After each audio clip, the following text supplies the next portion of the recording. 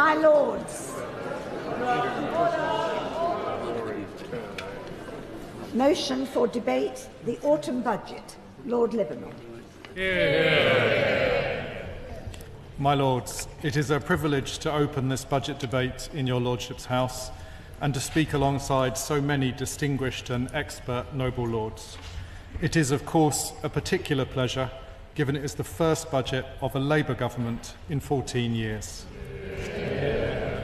May I take this opportunity to welcome the noble Baroness Lady Penn to her place and to welcome the noble Lord, Lord Booth Smith, to your Lordship's House. I very much look forward to his maiden speech. This was a budget to fix the foundations, to restore stability by repairing the public finances, to rebuild our public services after years of neglect, to choose investment rather than decline, and to keep our promises to working people. It was a once-in-a-generation budget, on a scale commensurate with the challenging inheritance that we faced. That did mean taking difficult decisions, but they were the right decisions. And as a result of those decisions, we have now wiped the slate clean. We have created a foundation of stability on which we will take forward our agenda of growth and reform, delivering the mandate for change on which this government was elected. Let me set out first the inheritance that we faced. As noble lords will know, on her arrival at the Treasury in July, the Chancellor was informed of a £22 billion black hole in the public finances, a series of commitments made by the previous government which they did not fund and did not disclose. Ahead of this budget, the Independent Office for Budget Responsibility conducted a review into the circumstances surrounding a meeting they held with the Treasury on the 8th of February this year, at which the government was obliged to disclose all unfunded pressure against the reserve. The OBR's review has established that at that point, the previous government concealed £9.5 billion. The OBR's report states that the previous government, and I quote, did not provide them with all the information that was available.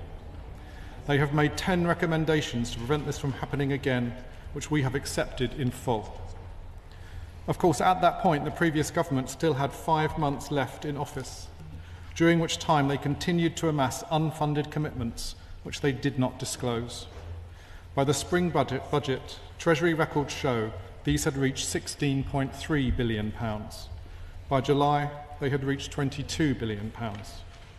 The Treasury has now provided to the OBR a line-by-line breakdown of these unfunded commitments, 260 separate pressures that the previous government did not fund and did not disclose.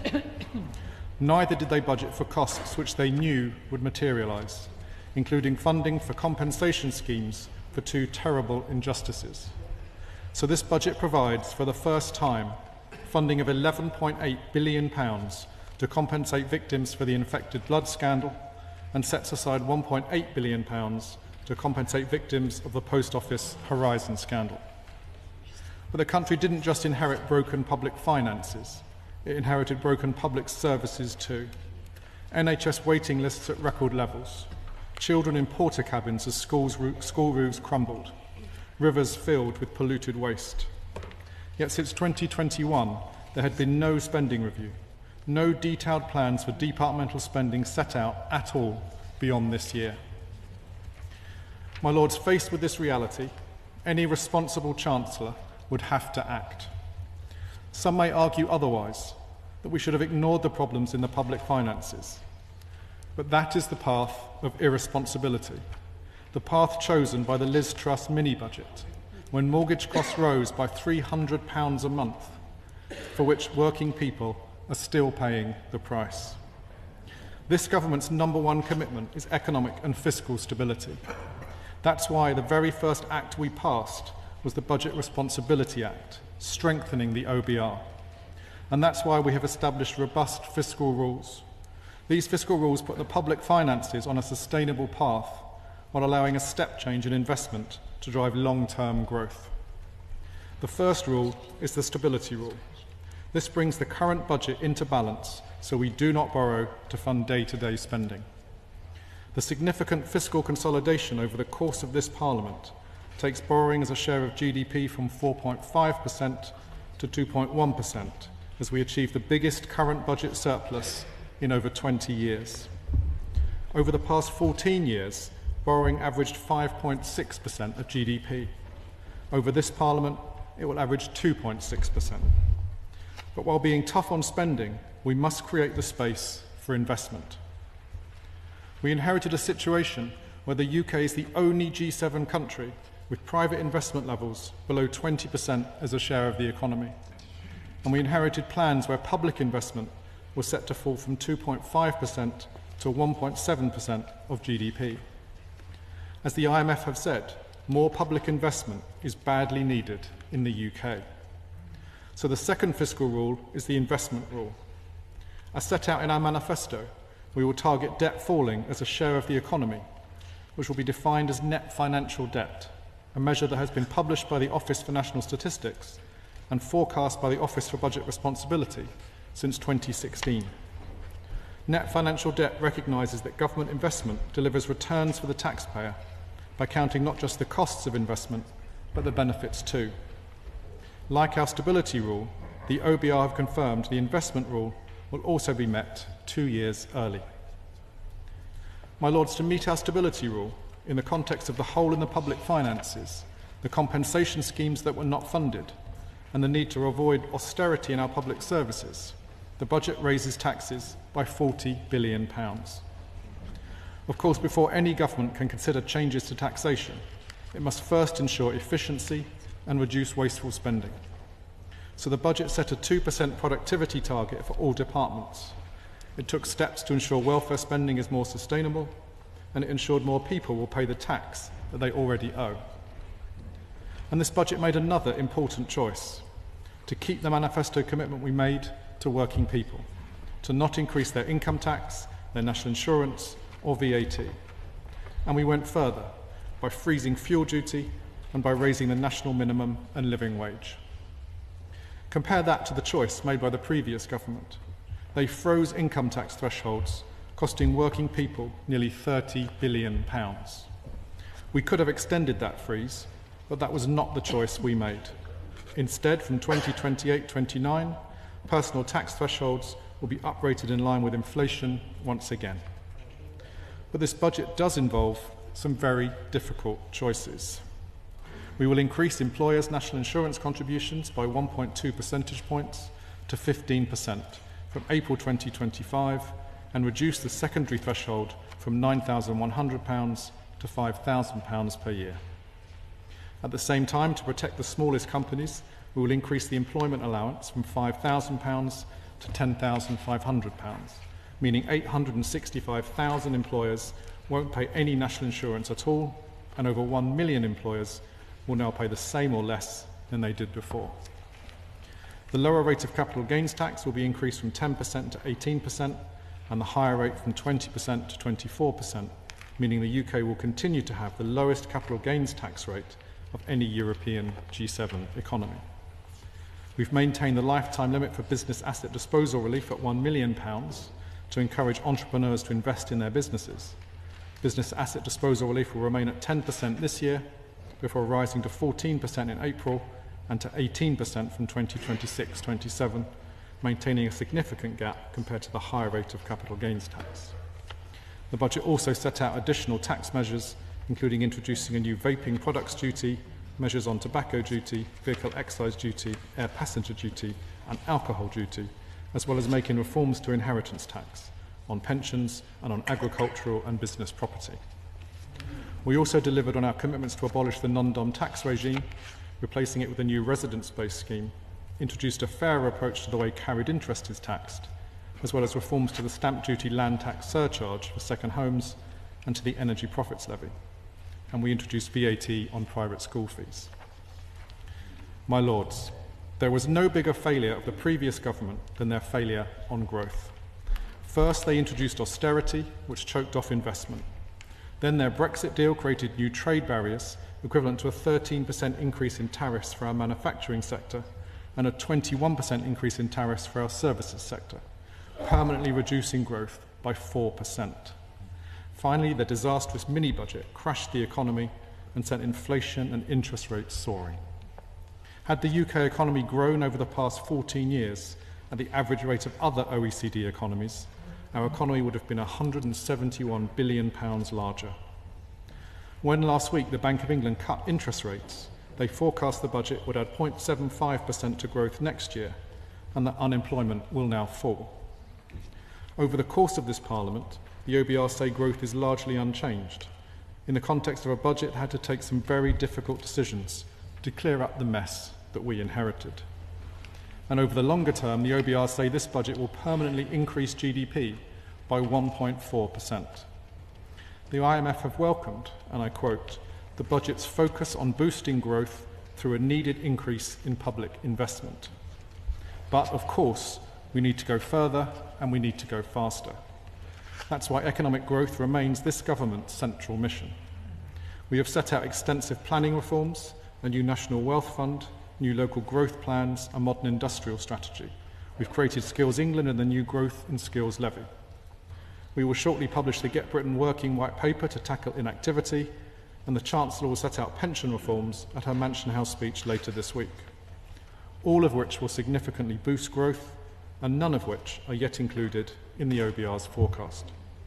And, of course, our growth strategy must be developed and delivered alongside business. We are very aware that we are asking business to contribute more, and that there will be impacts of the rise in employer national insurance felt beyond business, as the OBR have set out. We know that successful businesses depend on the skilled workforce and the healthy workforce that these funds aim to deliver. But most of all, we know because they tell us that business depends on the stability this budget, by repairing the public finances, provides. To ensure certainty, alongside the budget, we published a corporate tax roadmap, which confirms our commitment to cap the rate of corporation tax at 25%, the lowest in the G7. We're maintaining full expensing and the £1 million annual investment allowance, and we're continuing the current rates for research and development reliefs to drive innovation. We've announced permanently lower business rates for retail, hospitality and leisure properties. We've frozen the small business multiplier, extended the enterprise investment and venture capital trust schemes until 2035, and we've taken action on late payments and non-financial reporting burdens. Finally, we know the significant new capital investment in transport and housing this budget delivers are vital for businesses to grow. My Lords, the difficult decisions this budget takes are for a purpose, not just to repair our public finances, but to rebuild our public services too. In this, the first phase of the spending review, we've prioritised day-to-day funding towards delivering on our manifesto commitments. Day-to-day spending from 2024-25 onwards will now grow by 1.5% in real terms. In addition, the £100 billion of capital we set out will drive growth across our country. To unlock the growth industries of the future, we will protect investment in research and development with more than £20 billion of funding. We're providing over £5 billion to progress our manifesto commitment of building 1.5 million homes. On transport, to help grow our economy across the north of England, we're investing in faster and more reliable services, including the Trans-Pennine upgrade. We'll deliver East-West Rail to drive growth between Oxford, Milton Keynes and Cambridge. And we've committed the funding to begin tunnelling work for HS2 to run through to Euston Station. To bring new jobs to Britain, the budget funded 11 new green hydrogen projects across England, Scotland and Wales. And we've announced significant investment between government and business into carbon capture and storage. We're also increasing the core schools budget by £2.3 billion next year to support our pledge to hire thousands more teachers into key subjects. And we're tripling investment in breakfast clubs, putting them into thousands of schools. And, of course, we are beginning the work of fixing the NHS after years of neglect. Because of the difficult decisions we have taken on tax and because of our investment rule, the budget announced we're now able to provide £22.6 billion increase in the NHS budget over 2 years. That's the largest real terms growth in NHS spending outside of COVID years since 2010. Because of this record injection of funding, because of the thousands of additional beds it will secure, and because of the reforms we're delivering, we can now bring waiting lists down more quickly, moving towards our target for an 18-week waiting time by delivering our manifesto commitment of 40,000 extra appointments every week. My Lords, this budget delivers on the mandate the British people gave this government to fix the foundations of our economy and to deliver change. The choices we have made are the right choices, not the easy choices, but the responsible ones, to repair the public finances, restore stability, rebuild our NHS, invest in the national interest, and protect working people. There are, of course, different choices that could be made. But let us be clear, not to make the choices we made on tax would make it impossible to protect working people. Not to support the funding for public services would mean cuts to schools and the NHS. And not to support our investment rule would mean delaying or cancelling thousands of projects delivering growth right across our country. My Lords, we have made our choice, restoring stability and protecting working people, fixing the foundations of our economy, investing in our future, rebuilding Britain. I beg to move. The question is that this motion be agreed to. My Lords, I thank the noble Lord, Lord Livermore, for introducing this debate, and I'm very much looking forward to hearing the noble Lord, Lord Booth Smith's maiden speech in this debate, and I welcome him to his place. And I congratulate the noble Lord the Minister for such an excellent performance. I slightly think that if he delivers it in one single tone, it will slip past us, as if there are good things contained. And I noticed, looking at the benches behind him, no cheers of hear, hear, no smiles, no congratulatory nods, because I think they, like me, see this budget for what it is, which is three things: dishonest, unkind, and, worst of all, for the sake of the British people and our economy and our country, incompetent. It's dishonest because it breaches the promises that Labour made to the British people. These are promises made by the noble Lord the Minister and his colleagues and the noble Lords I am regarding across this great historic chamber of ours today. It is unkind. It is unkind, and I never thought I would say this in this chamber to a Labour budget, but it is fundamentally unkind because it hurts hard-working people at every stage of life. And I'm afraid it is incompetent because fundamentally, almost in every action, in every word, in every sentence of this budget, there is not a single pro-growth measure. Everything is designed to make life more difficult for us to realise the best version of ourselves in whatever manner that may be. During the general election, Labour politicians, many of them, spoke of fixing the foundations of the economy. They talked of their fiscal rules. Their manifesto claimed that this changed Labour Party would be based on sound money and economic stability. And yet in their first budget, they have genuinely fiddled the rules, plunging our country, frankly, into further £32 billion worth of debt by the end of the Parliament. This is described by the noble Lord the Minister as a once-in-a-generation budget. Well, all I can say is thank goodness for that, because we couldn't possibly put up with this year after year. And I find it distressing to continually be told about the black hole, the so-called black hole. The numbers moved around, even in his speech, from 16 billion to 22 billion to 30 billion. I still can't keep track of where this black hole actually is. We know full well the black hole has been created by this government in order to give excessive pay rises to those people who they want to ensure support them into the future. It's a perfectly sensible political tactic. In some respects, I may even admire it slightly. But it's fiscally incompetent, it causes huge long-term damage, and it's fundamentally dishonest when it comes to running the economy. The Prime Minister was asked many times this summer whether Labour would increase taxes. Do any noble lords remember those comments? He said, time and time again, the same line: Labour will not increase taxes on working people. And the Labour Party manifesto, quoted by the noble Lord the Minister, they were categorical. And he quoted these very words: we will not increase national insurance, the basic or higher or additional rates of income tax or VAT. Whereas we know now the budget of office responsibility, which we have heard so much from the noble Lord the Minister already today, has estimated that 60% of the costs of the increased employer national insurance contributions will be passed on to working people through lower wages and higher prices. I must ask the noble Lord the Minister, why have they done this? Tesco's alone, I believe, came out over the weekend saying that their additional cost will be £1 billion a year, £1 billion a year for Britain's biggest supermarket. Well, I hear cries that it can come out of their so-called profits, or less dividends, by the way, to the pension funds, probably in which many of the unions that back so many of my noble colleagues opposite invest in. The reality is that will simply result in higher costs in supermarkets, or result in that organisation employing less people, having less capital to deploy or less money to reinvest. I see opposite me noble lords who know this to be a fact.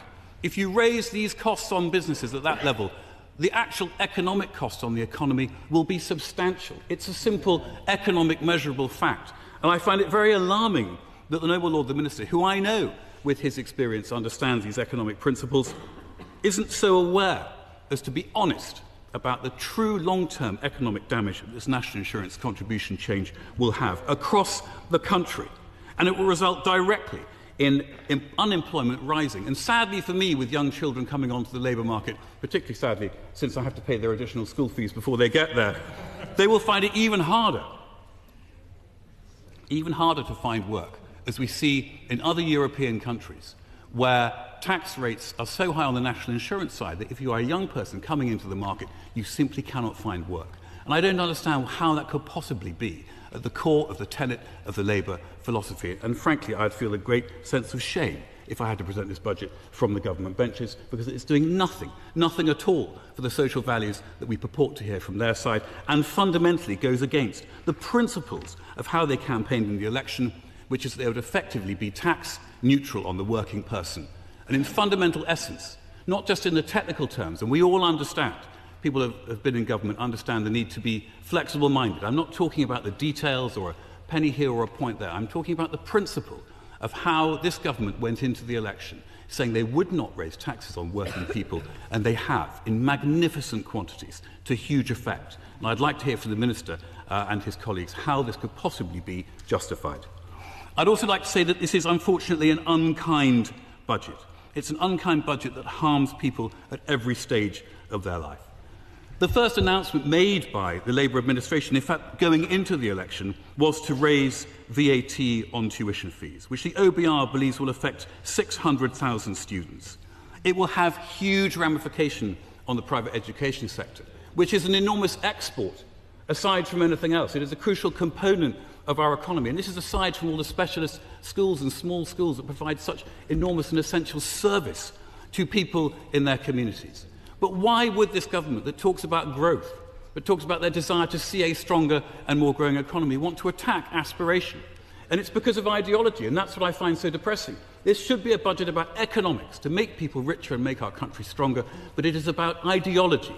The dislike of people having some type of advantage, the idea that a parent doesn't want the best for their children. But I want to say one thing to the noble Lord the Minister. You're not attacking me.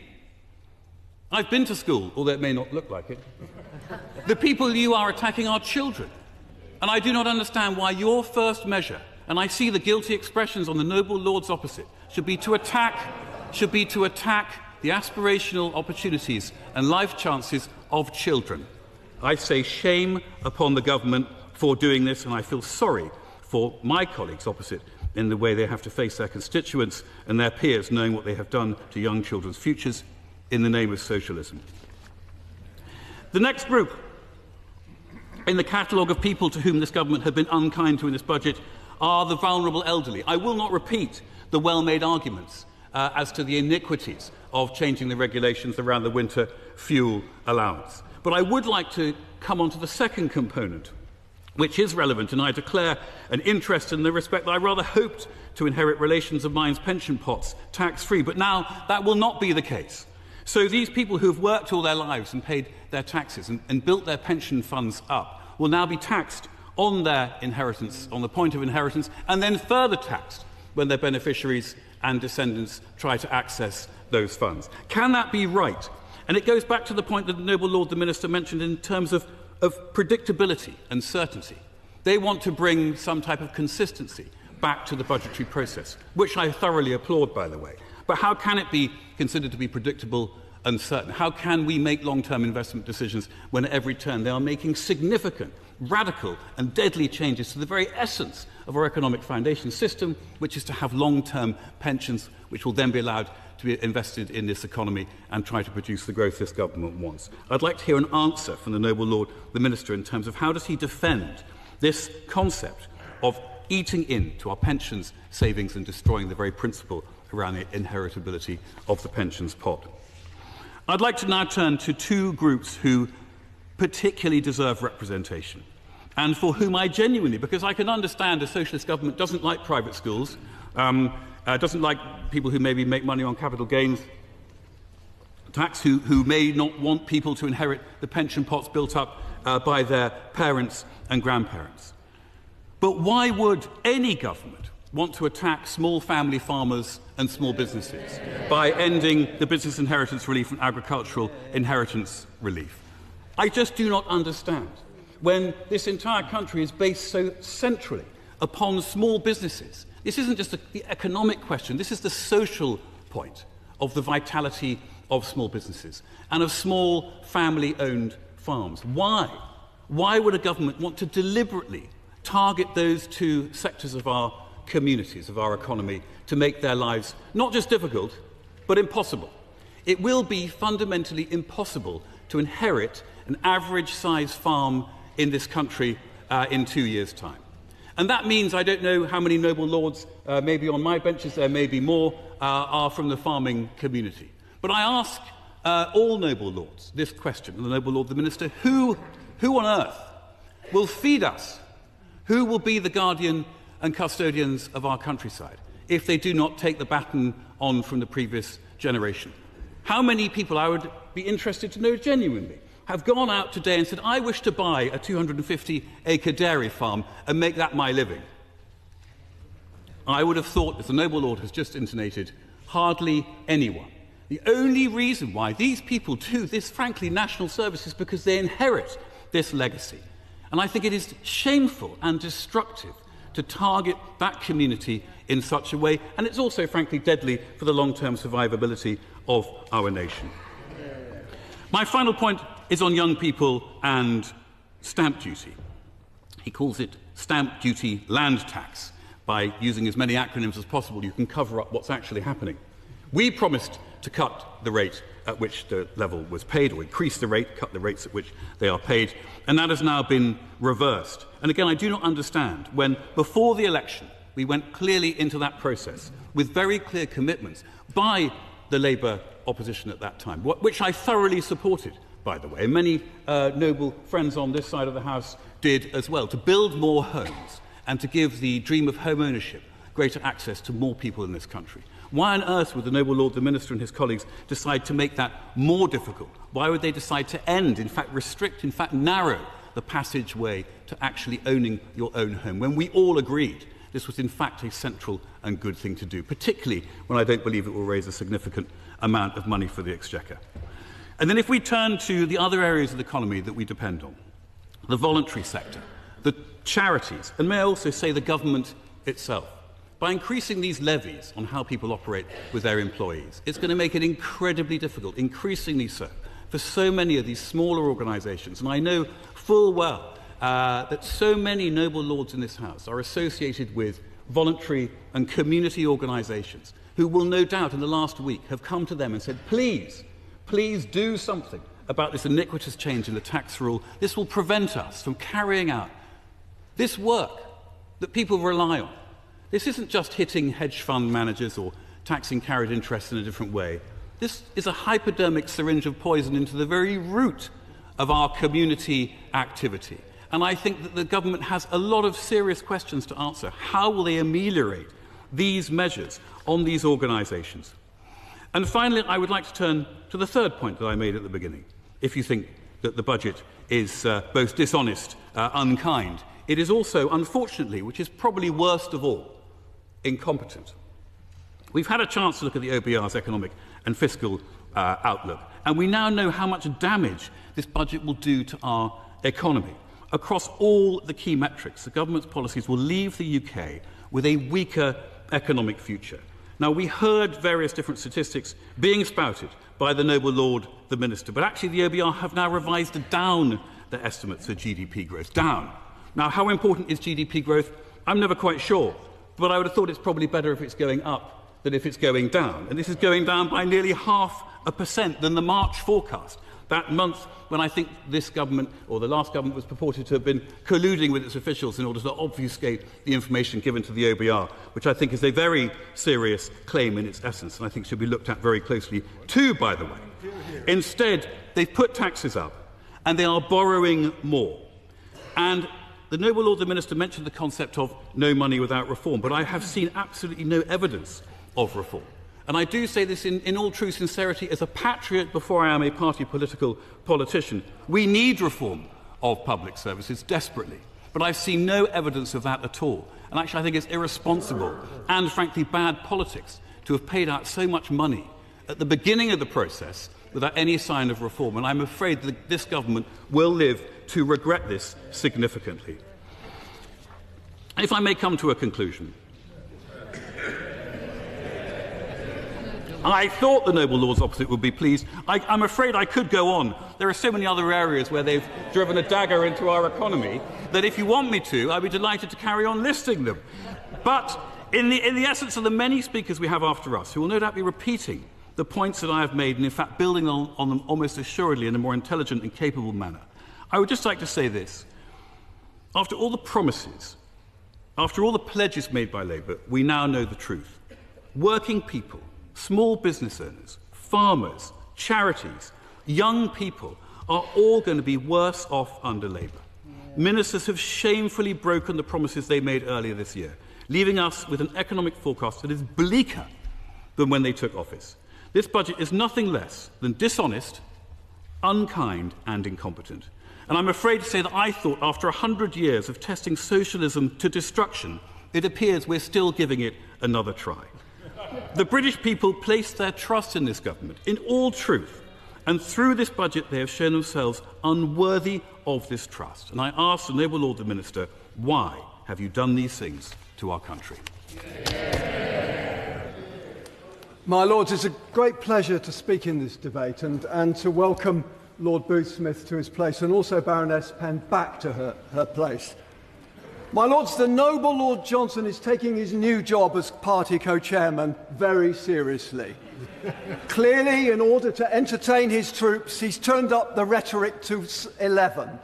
But, my Lords, for all the huff and puff that we have just heard, His Majesty's loyal opposition has no moral authority to criticise those who are picking up the mess that they left. The parlous state of the economy, the near collapse of public services, and the collapse and sheer level of financial mismanagement that we saw from the former government was a disgrace. A disgrace. My Lords, now one of the benefits of your Lordships getting to debate this budget somewhat after it was released is that its effect has started to crystallise. And to that end, I suspect the Minister may be disappointed by the way it's been received. But then again, as a seasoned Treasury hand, I would ask him whether he was surprised by the reception the budget got. Because OBR data, and that of countless other analysts, shows that UK households, which are still struggling to absorb the shocks from the pandemic, inflation and the energy crisis, will now be hit by the tax increases in this budget, one way or another. Meanwhile, CPI inflation is expected to rise above previous expectations, and interest rate cuts will probably slow. So it can't really be a surprise that the Chancellor failed to inspire a mood of national cheer. Nevertheless, we are glad that the Chancellor listened to Liberal Democrat calls for more investment in the NHS to start repairing the damage that was done by the Conservatives. We will now hold the government to account on delivering its promises so people can, for example, see a GP or a dentist when they need to. But we need to ensure that this money is not used to paper over the cracks. Structural reform is needed.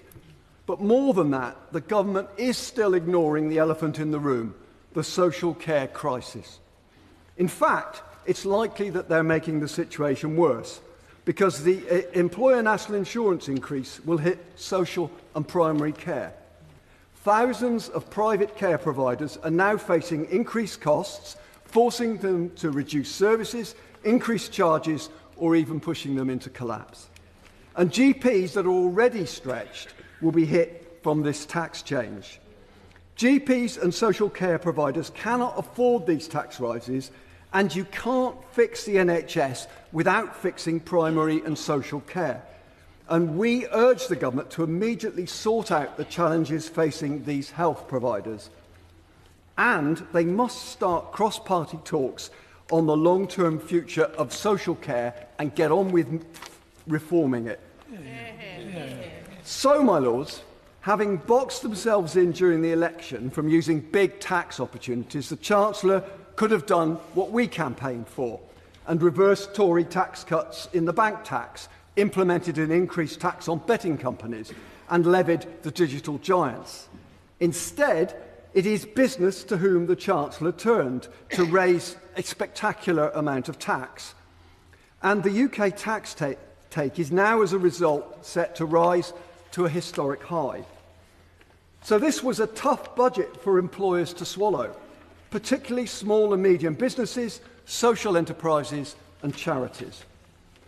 SMEs have had a tough time for years, struggling with rising energy prices, COVID loans, high interest rates and rocketing input costs. They were hammered by the previous Conservative government, which broke its promise to reform business rates and tangled them up in red tape. Given their importance of SMEs to our economy, it's wrong to hit them like this. The burden of this budget should fall on the likes of big banks, social media giants, gambling companies and the oil and gas firms, not small businesses. Added to increased NIC costs, the living wage increases will have a big effect. Leaders in the hospitality and retail sectors told the Business Secretary that the tax bill for employing a part-time worker had increased by 73% as a result of lowering the threshold for national insurance contributions.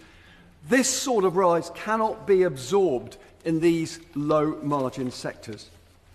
And then there are the changes in agricultural and business property relief.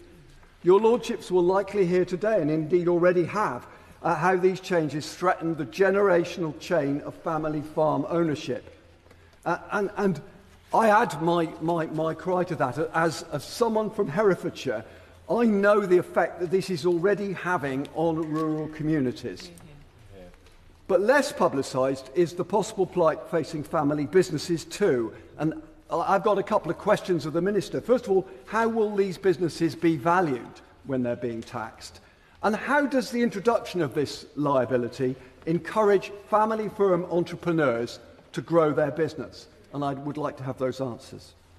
I note, actually, overall, that these changes raise little more than £500 million. And I wonder, Minister, given the individual anguish that it's already causing in our communities and the political trouble that it's already causing you, whether you'd rather have increased a betting tax instead. With all this, the Chancellor looked to sweeten the pill, and the Minister set out very well what those measures are. And the message was that in return for the pain, there will be progress. An industrial strategy, in infrastructure investment, including accelerating the drive to net zero, and investment in people and skills. And we say bravo to that from these benches. And I congratulate the Chancellor for continuing the industrial strategy put in place by Vince Cable by investing in key sectors. Capital-intensive sectors have also welcomed the commitment to long-term political stability, be it through the corporation tax roadmap or full expensing regime. But perhaps the Minister can tell us what new ideas we can expect. On infrastructure and net zero, it's all about delivery, because the startling thing about the Chancellor's projection is the very low level of growth over the next 5 years. 2% or less is not a good return on the investment the government says it will be making. And it should also be noted that this budget is very front-end loaded. Monies going into public services in years 4 and 5 dwindle spectacularly. The government is hoping that actual growth will increase beyond current projections to bail out those last 2 years. That requires delivery.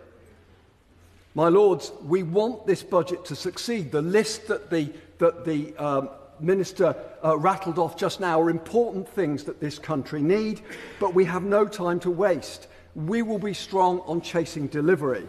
And I, for one, worry whether the UK has the capacity to absorb the investment on the scale the government intends, not least because it's moving slowly on the skills sector. The Minister mentioned Skills England, but when will any results of that start to affect how investment is delivered? Where is the workforce going to come from to deliver the growth we needed? And how will investment be delivered? We await the government's 10-year infrastructure strategy. What will be the vision for infrastructure investment? How will projects be prioritised? Can the Minister clarify how the new National Infrastructure and Service Transformation Authority will improve delivery? And when will we see all of this? Of course, there is a golden opportunity to boost growth, because if the government is serious about growth, it has to materially fix our relationship with the EU. That means beginning the work that will set us forward toward future membership of the single market. In summary, my Lords, burdening small business, GPs and small care providers with a jobs tax is wrong. Small businesses have had a very tough time for years, and countless small care providers are on the brink. Making things even harder for their workers is not right. Family farms have experienced one shock after another in recent years, from spiralling energy, fertiliser and feed prices to the Conservatives' terrible trade deals. This government shouldn't have dealt them another blow, especially when it's making real-term cuts in the DEFRA budget. We will be standing up for family farms. We are also calling on the government to exempt social care providers and GPs from employers' national insurance tax rise. And we will continue to speak up for those struggling with the cost of living crisis, holding the government to account on its decisions to cut the winter fuel payment and to increase the cost of bus fares. My Lords, I look forward to hearing your Lordships in this debate.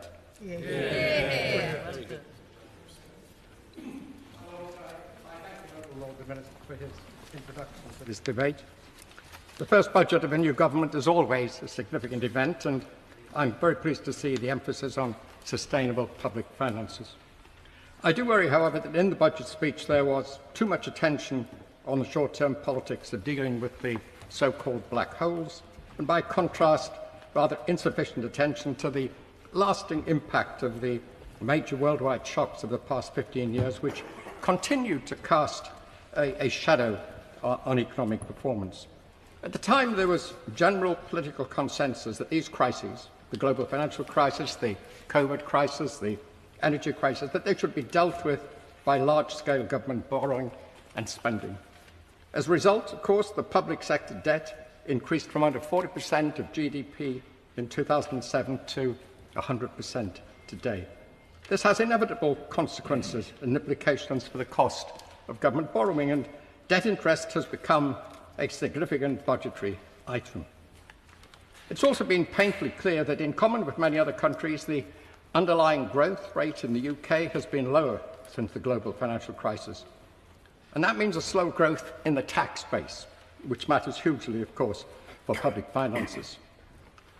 For many years, we became used to a growth rate of about 2.5%.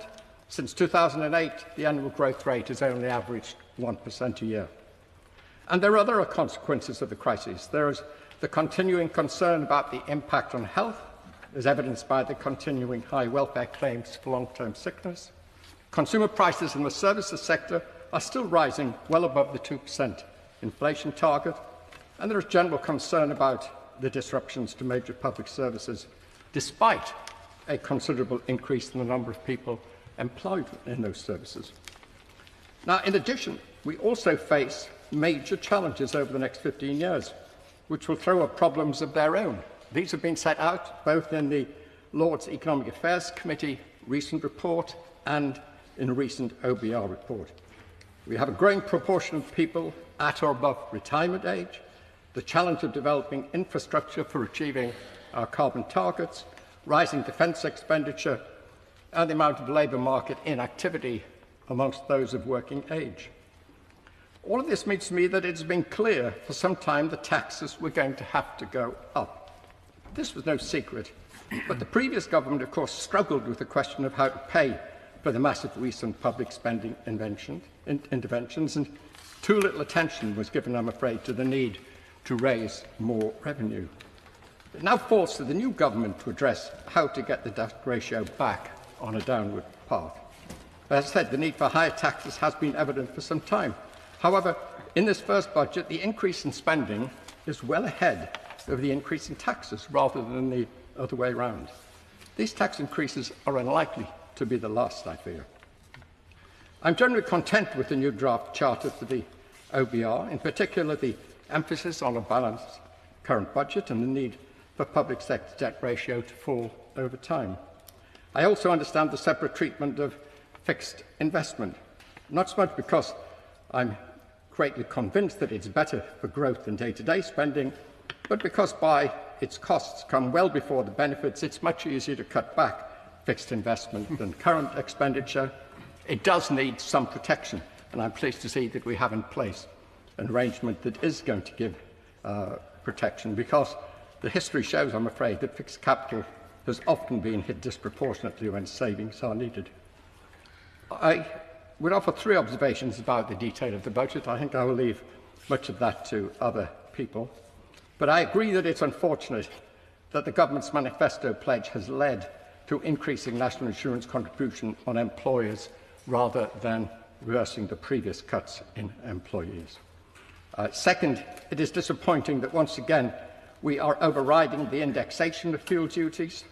Fuel duty has been falling in real terms almost every year since the time of the financial crisis, despite our objective of net zero. And finally, when the primary objective is raising revenue, my own experience in dealing with budgets was that it is much better to focus on the major taxes where the consequences are reasonably predictable. The impact of changes to taxes on wealth and inheritance are very difficult to predict. They're largely about incentives and fairness, and my own view is that they are much better handled under the heading of tax reform rather than as part of a tax-raising budget. My Lords, I want to focus on the budget in the context of criminal justice and declare my interest as Anglican Bishop for Prisons in England and Wales. I was encouraged to hear from the Chancellor that the Government intends to begin to repair the justice system, and I welcome the extra investment in the Ministry of Justice, although how that is spent is vital. We do need to ensure the aim is not to finance our way out of a prison capacity crisis.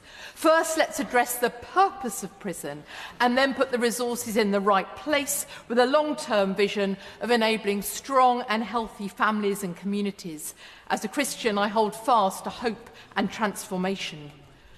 Reoffending continues a pattern of broken relationships and is costly, not only to the fabric of society, but in financial terms, it costs approximately £18 billion per year. So let's not increase funds simply to do more of the same, because all the evidence is that it is not working. I'm delighted that the sentence review will look at alternatives to custody. As we know, a prison place costs more than £40,000 a year. A community sentence costs about a tenth of that, and with better results. Yet the use of community sentences has been falling over the last decade. Incidentally, we are currently hemorrhaging money through the dysfunction and delays in courts and the record high numbers being held on remand. In the Crown Courts, approximately 14% of people on remand are subsequently acquitted, and over 15% are then given a non-custodial sentence. But by that point, there's already been a costly pressure placed on prison capacity, as well as the impact on victims, families and wider communities, with monetary implications for health, care and education. Funding additional Crown Court sitting days is only scratching a symptom rather than addressing a cause. But back to that sentencing review. I'm hoping it will shape a criminal justice system that better delivers for victims as well as offenders, such that offenders are enabled to desist from crime, which will in itself have financial benefit. And again, I do want to reiterate that many offenders are also victims, often as children. And I don't believe we can talk about a justice budget without looking upstream. How I long for us to look at financial resources in a person-centred way rather than through a departmental lens. What we spend in education, health, social care, not least in the early years, has a knock-on effect for who does and does not enter the criminal justice system, and all that that means for subsequent generations and the wider community and, of course, public finance. For a child born today, how will the whole budget, across departments, enable that child to flourish as an individual within a network of relationships? Then there's the issue of how money is spent on prisons so that they can be places of transformation, including purposeful activity, therapy, education, and developing healthy relationships. We don't need more prisons. What we do need to do is replace and repair much of what we already have. And of course, let's not forget that for many people, prison is a place of work. I pay tribute to the committed prison officers, governors, chaplains, and all those who work in prison, often out of sight and too often out of mind. I note a minimum additional investment over the next 2 years of £500 million to recruit new prison and probation staff. Yet extra resource for recruitment will only work if it's coupled with resources for staff training, development and boosting morale, not least so that existing staff are retained. And unless there is good and adequate resourcing and valuing of probation, it will not be possible to have alternatives to custody or to reduce reoffending through community-focused solutions. My Lords, with spending front-loaded for the first 2 years of this Parliament, I fear we run the risk of short-termism. Reforming the criminal justice system is a long-term and overdue project, but the financing cannot be separated from areas of spending in other departments. We must ensure that our approach is well coordinated and far-sighted. In the meantime, this budget is a step in the right direction for criminal justice, and I look forward to engaging with the Government further on this vital work. My Lords, I must start by drawing attention to the entries in my register of interest, but I want to also start by congratulating my noble friend, the Minister, for an excellent and very detailed introduction to this debate, and for what I assume will be his stamina if this debate does go on for about 8 hours. To open and close such a debate is quite a feat, and I wish him well for that. I would also like to congratulate the Chancellor for her bravery and her strength in setting out a budget in these very difficult economic circumstances. I'm sure that we will have a long debate this afternoon and this evening, going through many of the details of that budget, but no one can doubt her commitment to the economy of this country and the people of this country, and I wish her well in these years ahead. I am particularly pleased to see the level of increased investment in education, because education is undoubtedly the best investment, not just for individuals, children and for families, but also for our economy and for our country. And that educational investment contributes to a very sizable increase in the resources available for the deployment of the Scottish Government. And while I remain to be a bit concerned about the dependency that relationship continues to have between Scotland and the rest of the UK, the level of investment in this budget does remove any excuse for the Scottish Government for the poor quality of public services in Scotland. They need to stop penalising taxpayers in Scotland and to focus on delivery, whether that is in the education system, which has suffered so much at their hands over recent years, or even as something as basic as delivering lifeline ferries to our islands. My Lords, in the middle of the pandemic, the previous Prime Minister, when he was Chancellor, cut the overseas aid budget by 1/3.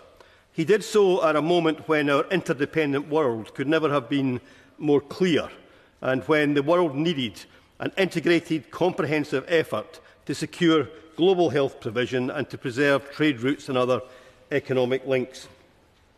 The uncertainty over Britain's development aid over recent years and the level of spending on refugees in the UK from that aid budget has diminished our reputation internationally and damaged the lives of many, many poor people around the world. So it was with, I have to say, profound disappointment that I saw in the budget that the new government will cut the overseas aid budget from £15.3 billion in 2023 to 14.3 in 2025. I do not think there is a case morally for spending a third of our aid budget in country on asylum seekers, refugees and the work of the Home Office and the Borders Agency. If we want to be a reliable partner internationally and we want to restore our global reputation, then I believe that spending that money better and ultimately eventually spending more, it will be a central part of being a reliable partner and restoring that global reputation. And I hope that the Minister will be willing to take that message back to the Chancellor and there will be a review in future spending rounds. Finally, on the 11th day of the 11th month, we all remember today the impact of conflict. And we remember that deeply. Many in your Lordship's House have personal memories in their families or even themselves of that impact. The United Kingdom has, since maybe 15 years ago, maybe 17 years ago, had a pooled approach to spending on conflict prevention and peace building and peacekeeping.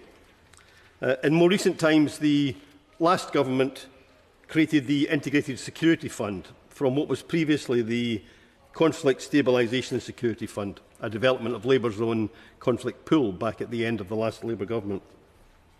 It's not clear from the budget what happens to that Integrated Security Fund. There's an opaque reference to an amount that might be available in the FCDO budget, although the fund lies within the responsibilities of the Cabinet Office. So in closing, can I ask the Minister to spell out in a bit more detail, has the budget been cut? If so, when will we get a statement on that? And what will be the priorities in the new fund moving forward? My Lords, as the first Labour budget for 14 years, this was bound to be a very big occasion, and indeed it was.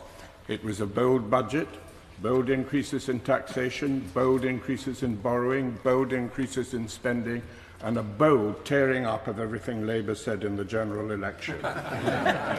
My Lords, this is all justified, as we heard from the Minister today, on the basis of a spurious £22 billion black hole. But Paul Johnson, the IFS Director, has said there was no unknown black hole.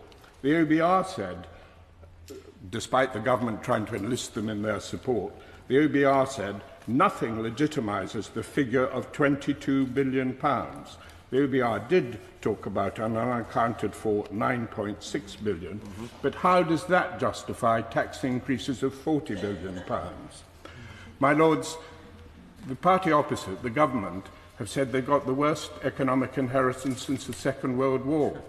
But in fact, the UK government, the UK economy is recovering faster from the twin shocks of the pandemic and the energy price rises than our EU partners and all the countries in G7 other than the United States.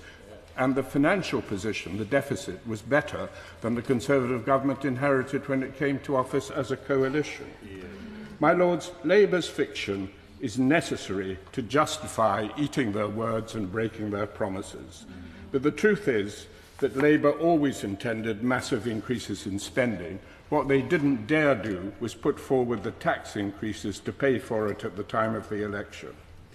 The Chancellor promised that she would not change the fiscal rules, but she's done exactly that and changed the definition of government debt effectively to exclude borrowing for investment from the total. This mantra of borrowing for investment, which we first got from Gordon Brown, is questionable. Firstly, the distinction between current spending and investment is not clear-cut. Some current spending has favourable impacts long-term. Ministers themselves frequently refer to more for nurses, spending from nurses, as an investment, and one understands why. Borrowing for investment is justified, so the theory goes, because it supports growth as long as the return exceeds the cost of borrowing.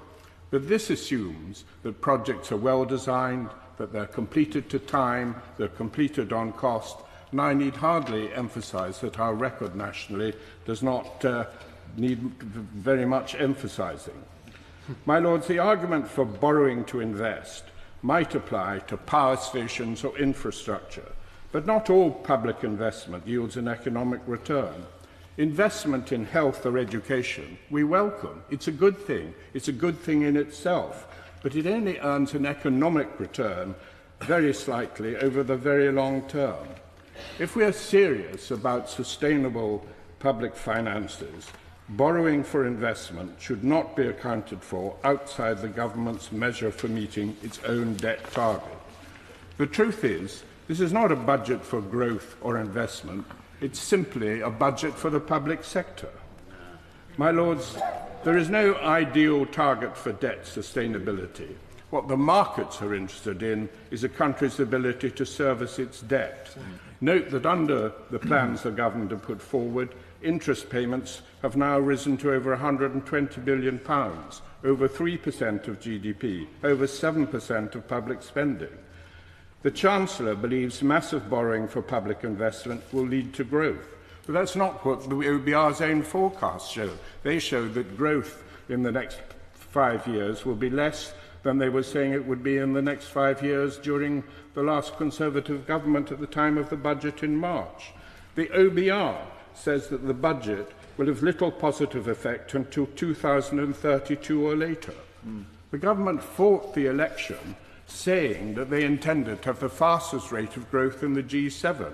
They never said they intended to have the fastest rate of growth in the G7 in 10 years' time. My Lord, debt remains just under 100% of GDP at a time when the IMF has warned that internationally government debt worldwide is becoming a problem. The OBR itself has warned that UK debt is on a trend to reach an unsustainable level of 270% of GDP. You may say that won't happen, but it will only not happen if we have our eye on the long term and make some very difficult decisions. My Lords, the Prime Minister said a few weeks ago that this government was all about wealth creation. When I heard that, I'm afraid I laughed out loud. Then he said the budget would be a budget for business. It's a very strange budget for business whose main tax increase is aimed fairly and squarely at the corporate sector. Many observers question whether the increase in national insurance contributions will raise the £25 billion forecast for it. Paul Johnson of the IFS again has forecast the government will have to come back for more tax increases in the next couple of years. One can make the pip squeak, but our tax base is relatively narrow. The top 1% of all taxpayers paid 29% of all income tax, and the top 10%, 61%. Those individuals involved are not numerous, and so it doesn't require a big change in behaviour between these top earners to do huge damage to the country's tax revenues. The Prime Minister talks about putting country before party. He talked about governing for people who had not voted for him. Where is the sign of that in this budget? It is massively divisive. It's also a massive gamble, massive increases in spending, massive increases in borrowing, a new high for taxation. If the gamble fails, the country, alas, will pay a painful price. My Lords, the advisory speaking time for this debate is 5 minutes. I urge all noble lords to keep remarks within that limit so that the debate may finish at a reasonable time. Thank you. My Lords, no pressure there then. Let me first say, in contrast to Lord Lamont, how pleased I am to see the government shifting its rules to deliberately allow for greater public investment spending as a share of GDP. As a vocal advocate of such a move, it is highly welcome. Keeping it at 2.6% is a vast improvement over what otherwise would have been a further decline to 1.7%. In my view, there should now be an ambition to get towards 3.5%, closer to that of our developed country peers, not surprisingly, most of whom have considerably higher productivity. Whether the specific choice of PSNIFL, as it became known, or now more easily on the tongue net financial debt, is the right new specific debt target is of secondary importance in my view. But in principle, it should allow for more ambitious public spending in terms of rewarding investments than certainly the previous quite stupid rule. Secondly, and here I have a bit more sympathy with aspects of what Lord Lamont said, what is more important, and in my view key, is not only the ambition but the mentality behind such investments, and in my judgment, the proper credible guardrails to ensure that the projects that come forward are ones that at least have independent, credible and transparent validation. Again, in principle, I welcome the enhanced role for the new NISTA, for the National Audit Office, and also, presumably, more specifics so that the OBR can indeed give more detailed macro-analysis of any such benefits. These institutions used in this way will be much more fruitfully used for what their real skill sets are. Thirdly, and perhaps where the markets had somewhat of a brief wobble, is that it really is important that the government uses these guardrails about what investments it chooses to make. Fourthly, and I would hope in this regard, for the 10-year infrastructure plan that the Chancellor announced is to be presented in the spring, hopefully those brought forward will indeed have gone through these new set of guardrails. And in this regard, I hope it will include projects that are much more likely to encourage the OBR to raise its forecast of the trend rate of growth of the economy.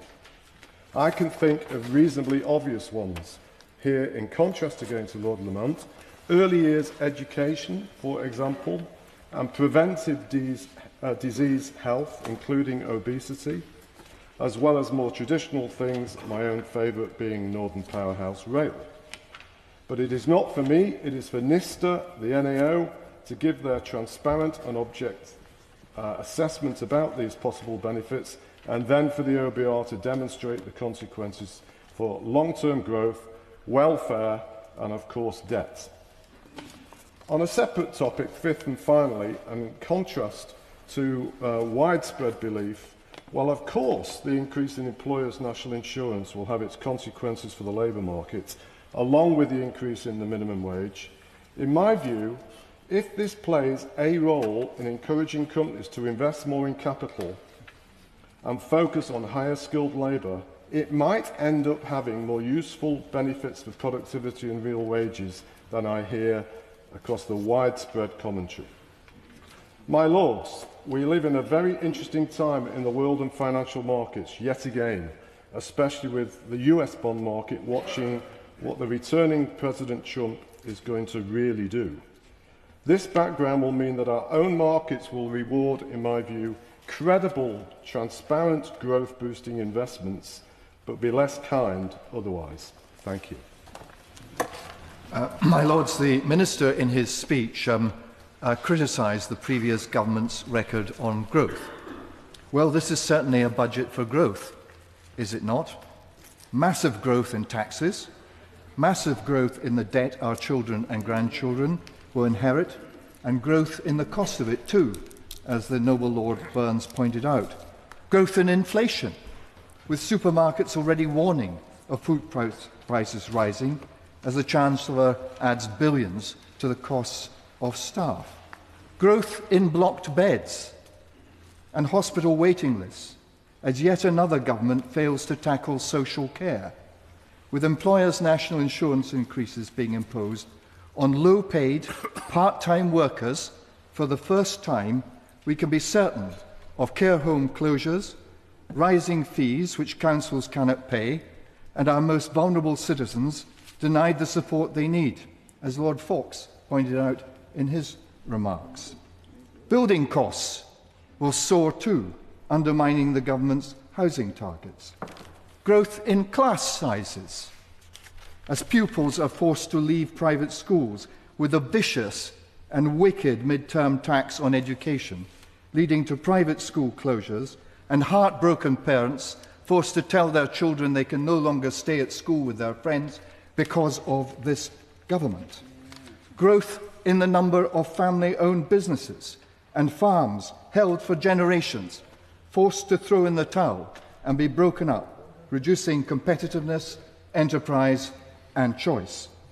Growth in the number of wealthy individuals leaving our country, and with them, the private investment capital and tax revenues we desperately need.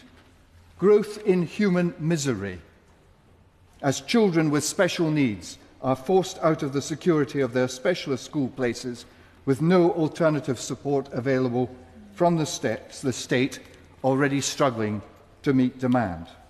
Long-term growth in folk with inadequate pension provisions, as constant changes, state interference in investment policies, new taxes and uncertainty destroys trust in saving for a pension. Growth in the size of the state, and with it, unaffordable, unfunded, index-linked final salary pensions. Growth in unaffordable student debt. When we looked at this in the Economic Affairs Committee some years ago, we were told that by 2050, student debt would amount to 1.2 trillion on the government's balance sheet, and this government is adding to that. Growth in private sector unemployment, as firms are forced to shed labour to meet the tax burden, business rate increases, and the costs and risks of Labour's so-called employment rights. Insolvency numbers are already rising. The growth our country desperately needs, which this budget does not provide, if we are to have decent public service, comes from private enterprise, from releasing the forces of competition, from flexible labour markets, and from government as referee, not player. It comes from unleashing the aspirations of the British people, from rewarding hard work and thrift, and from giving folk genuine need a hand up, not a handout, from nurturing the family, encouraging self-reliance, independence and excellence, and encouraging the basic aspiration to hand on a better life to our children, not taxing it. Primum non nocere, first do no harm, is often associated with the medical profession. It also applies to Chancellors of the Exchequer, and I fear our first woman Chancellor will be remembered for having forgotten it. Of course, the government inherited a bad situation, as the costs of COVID and war in Europe were funded by quantitative easing. But to deliberately set out on a path which history tells us will sink our economy in pursuit of failed dogma and class war is unforgivable. Astonishing, is it not, that in a matter of weeks the government has squandered a great victory, set a course heading for the rocks, and betrayed the trust of millions of voters who supported them in the general election.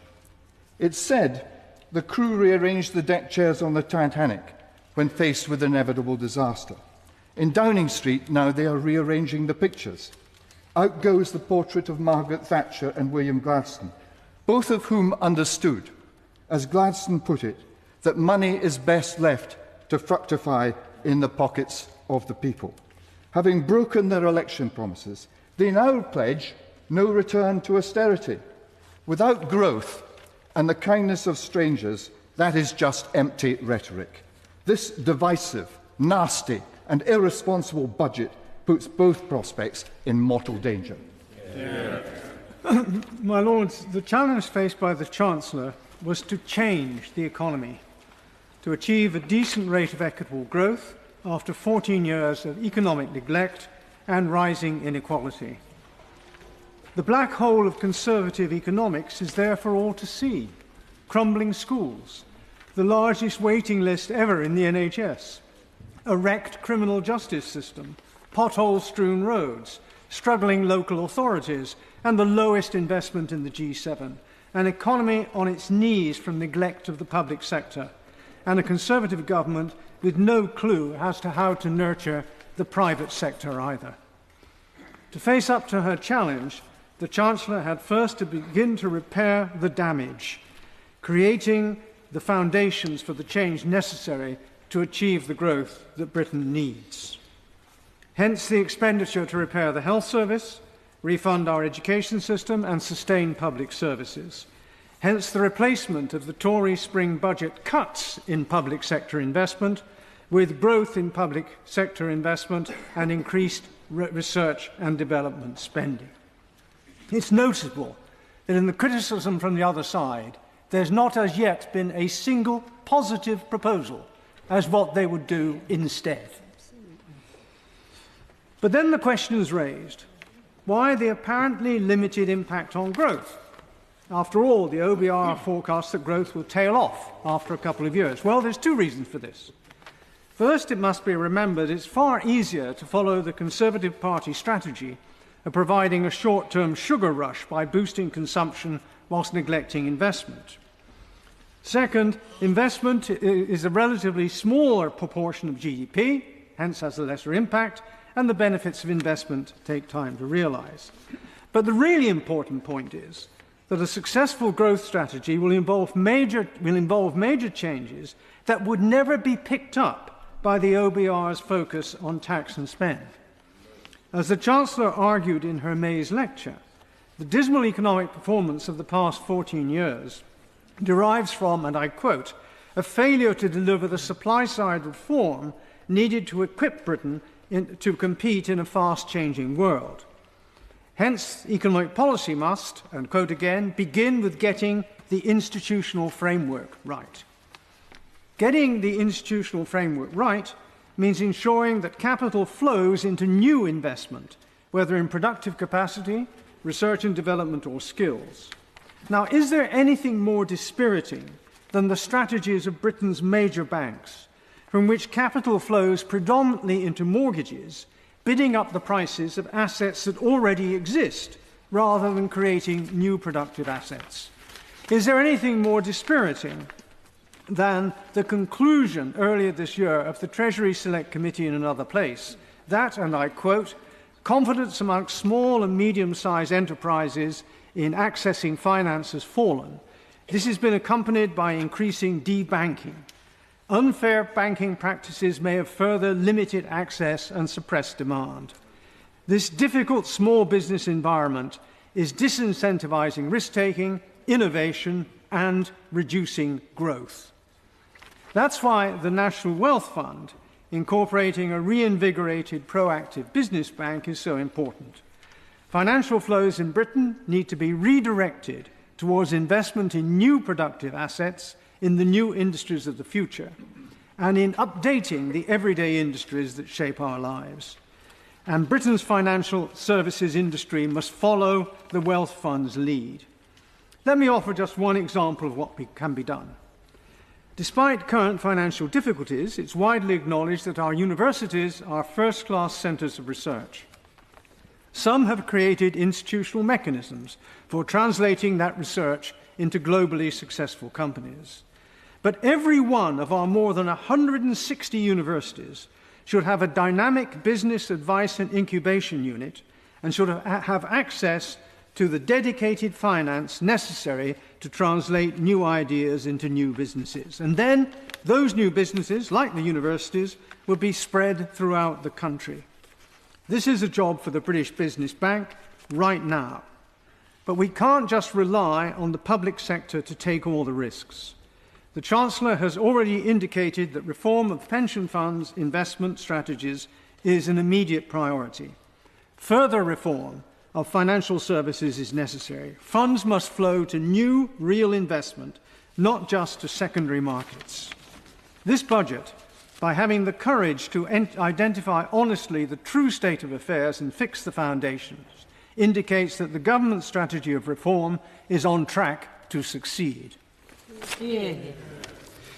My Lords, the Government, the Chancellor, the Prime Minister keep talking about growth. But to do that, the private sector has to be supported to grow. It's the private sector that creates the jobs, that pay for the taxes, that pay for the public services. No growth, no taxes. And if you put up taxes by £40 billion, you get no growth. That's the paradox. Tax on employment generates £455 billion. That's 45% of total public sector receipts. But high employment taxes can discourage firms from hiring. And on top of that, you have the previous government, I'm sorry to say, to be blamed for raising taxes to their highest level in 70 years. I implored Rishi Sunak when he was Chancellor, when I was President of CBI, don't put up taxes. What did he do when he became Prime Minister? Put corporation tax up from 19% to 25%. Higher taxation is associated with reduced labour supply. Studies show that a 1% rise in tax correlates to a 0.5% drop in hours worked, and studies indicate that higher labour taxes increase unemployment levels. The Labour Party has promised no increases in certain taxes. That's all very well. But, for example, removing the non-dom regime, that is going to have a hugely detrimental effect. 75,000 people who pay £9 billion of tax a year, they invest in this country, they spend in this country. These people are mobile. That money will fly. And what about IR35? No mention of that. Maybe the Noble Lord, the Minister, could say why not. GDP per person in the quarter of 2024, second quarter, was 0.6% lower than before the pandemic. Public sector net debt is now almost 100% of GDP. That's 4% higher than a year ago and last levels seen in the early 1960s. And according to the IFS, as a share of GDP, the rise in taxation by the end of this decade will be the second largest of any post-war fiscal event. The tax take is forecast to increase to a peacetime record of 38% of GDP. My Lords, the inheritance tax relief being removed in terms of an increase of 20% tax now for business relief, agricultural relief, and AIM shares and pensions. This is so harmful, particularly for farmers. I don't think this has been thought through. 70% of farmers will be hit by this. Will they be able to sell their land to be able to pay the tax?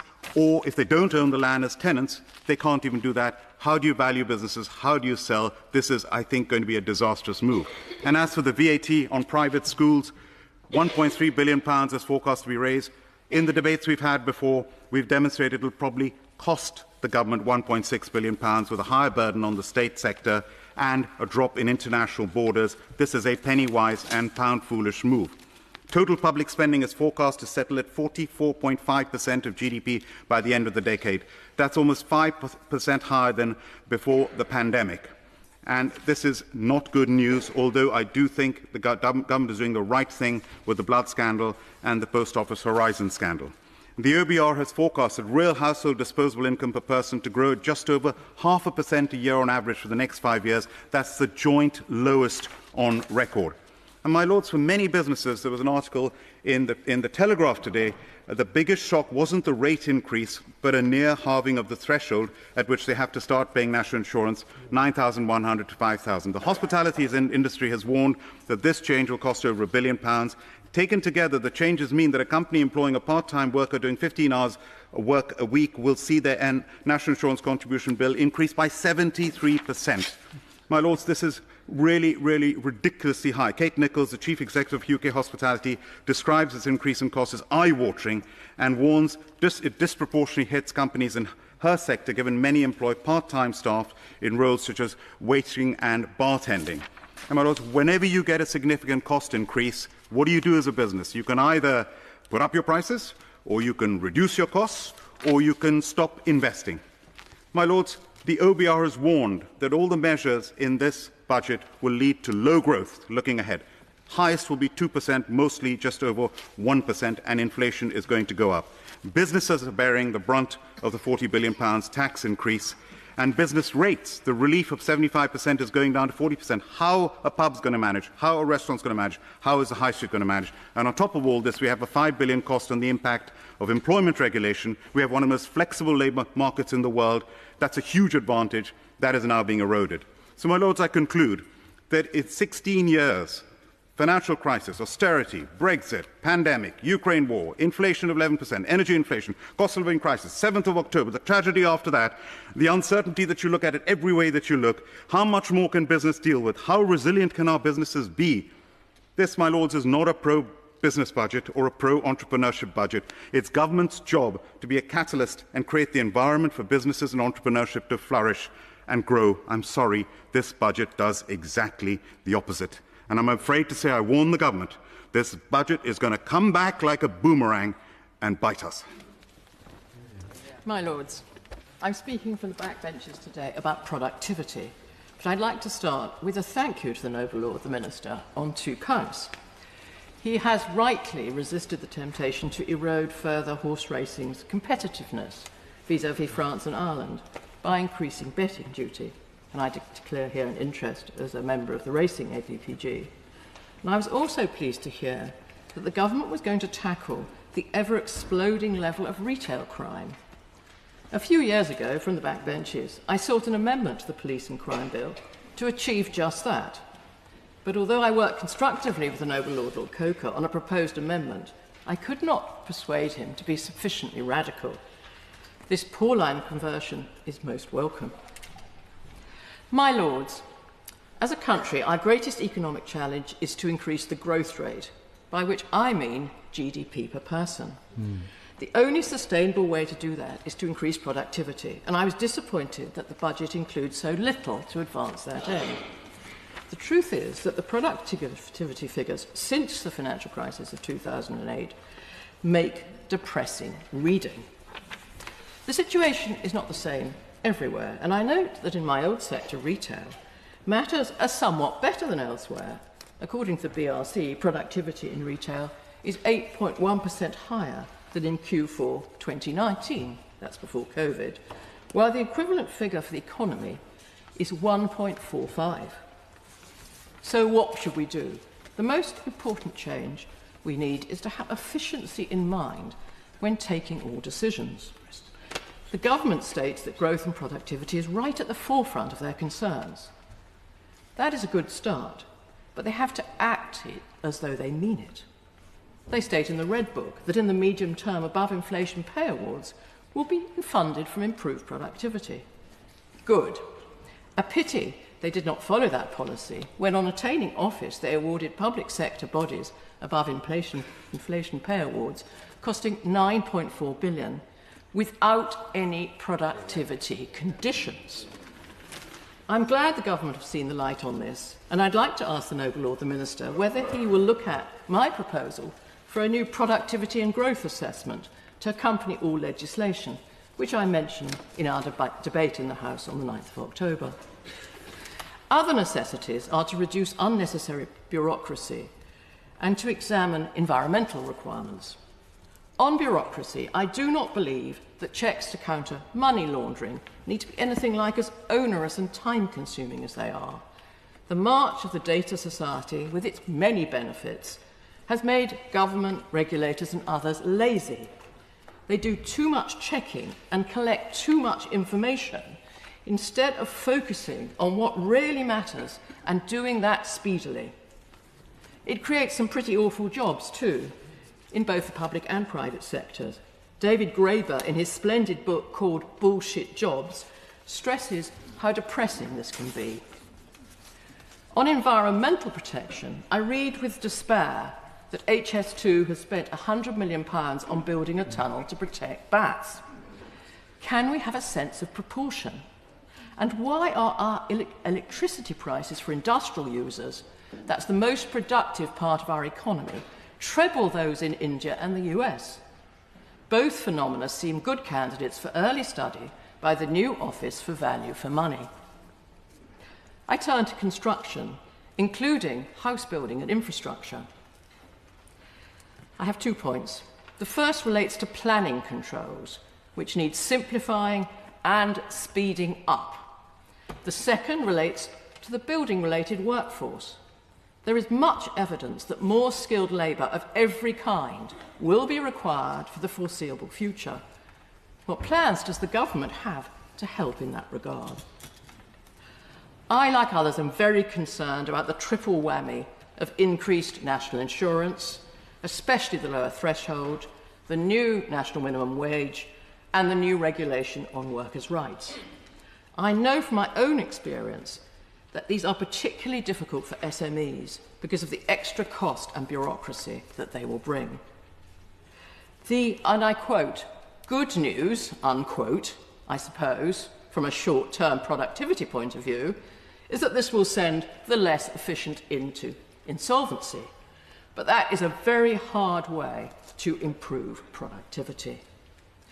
As our new Conservative leader has so rightly said, it is not the government that creates growth, it's business that creates growth. The government's attitude to business and public sector efficiency so far is unsatisfactory. If they are to achieve their growth ambitions, which we all share, they need another Pauline conversion. Yeah. My Lords, listening to the benches opposite from the comedy turn at the beginning and onwards, there is no recognition of how they managed to get the worst result in the party's history at the last general election. It's because they crashed the economy. That is pure and simply at the core of things as we discuss this today. This was always going to be a difficult budget, the first for a new government and Chancellor after 14 years out of power. Now, I can remember going into the Treasury in 1997 to a bank of paper in the gloriously grand office I was given, and that was the identification of all the things we didn't know about. You don't know what you don't know until you walk into that office, and that is the challenge that the Chancellor has had to face in putting together this budget. Now, it's the budget's understanding of the need for investment across both the public sector and the private sector is reassuring, and the changes to the fiscal framework may not get people terribly excited, but it is a framework to encourage investment to modernise our country and make life easier for our citizens. And it also sets out to match the modernisation that we have seen among our international competitors. And even before the budget, the changed relationship with business leaders unlocked more than £60 billion of investment.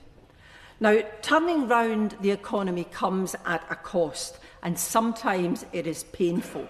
The alternative is to blight the future for so many of our citizens, and that is not acceptable. We have to ensure that the most vulnerable are protected. And I, like others, want to see Get Britain Working white paper. With a number of members in the House today, I serve in the Economic Affairs Committee, and some of the stuff that they are unveiling now in relation to poverty, in relation to the inability of people to get back into the labour market, makes very, very difficult reading.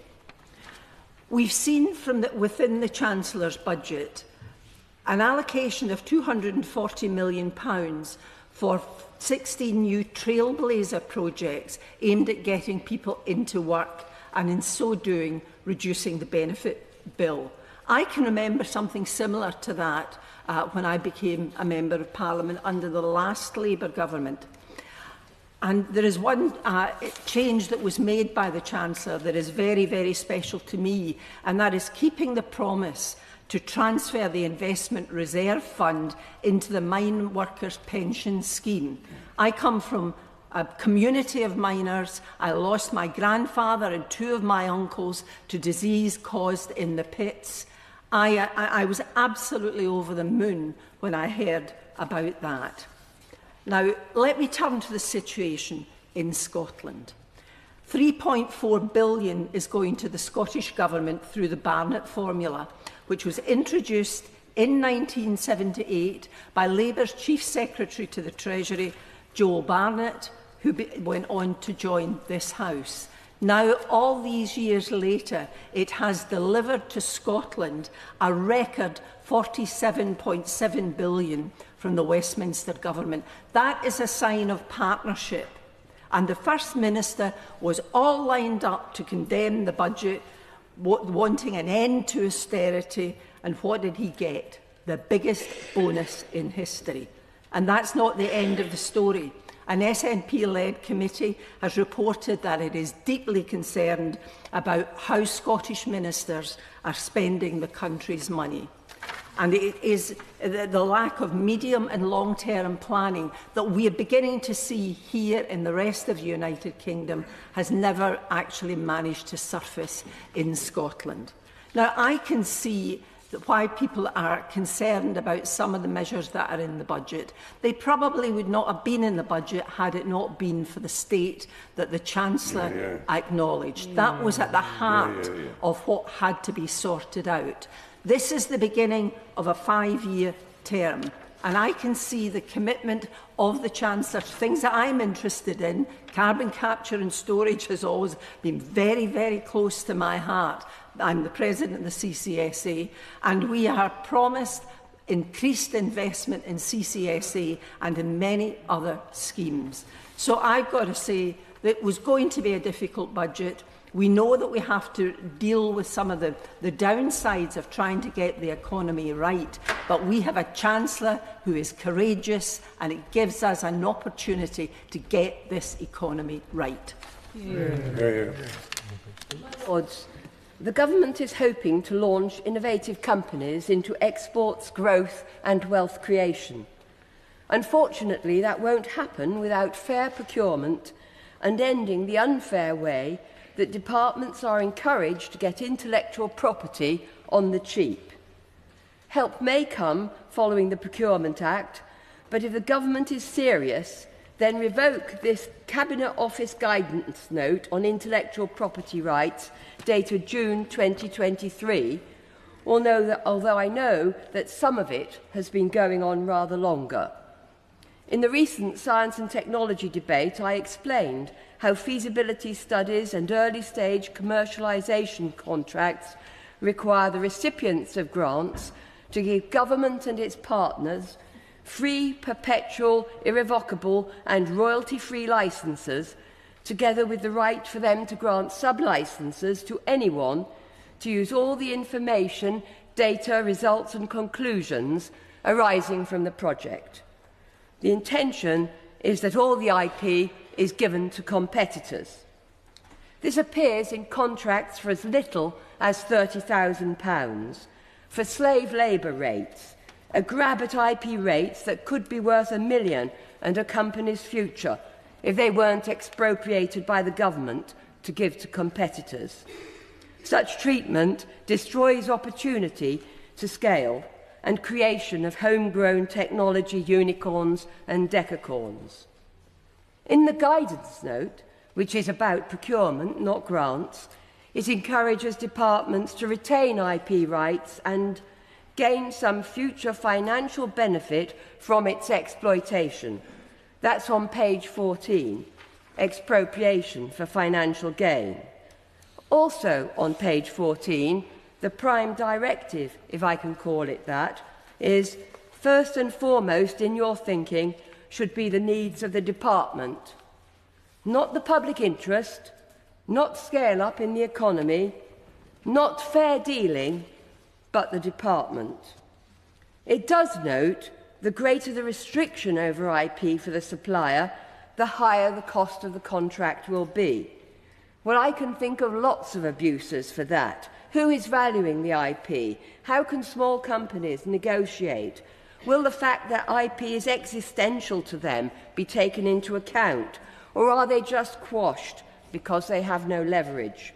IP doesn't neatly divide into background and foreground, so the use and the reach goes deep. Contracts with large organisations press IP requirements into the supply chain. It's becoming obvious why we're unproductive, not commercialising promising R&D. Outside military use, the big excuse is that expropriation of IP is a useful way to avoid subsidy control issues. Simplistic, and I'm very sceptical. True, it levels things down in the UK, undermining innovation and small companies based on assumptions that cumulative experience, experiments and trials have no value and everything can be given away to copycat scroungers or insider incumbents that don't carry those costs can be underbid and fed the IP ripped out of those who have invested in R&D. When you need to think harder, what other countries give IP away like this? Do foreign companies have similar terms imposed in their UK contracts? Or is this just Brits on Brits and why contracts go overseas? What is the NAO analysis of the valuations and additional cost of contracts due to the presence of these clauses? And what of investors in innovative companies? At the Innovation Summit, were foreign investors told to kiss goodbye to any IP, or do they get better treatment? With this IP grab, how can companies be invested in if the route to market needs to be via procurement? Now I understand why the country is failing, why our technology growth companies leave. It's rip-off Britain. My Lords, the Chancellor's mission to deliver sustained growth brings a sense of purpose that the country needs so desperately. Investment in the UK has to increase, and the Chancellor has provided a clear sense of stability on policy and governance that's essential to attracting that investment. I was rather encouraged by the response of the CBI, which, whilst acknowledging that in the short term it would be tough on business, went on to commend the budget changes that provided a predictable tax environment and would support business confidence. The Chancellor said that she wanted to turn the page on the last 14 years. In its integrated focus on growth and the improvement in public services, the budget statement rang a very welcome and optimistic bell about the way the government will do that. To call out just a few of the elements in the budget which contribute to my sense of optimism: the increase in the national living wage, the prospect of rebuilding the NHS and cutting waiting lists, preserving the pension triple lock, investing £40 million in a growth and skills levy to replace the struggling apprenticeship levy, increased investment in R&D and in capital investment for skills, the commitment to deliver a lifelong learning entitlement to expand access to high-quality, flexible education and training for adults throughout their working lives. And I congratulate Lord Valence for protecting tomorrow's economic opportunities in a science settlement that was more positive than many feared. It's clear that the Chancellor had to be both bold and make some hard choices if she is to deliver the necessary growth and national well-being for the country.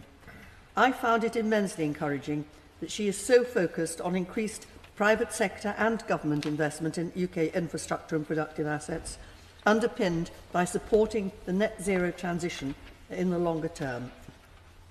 I was also pleased that within the tough choices the Chancellor had to make, there were some very welcome announcements in the budget on social and affordable housing, including a £500 million top-up for the Affordable Homes programme to prevent a sharp fall in social housing delivery. I think the government's decision to review right-to-buy discounts was right. With record levels of overcrowding and child homelessness, it is vital that we protect our existing social homes. Also very welcome is the additional funding and action to solve the building safety crisis. The shortage of housing, the decline in the percentage of working-age people owning their own home, people bearing mortgages till much later ages, ever-increasing rents for those in the private sector, impacting in turn on their ability to save for a home, all these combine to increase the crisis of securing a decent home for ordinary people. A significant part of the budget was the announcement of a new consultation on social rents. Social housing providers and local authorities have faced 15 years of funding cuts. The last Labour government introduced a conversion settlement that led the way to a fairer, more transparent system for settling rents. Reintroducing it would unlock additional financial capacity to invest in homes and services while ensuring tenants can afford their rents. Can the Minister, and I ask the Minister, can he set out the government's view? Will they reintroduce that policy? It was brilliant to have the Chancellor commit to invest after such a long period of underinvesting. I appreciate some of this will in part be from tax rises, but I wanted to point out one consequence of the changes to NI contributions. Homeless and supported housing services are not-for-profit organisations, and those additional contributions will make a significant hit on their funds. 1 in 3 have already been forced to close in the last year. Would the Minister consider a rebate or relief for those providing these much-needed housing schemes, particularly at a time when rough sleeping is at record levels? Housing policy affects so many aspects of public services. Social housing can bring down the benefits bill and end reliance on temporary accommodation, so costly to local authorities. Looking ahead to the spending review, can I ask the Minister if the Government will commit to a comprehensive housing strategy alongside ambitious financial commitments to build more social housing? I want to end with one other tough but necessary decision in the budget: to inflation-proof tuition fees and maintenance loans for higher education students. I believe something like 7,000 jobs in higher education institutions have been lost this year because of financial constraints on them, and this step is a starting point for finding a longer-term solution. My Lords, let me start by welcoming my noble friend Lord Boothsmith to his place. I very much look forward to hearing his speech and his contributions. My Lords, I want to pick up on what my noble friend Lord Forsyth and the noble Lord Byrne said, and I want to really just focus on one word, and that's debt. Taking a step back, global public debt is expected to exceed $100 trillion this year. That's about 93% of global gross domestic product. And here, as a number of Lords have said, our debt is sky high. We need to ensure it remains sustainable, that we can service it while overcoming other challenges, which I've spoken of before, and they also begin with D. There's defence, there's demographics, there's decarbonisation, and there's deglobalisation. And as the recent Economic Affairs Committee inquiry into our sustainability of our debt concluded, tackling these challenges means we must take tough decisions this Parliament, and I stress this Parliament, if our debt is to be put on a sustainable path. It also says that to maintain the level and quality of public services and benefits that people have come to expect, the choice is between tax rises or the state doing less.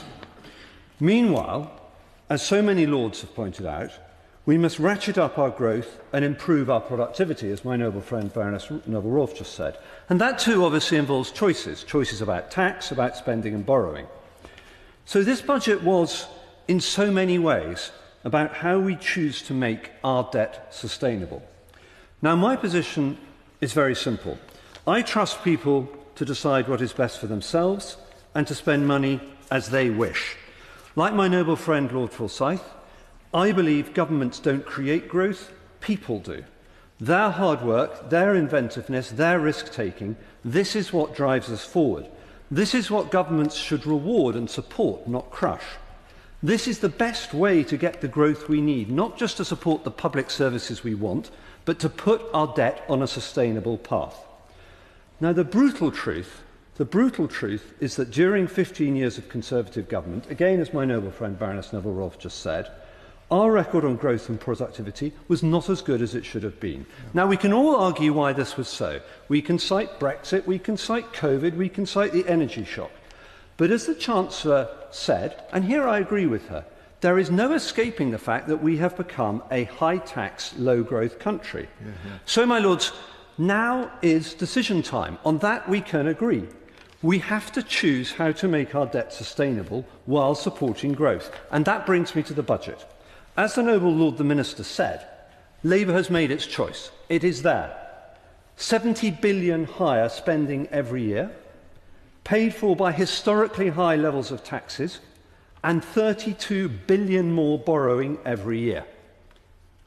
Now, my Lords, we can and we should and we must hold ministers to account for breaking their manifesto promises and picking their own so-called tax lock, not to raise taxes on working people.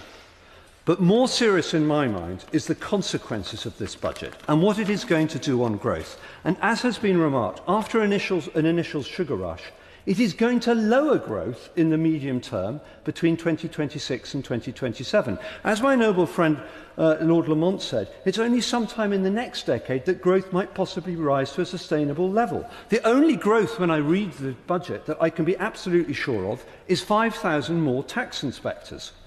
Meanwhile, underlying debt, excluding the Bank of England, rises as a share of national income in every year of the forecast. So, unsurprisingly, The Chancellor did what, before the election, she said she would not do. She changed the debt rule to find more so-called headroom, which is, by the way, an absurd concept, as if money can be whistled up from thin air. But, my lords, this is the point. Even her new rule is forecast to be met by just £16 billion. Now, that would be wiped out entirely if the government met its commitment to spend 2.5% of GDP on defence. It would be wiped out entirely if interest rates or bank yields were 1% higher. And if annual productivity, which, as I said, we have struggled to improve, if annual productivity growth was just 0.5% lower, borrowing would rise by £40 billion. So put that together, and it's not surprising that just last week the OBR told the Economic Affairs Committee that the budget increases the risk of our debt becoming unsustainable. So we are on a tightrope. And that tightrope has become even more precarious after last week's election in the US. How do we finance increased spending if the US pulls back? How would new US tariffs hit growth? President Trump's plans is forecast to increase debt by a total of $7.75 trillion. Who is going to buy all that? My lords, Labour promised to turn the page on an era of high tax and low growth. We've turned that page, and what do we read? Higher taxes, lower growth. They promised to kickstart economic growth. Instead, they have kicked growth into touch. And finally, they said they would build strong national finances. Instead, my lords, they have weakened the foundations. They have increased the risk of our debt becoming unsustainable, and they have made matters worse. Themselves into a fiscal straitjacket to get elected, the government are to be admired for achieving a budget that delivers both short and long-term investment in public services without spooking the bond markets. To achieve this also without raising taxes on working Britons, however they may be defined, has required some notable contortions. One was the decision to revalue government debt, an alchemy I will not pretend to understand, but which I suspect may come back to bite us. The second, on which I will focus, is to lay the fiscal burden on small and medium-sized enterprise, the engine of our economy, which the government also expect to drive their growth agenda. I'm not an economist, but I'm not confident that SMEs can deliver both tax and growth. My lords, I'll speak to the impact of the budget on rural Devon, where I live and operate a family-owned heritage and farm business. The headline has been the fundamental changes to APR, agricultural property relief, and BPR, the impact of which will be earth-shattering for many family-owned farm businesses with elderly proprietors who have long-planned successions dependent upon those exclusions.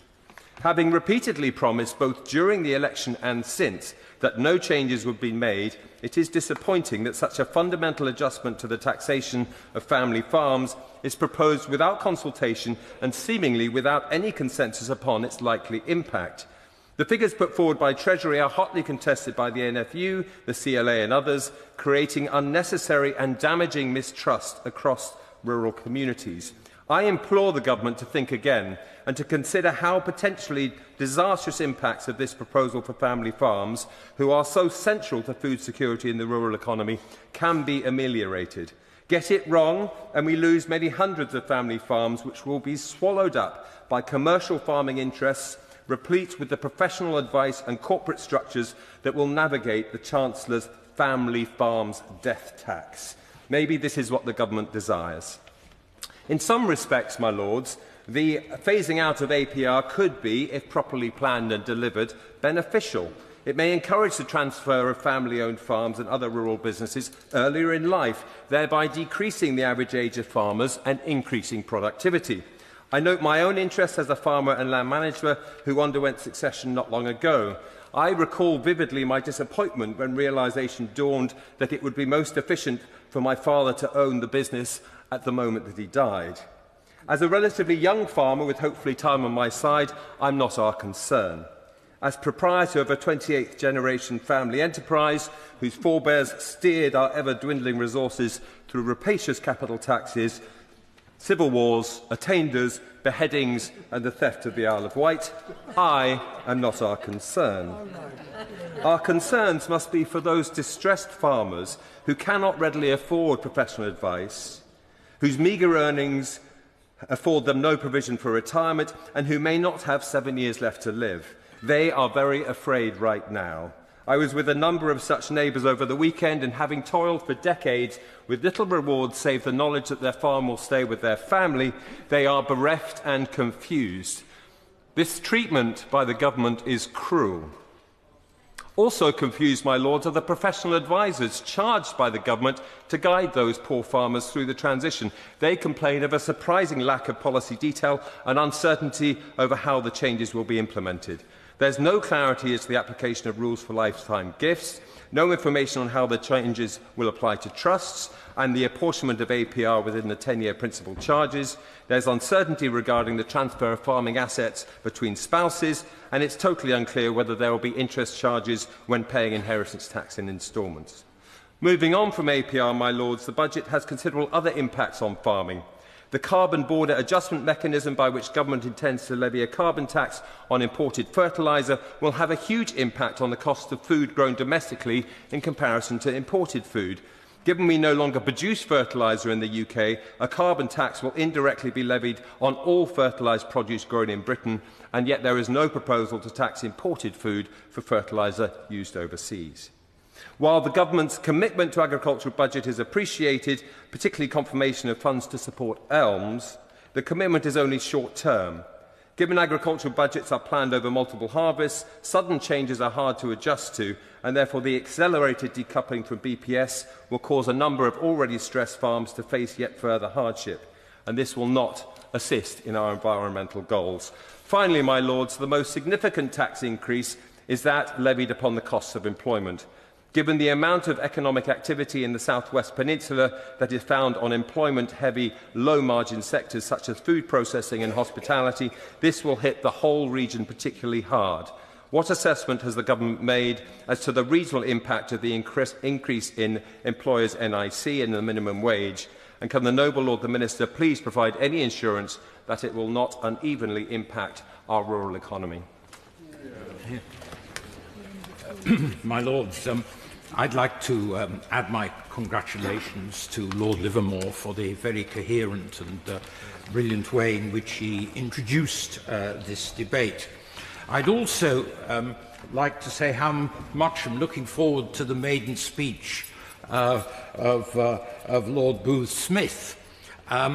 It did occur to me while I was listening to Lord Bridges' very powerful speech, that Lord Liam Booth was actually very much in a good position to tell us where the Conservative Party would have done less in order to make the books balance. But we hear all this talk about the need for the state to do less. We never hear what it actually means in practice. And isn't it time that after 14 years of failure on this score, that the Conservative Party actually told us what it intended to do on this question? Because I don't think... Then you see, I take a completely different view. I think that for far too long in Britain, we've been trying to have European levels of public service with American levels of taxation. And we have to face up to that problem. And I must say that I'd like to congratulate our Chancellor, Rachel Reeves, on what she has done and the tough decisions she has taken to make sure that that there is a possibility of a catch-up and a restoration of standards in our public services. I'd also like to congratulate her on the fact that we have restored public investment to at least a sensible level. And here I agree with Lord O'Neill, who's no longer there, but I agree with Lord O'Neill that we need to have a sustained increase in public investment, which of course would bring in private investment if we are to raise our long-term rate of economic growth. And it seems to me that investment is crucial for reform in public services, and we've got to make sure that the money we're providing is actually spent on reform. I don't think that simply repairing school buildings and hospital roofs is reform. We have to be very rigorous about how we spend the money. A worry I have is, I can't remember who mentioned it, but a worry I have is that the boost to public investment is not being matched by a boost in skill training and apprenticeships and providing the people who can actually do the work. I would like the government to tell us what is actually. We've set up the National Skills Council. We are committed to firm action in this area. But what are we going to do to make sure that we don't have lots of skilled labour shortages? I also agree with Lord O'Neill that this increased public investment has to have strong guardrails around it. We have to demonstrate, not least to the financial markets, that the investment is being spent in a wise way. We also have got to be more ambitious for growth. Now, I think people are being a bit unfair on the government in that the OBR does say that the longer-term impact of increasing public investment will be to raise the rate of growth over a 5 to 10 year timeline. But more immediately, I think the big challenge we face is on trade, and as Lord Bridges said, that hasn't been made easier by the election of Donald Trump. And I think we really do have to prioritise. It's in the national interest that we get a much better trading relationship with the European Union, which is our main economic partner in the world. And I look forward to assurances from the noble Lord Livermore, that will be at the top of the government's priorities. My Lords, it is an immense privilege to be able to speak today, and I'm incredibly grateful to the many noble lords and ladies who've shown me such great generosity of spirit since I was introduced. As this is my first spoken contribution in your Lordship's House, I'd also like to put on the record how incredibly grateful I am to Black Rod and her team, the doorkeepers, the clerks, and all of the staff here in the House, who've been incredibly kind to me since I was introduced. I'd also like to thank my supporters, Lord Finkelstein and Lord Pettigas, also my mentor, the most optimistic man in Parliament, the Earl of Effingham. Quite. And I'd also be remiss of me not to thank the noble lords and ladies in the chamber today who have offered their welcome to me also. Now, I must admit it's quite humbling being here, and if I could go back in time 30 years to the younger version of myself and tell him that one day he'd be standing here, I feel pretty confident in saying that he wouldn't believe me. And in looking back on my life and my experiences, I've come to realise how much I'm going to be drawing on them as I forge my way in your Lordship's House. And in particular, I think about my professional experiences, whether that's been working in the public sector, working in the private sector, running a small organisation, being a writer, or being an advisor in multiple government departments.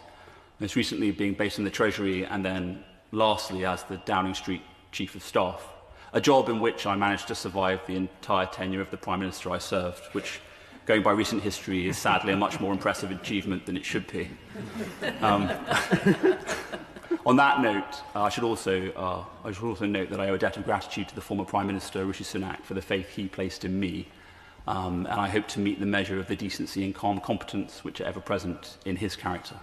Like him, I care deeply about the economic future of our country, and it is an area on which I intend to focus on in your Lordship's House, whether that's on the sustainability of our public finances through to the measures necessary to drive economic growth.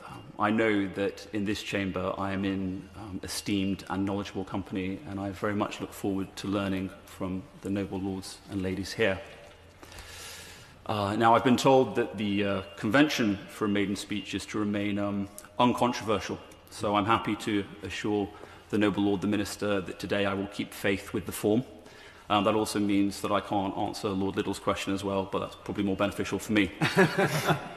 And with that, what I'd like to make one point on, though, with regards to the budget, and I think I'm allowed to do that, is simply to say that however a government chooses to dress it up, debt is debt and borrowing is borrowing, and it must always be paid back, a point made by my noble friends Lord Lamont and Lord Bridges.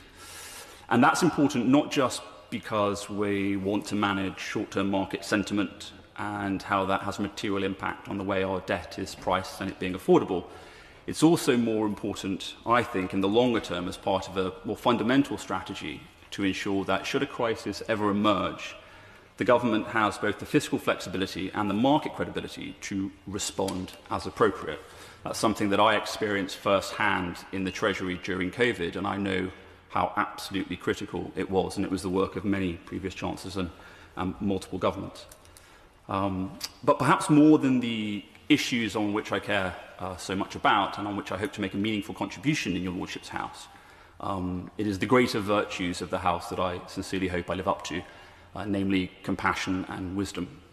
And that's the compassion to see the world through the eyes of others, to hear their arguments and to understand them, and then have the wisdom to know when those arguments are superior to my own, and have the graciousness to learn from them. My Lords, I must start by drawing attention to my register of interests. It is a huge privilege to congratulate my new colleague and noble friend Lord Booth-Smith on his wonderful maiden speech, and made without notes. A previous cabinet minister once suggested that we should relocate the House of Lords to Stoke-on-Trent. Instead, we welcome one of the finest sons of Stoke-on-Trent to your Lordship's House. A disciple of Roger Scruton, my noble friend is a deep thinker of conservative philosophy. Talent spotted by James Brokenshire, my noble friend worked with Roger Scruton to make all new buildings beautiful. Indeed, in number 10, a bust of Sir Roger kept a watch over him. It is to my noble friend's lasting credit that the philosophy of building beautiful has been at the heart of policy for all subsequent Secretaries of State in the previous government. At the Treasury, Lord Booth-Smith was instrumental in designing the furlough scheme that saved the livelihoods of so many during the ravages of COVID. As Chief of Staff to the Prime Minister, he helped to bring order to public finances, ensured inflation was brought down, and, as a champion of the levelling up agenda, secured support and investment for so many of our towns. Despite his usual leather jacket and the John Travolta moniker, my noble friend is steeped in the ancient wisdom of conservatism. He has already played a huge role in making this country stronger and more beautiful. With his formidable intellect and great political acumen, he will be an enormous asset in this House. Yeah. My Lords, the global financial crisis, the COVID pandemic, and the 2022 energy crisis all prompted previous governments, for entirely understandable reasons, to expand sovereign debt significantly. Successive governments of both parties have reached the same conclusion, that improving the UK's growth prospects and its productivity are the ways to avoid some very difficult choices about public services in the years ahead. This budget was hailed as a moment to reshape tax and spending in the UK so as to ignite growth. My Lords, it has certainly reshaped tax, the biggest increase in a generation. The £40 billion whammy means the highest tax burden on record. The election promises not to raise national insurance have been comprehensively broken. The tax on farms and other family businesses will potentially kill off homegrown family businesses and start-ups. My Lords, you don't encourage growth by punishing the very businesses that create that growth. The Office for Budget Responsibility's forecast following the budget shows that growth is forecast to fall steadily. And incidentally, the OBR was also unable to corroborate the figures quoted by the Chancellor about the fictitious black hole she has repeatedly claimed to have inherited. The Chancellor has opted not to confront our ballooning public debt, instead electing to change how that debt is measured to facilitate ever higher levels of borrowing. This was justified on the grounds that new borrowing will be allocated to capital investment. Yet, on closer inspection, the lion's share of the money raised is for day-to-day expenditure, not capital investment. But the real concern is that the eye-watering rise in taxation is not accompanied by any appreciable plans for public service reform, despite specific assurances by the Prime Minister and the Health Secretary that money would only come with reform. The government has instead cancelled plans to reduce the civil service to pre-pandemic levels and increase the salaries of train drivers without asking for any improvement in productivity in return. The much-vaunted reforms to the NHS seem to have been reduced to an online national conversation, despite a 22% pay rise for junior doctors, although I look forward to the Health Secretary's statement later this week. I read today that the Chancellor will ask for businesses' help in reducing waste, but can I suggest that she looks to the example of the coalition government? In 5 years, it cut the running costs of government by a cumulative £52 billion, as well as introducing reforms that led to this country being ranked #1 in the world for digital and open government. And, my lords, what is the money being spent on? If the party opposite is serious about growing the economy through investment, surely their priority should be transport, housing and big regional capital projects. In fact, transport capital spending will be cut in real terms in future. There is no plan for new nuclear power stations, no money for the Deputy Prime Minister's highly publicised new towns, and no clarity on spending 2.5% on defence. The Chancellor claimed her budget will bring growth of up to 1.4% in the longer term. She neglected to point out that the OBR says this longer term comes in 2074. Keynes pointed out that in the long term we are all dead. I'm an optimist, so perhaps I will make it to 106. But I suspect we will see clearly long before then that this budget will have squandered the growth our economy was enjoying, burdened businesses with new tax and costs they cannot easily absorb, and led directly to higher inflation, lower wage growth and higher interest rates.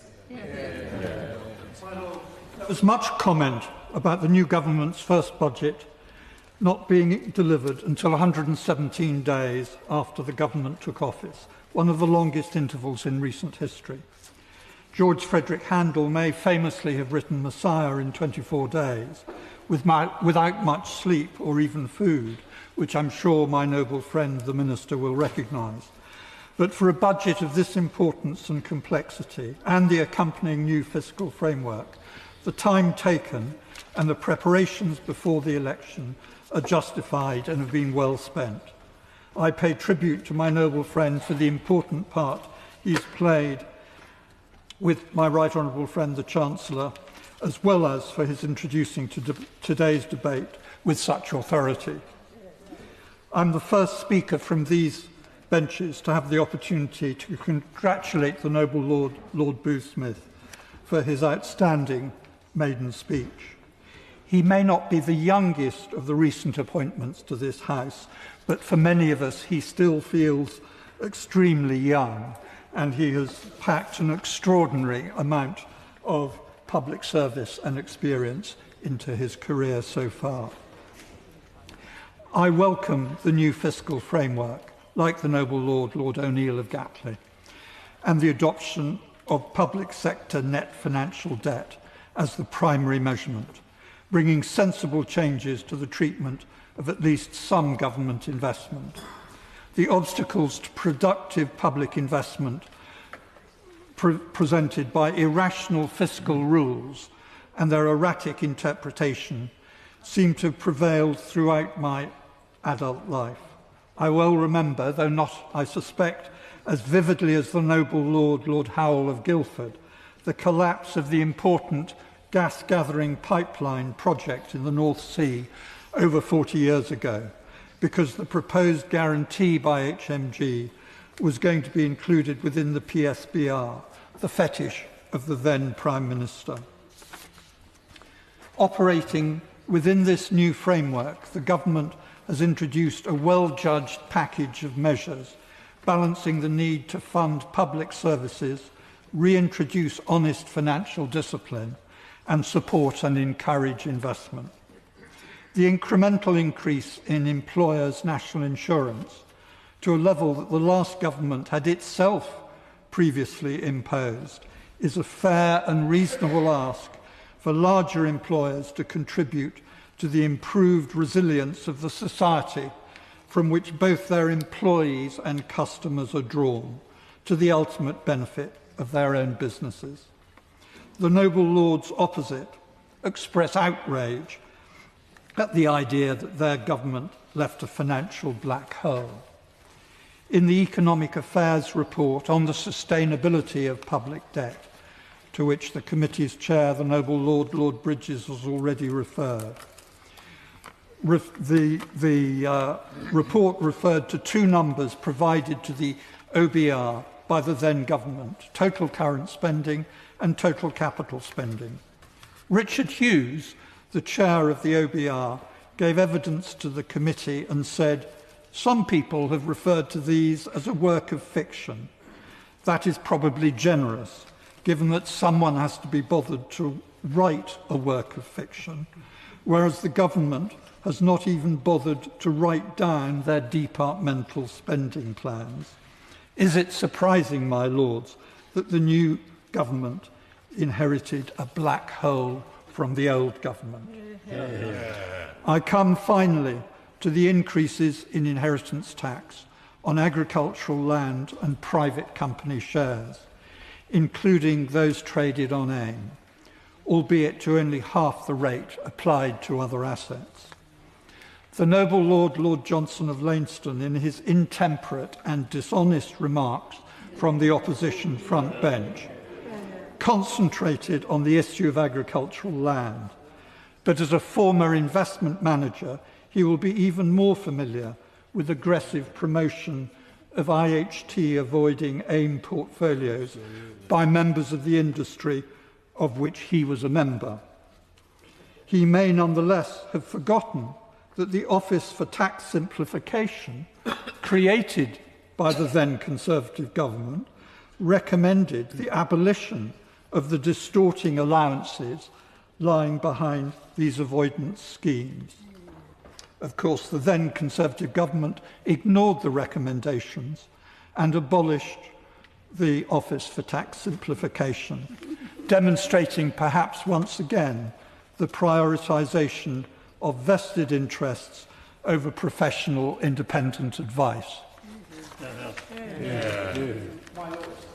As Speaker number 22 of 75, can I open with a quick observation? Over 8 long hours, we each wait to speak for 5 minutes, raising scores of questions that the noble Lord the Minister will struggle or fail to answer. Is this a great advert for public sector productivity? But then again, is the budget? My Lords, I'll avoid the bipartisan ping-pong match over that black hole, and instead I'll start with macro and move on to micro, specifically the impact on our SMEs, which is my background. The Chancellor was right on a number of big calls. The tax burden had to go up. Spending has to increase, especially in health, defence and education. And there is a strong case to increase borrowing for investment, whatever definition of debt you choose. For the UK has an ageing, increasingly sick and economically inactive population, resulting in a shrinking workforce and a surge in dependency ratios. Spend on health and social care, welfare and net zero will significantly outpace the OBR's trend forecast of just 1.5% growth. Now, as we know, the tax burden climbed under the Conservatives from 33% of GDP to more than 36%, and it's now heading for 38%. And unless we tackle our low growth, low productivity malaise, it's set to reach 40% very quickly. So yes, Jeremy Hunt's 2% cut in national insurance was a reckless fiscal act. The new Chancellor could and should have reversed those cuts to send out a message that it's economy first, politics second. Opportunity missed. Instead, she and the Prime Minister tied themselves in knots by pledging not to increase taxes for the working people. And as a result, business and wealth creators are being saddled with almost the entire 40 billion tax rise, making a mockery of Labour's core mission to deliver, I quote, the highest sustained growth rate of the G7, end quote. To hit employers, especially SMEs, with a £25 billion national insurance tax hike, while raising the minimum wage by more than 3 times the rate of inflation, is an act of self-harm. Ultimately, of course, it will hit the workers where it matters most, which is their gross pay. My Lords, I was an entrepreneur for 30 years, and for the last 10 years, I've backed, chaired, and advised over 20 startups, and I declare my interests as set out in the register. Let me briefly share the feedback on the budget I've received over the last 2 weeks from founders and CEOs at the coalface. In short, they will cut pay increases and staff bonuses. They will cut back on new job creation and trim headcount. They will scale back on plans for expansion in both 25 and 2026.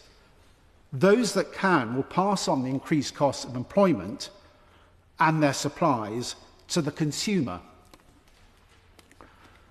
Not only are we taxing jobs and growth, we are doing it in a grossly disproportionate way, hitting the small to medium-sized businesses that employ between 5 to 200 staff. They make up a crucial component of GDP growth. One of the businesses I support is a rural community pub, the only employer and social hub within a 5-mile radius. They tell me this budget, combined with the minimum wage hikes that account for 16% increase over 2 years, will entirely wipe out their very modest profit margins.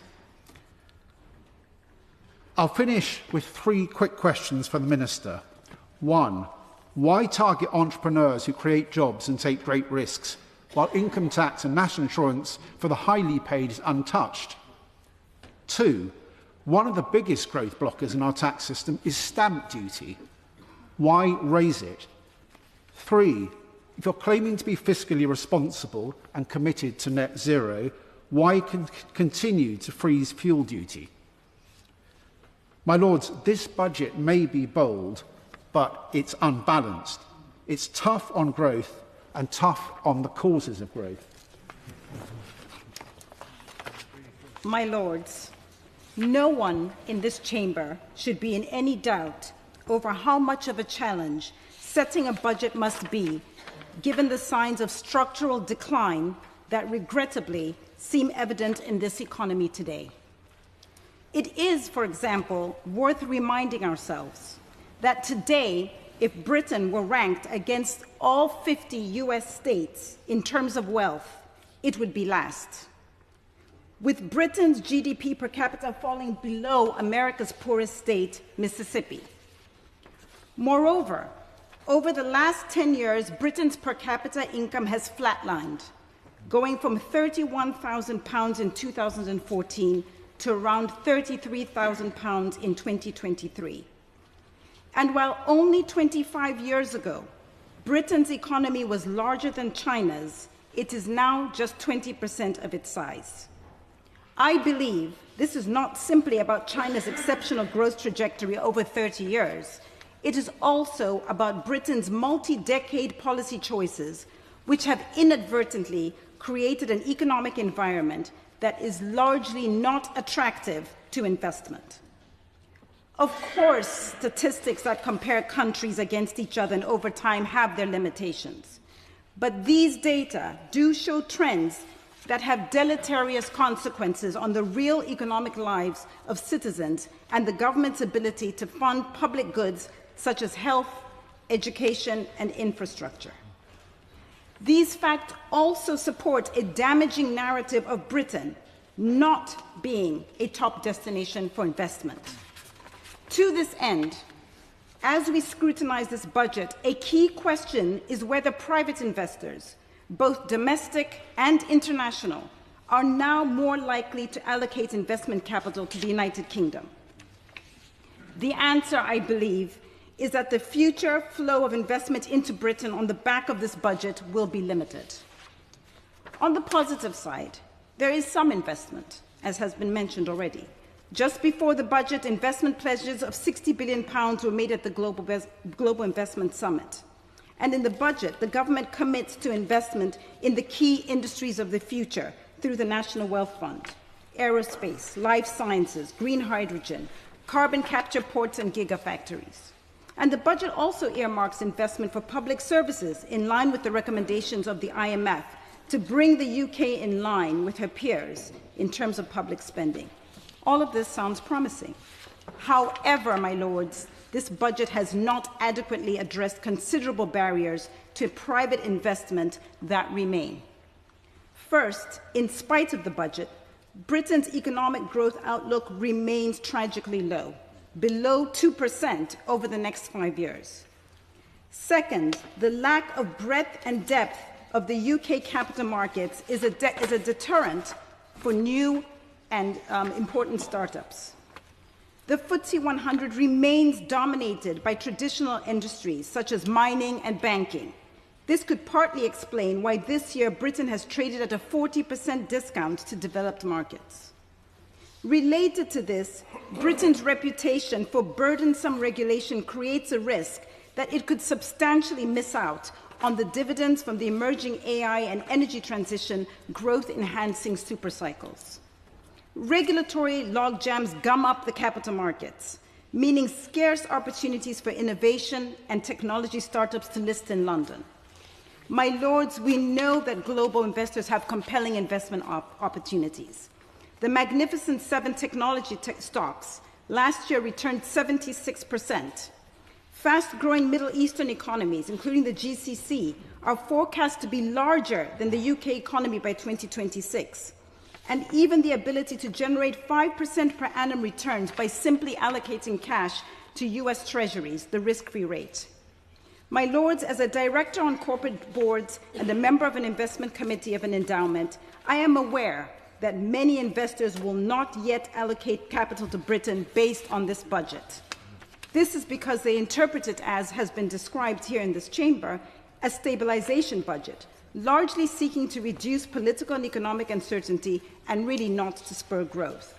It's an opportunity to demonstrate credibility and competence in managing the government fiscus, but not to spur growth.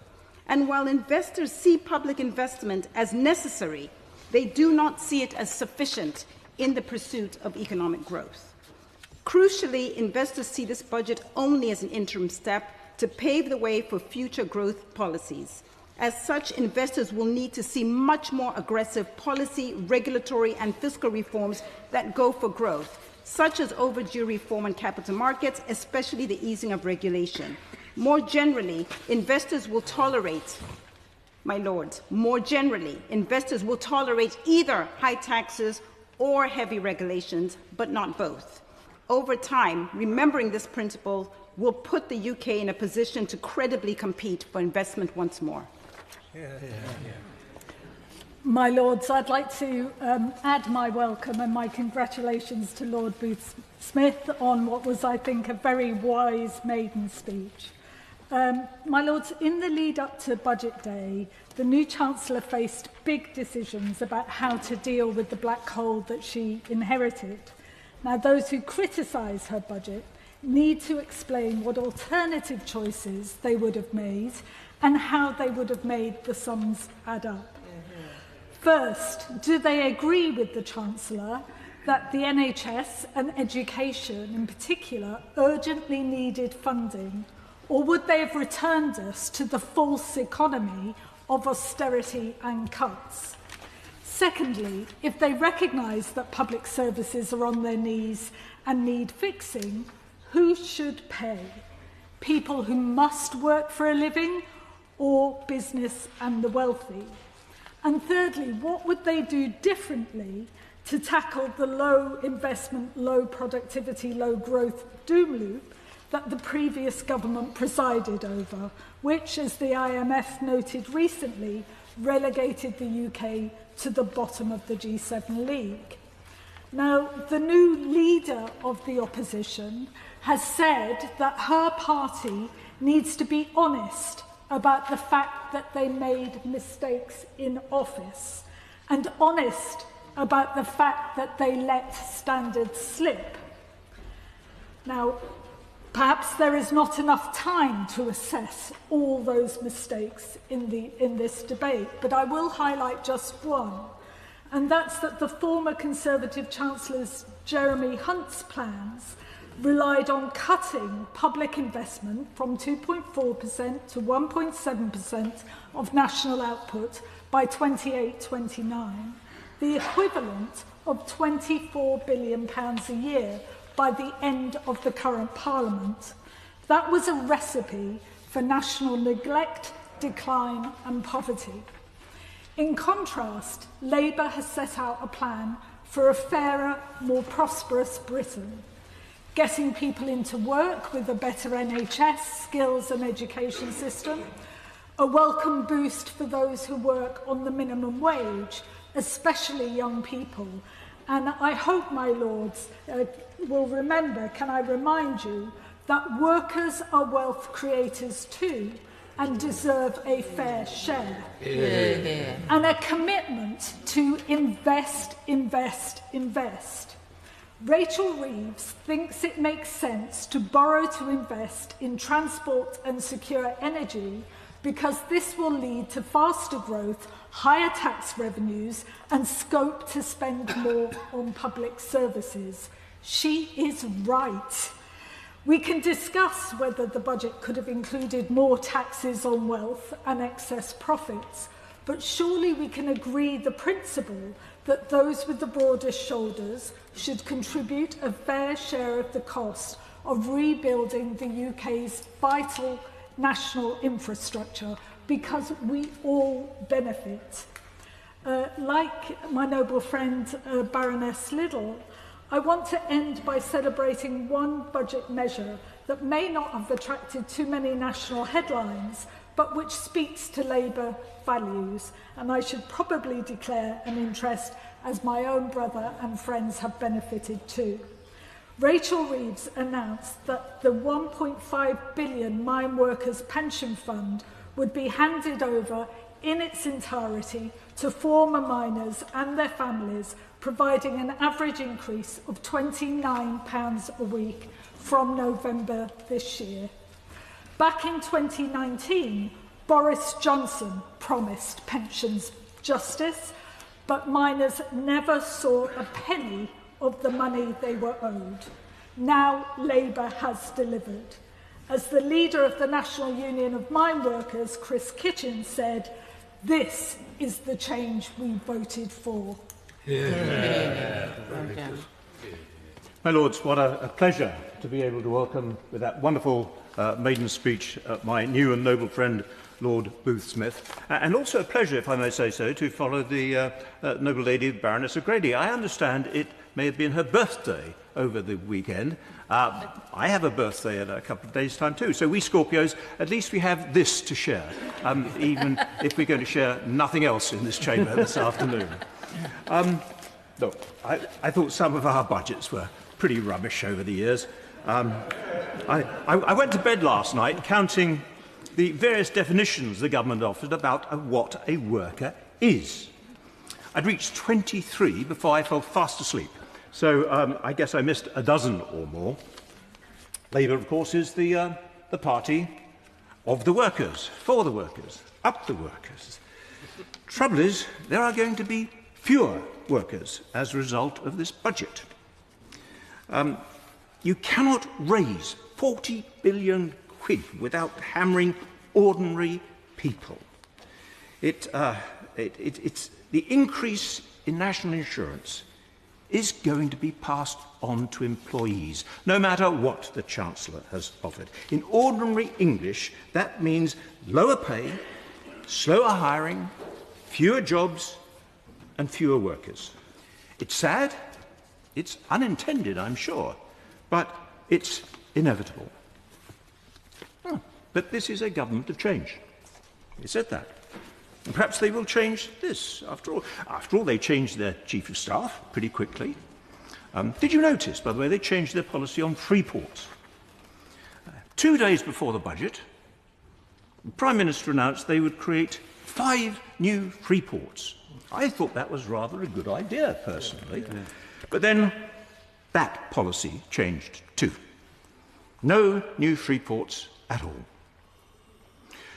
A number 10 official explained what had happened. They'd misread the email from next door.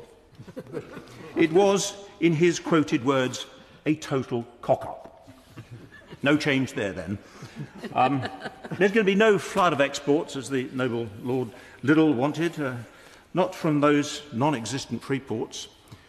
Instead, you notice Labour has been concentrating on exporting dozens and dozens of advisers across the Atlantic to help with Labour's relentless battle against Donald Trump. Masterstroke. Then there's the Foreign Secretary's view that President Trump, the next leader of our biggest export market and trading partner, is a neo-Nazi sociopath. It's a fascinating negotiating tactic.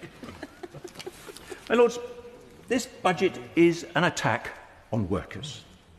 You can't live, you can't work, you can't farm, you can't go to the shops, you can't even die without getting clobbered. Unless, of course, you happen to be a train driver. It's not just the farmers, the factory owners, the service industry, the supermarkets. It's our charities, our GPs, care homes, schools, even our hospices, all being beaten under Labour's national insurance hammer. Some workers, of course, are luckier than others. Some can find a helpful handout, the odd football ticket, occasional concert ticket, even a friendly local clothes bank. That was something else that was changed, of course, once it all became public. Another policy, how can I put it, that seems to have been tailored swiftly to the moment. In its entire history, the Labour Party has never been further from real workers as it is right now. And it must be our ambition on this side of the House to fill that gap between now and the next election. My Lords, to govern is to choose, and the Chancellor has chosen badly. It is a budget that will hit workers. Another Labour government that will leave office with unemployment higher than when they came in. The other day, the Chancellor said that this is a budget we do not want to repeat. My Lords, I commend the Chancellor's conclusion.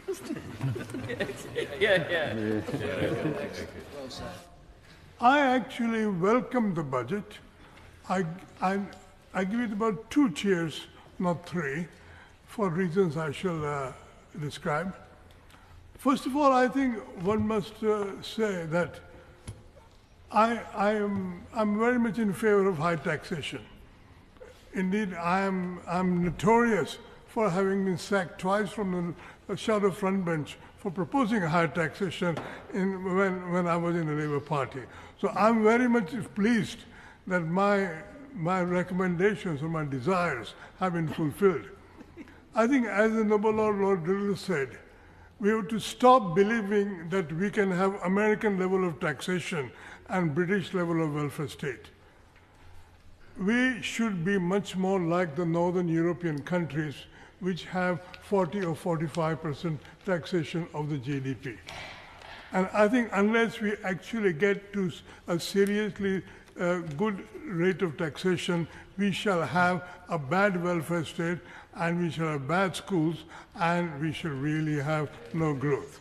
So I think we've got to stop this delusion that, oh, tax cuts lead to growth. We tried it for 14 years during the Conservative government, and every tax cut actually destroyed the infrastructure more and more, and we really can't go on living like that. I mean, even when we compare ourselves to America, we forget that in America it is just not just a federal tax rate, but there is a state tax rate as well. And imagine that the Americans have no health care. Americans have very expensive education, unlike what we have. So I think we should stop comparing ourselves with Americans, compare ourselves with Sweden, Denmark, Finland, and countries like that, who actually know how to sustain a welfare state in a healthy way. So I think we really have to sort of congratulate the Chancellor in having actually made a beginning to changing this old psychology, that having tax cuts all the time, and actually putting us on the path of where we finally will get a decently financed welfare state. Now, so having so said that, I cannot resist but propose one more tax, because I think it is necessary to say that growth doesn't only come from investment, and even if it does come from investment, we have to ask, how can we encourage people to save more than they do? One of our problems is that the personal saving rate or investment by private citizens is not as high as it should be. And then I think it's because our tax structure is actually biased against investing in equity, and it actually encourages us investing in bricks and mortar. There's only one asset in this country which is tax-free. That is, if you have your own house, if you invest in your own house, when you sell it, if it's your principal residence, you do not get taxed on the capital gain. Now imagine an asset which has zero taxation rate for capital gains. Obviously, everybody from a very young age wants to get onto the mortgage ladder. Everybody wants to go on investing in housing. Now, in continental Europe, there's a very good, healthy rental market. We don't have a healthy rental market. We destroyed the rental market 50 years ago. So I think what we need is to make people not invest in bricks and mortar, but invest in stocks and shares. But if you're going to do that, you have to tax the capital gains from housing properly. And I would urge the Chancellor, next time she has a chance to have a budget, to tax bricks and mortar properly, so people will stop investing too much in houses and go and invest in stocks and shares. My Lords, I declare my interest as the Chief Executive of United Against Malnutrition and Hunger, and I congratulate the Noble Lord Booth Smith on his excellent maiden speech. I acknowledge the terrible fiscal legacy that was inherited by the new government and the need to increase revenue. But I had hoped that the first Labour budget in 14 years would be one that delivered sustainable development at home and reinvigorated our commitment to sustainable development overseas. At home, the decision to hike employment national insurance contributions is one of the worst tax choices that could have been made, and which will, as we have heard, cost jobs, reduce pay growth, impact care and GP services. And alongside that, there was one other thing I would like to highlight, the hiking of the bus fare cap, while fuel duty remains frozen. That's a deeply regressive move, and it's also counter to the government's climate agenda. If we really want growth, we not only need better targeted tax rises, as my noble friend Lord Fox argued, and I particularly commend his call for increased taxes on the gambling industry, which is spreading misery through our communities. But beyond that, if we really want to improve growth, we need to overhaul our regulatory and bureaucratic systems. The Chancellor referred in the budget to the importance of life sciences to our economy. But public investment in life sciences innovation manufacturing fund, while it may be welcome, it won't do much good if the Medicines and Healthcare Products Regulatory Authority remains swamped and its process is slow and expensive, leading UK firms to look to jurisdictions overseas. Equally, increased R&D funding announced in the budget is welcome, but it won't do much good if the system can't deliver. Just last week, I was speaking with the leader of one of our medical diagnostic companies who told me that where applications for HMRC R&D tax credits had previously been processed in 6 to 8 weeks, he was still waiting after 14 months for a determination. Businesses are going bust waiting. And if we can't get these basics right, we will not deliver sustainable development at home. As to our commitment to sustainable development abroad, I share the noble Lord McConnell's profound disappointment at this budget and the further cuts to the aid budget that result, coming on top of the drastic cuts under the last government in breach of its clear manifesto commitment. One doesn't need to be an international affairs expert to recognise that need around the world is greater than ever, with rising levels of hunger and malnutrition, multiple crises, and climate change bringing more misery to millions. But as Save the Children Fund has noted, the change on the debt rules in the Chancellor's new fiscal framework have not been met by a change in the fiscal tests that was set to return to our legal and, I would say, moral obligation to get back to our 0.7% commitment. This means that those tests are basically unmeetable. So the government has effectively abandoned that 0.7% commitment. And this won't only diminish our international standing and impact millions of people around the world, it's also deeply harmful to our own self-interest. The International Rescue Committee note that 680,000 refugees have fled Sudan for Chad since April 2023, yet the humanitarian response plan for Eastern Chad is just 27% funded. With tensions rising due to resource competition, refugees are on the move. Some are already in the camps around Calais. Some will almost inevitably end up in the UK at a cost far higher to the Exchequer than if they could have stayed where they were, close to their home country, and able to return when, God willing, peace is restored. This is not the only short-term decision-making. Conflict prevention and stabilisation, as the noble Lord McConnell also recognised, has been cut under the last government and needs to be restored. In conclusion, the noble Lord the Minister told us that this was a budget of choices. On employment taxes and the aid budget, they have made the wrong choices.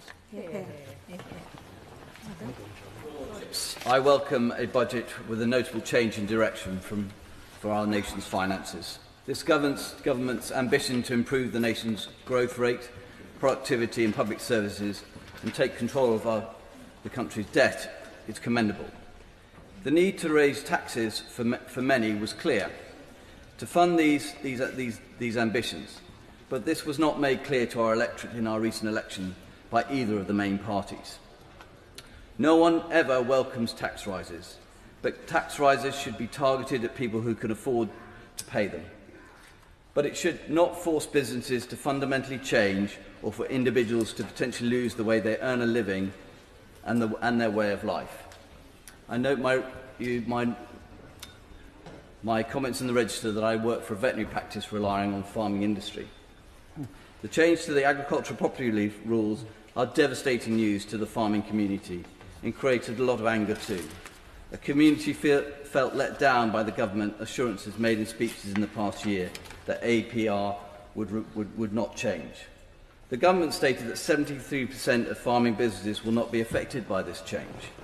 This statistic is challenged by farming professional bodies such as the NFU and the Centre for Associated Agricultural Valuers. Could I ask the Noble Lord, the Minister, if the Treasurer could publish more detailed figures that support this statistic? I can understand why the government wishes to close a foreseeable inheritance tax loophole. But when you do such a thing, there are always unintended consequences, and that is why the farming community is so upset. Inheritance tax planning is something you can plan for, as explained earlier by the Earl of Devon. But these changes will leave many farmers who believed APR would remain in place with no time to plan for a significant liability. Farmland is a unique asset. It differs to many other assets. The value is high, but the return is very low. It only generates income if farmed in some way. If you wish to protect our food security, our environment, our rural economy, and the countryside that most of us love, we need to think again about this policy. In 2003, the average agricultural land value, according to Savills, was between £5,000 and £9,000 per acre, depending on land values. If you take a typical 450-acre farm, which is not a large farm with mixed land types, the value could be over £3 million without even considering the farm machinery, animals, and farm buildings and farmhouse.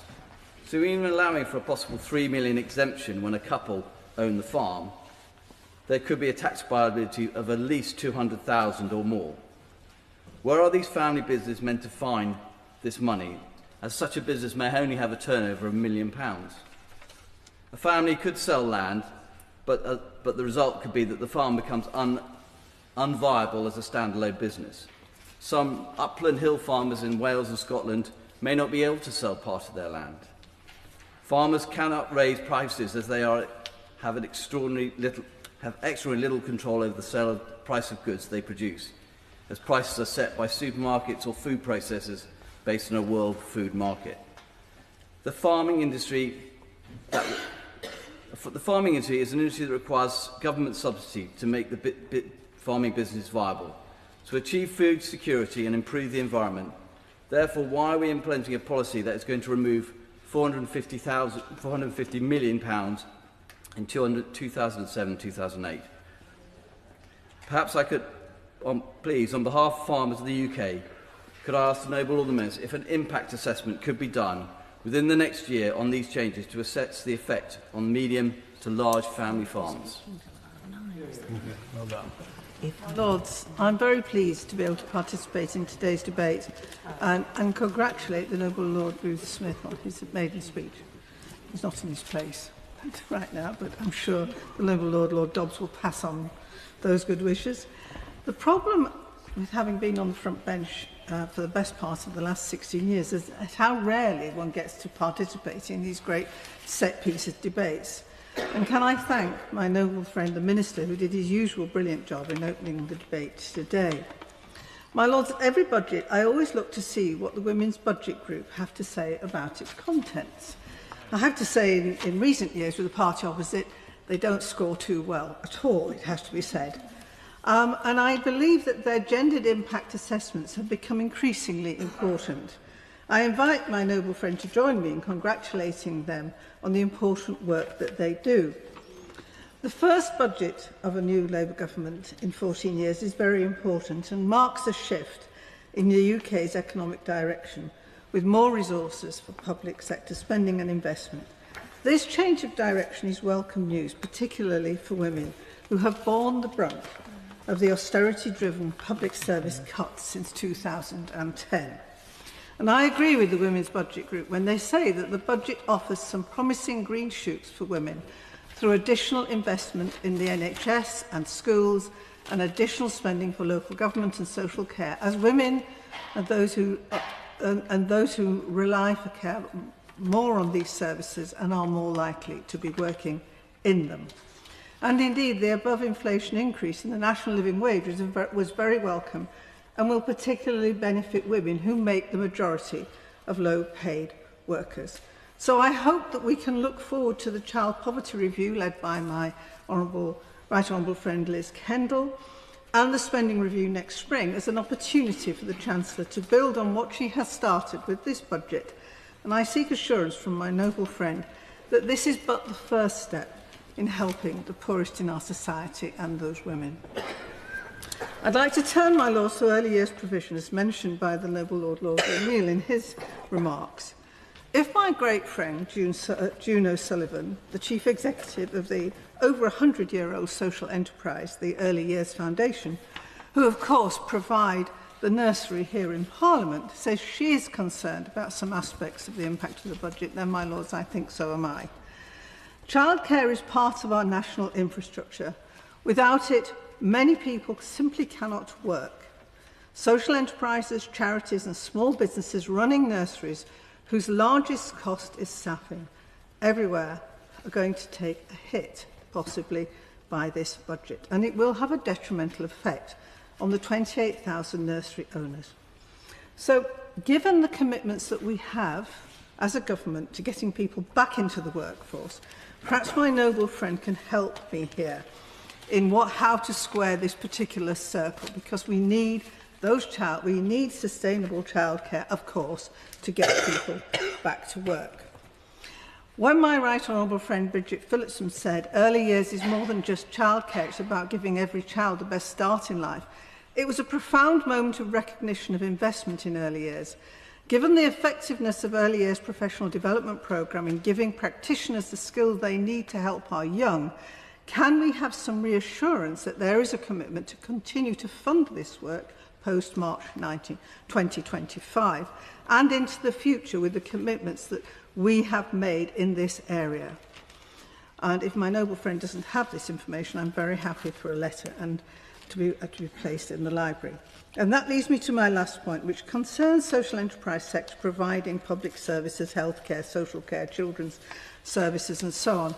The Department of Health and Social Care, for whom is responsible for this, said, in line with precedent from Health and Social Care Levy, Department of Health and Social Care is working through the implications of the Chancellor's tax announcements with the Treasury, and we hope to provide further information soon. Last time this happened, they came good for social enterprises and charities, and I just hope that I'm going to walk, hopefully, that this time they will do so too.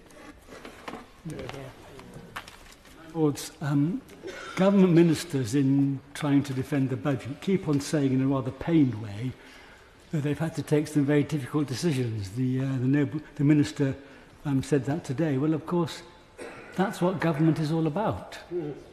And they shouldn't be surprised by that. But I do accept that the Chancellor had a particular challenge which all Chancellors face when presenting their budgets, which is the voracious demand of the public for ever more public spending.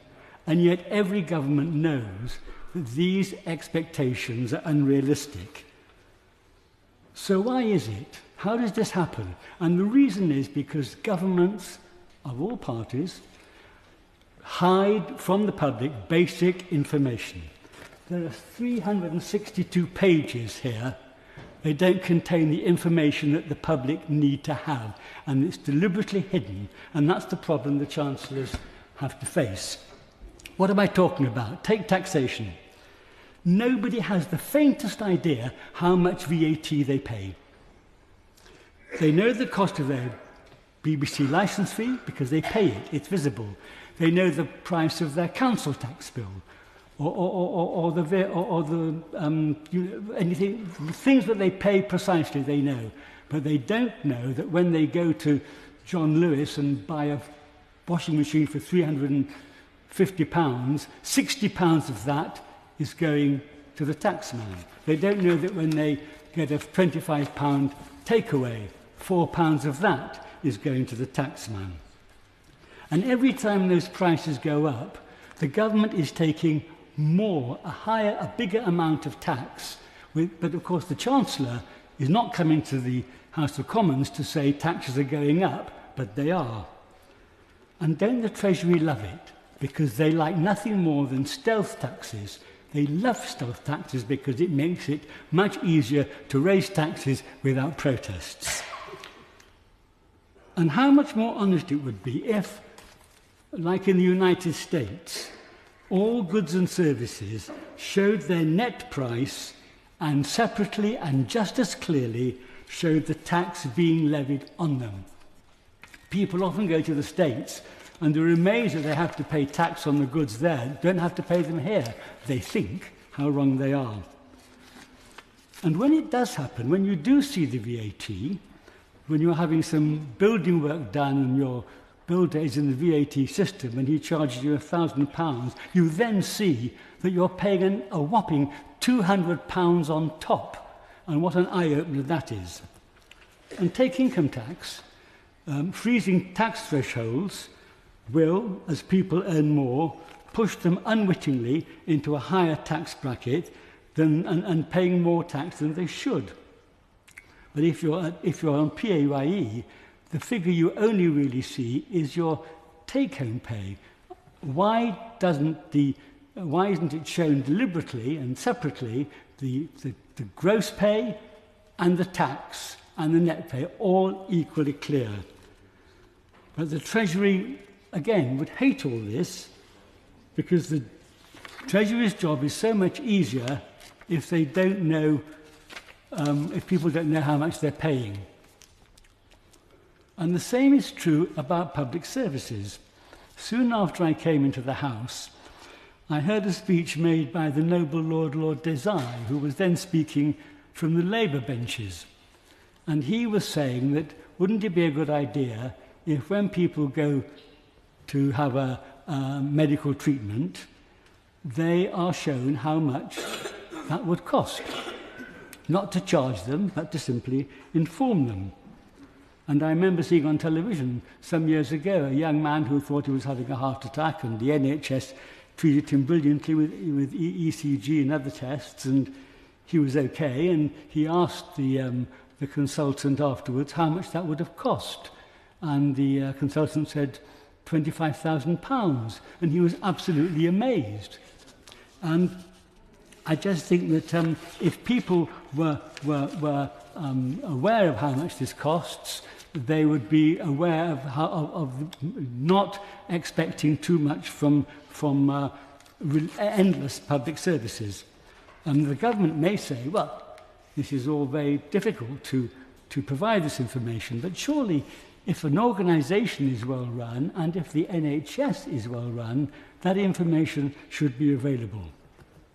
My Lords, if governments are more honest and more open with the public about cost of public services and about the total amount of tax the public are really paying, I'm afraid that the public will go on making unrealistic demands on the public purse. And this will go on being a problem for all chancellors, and it will be a problem partly of their own making.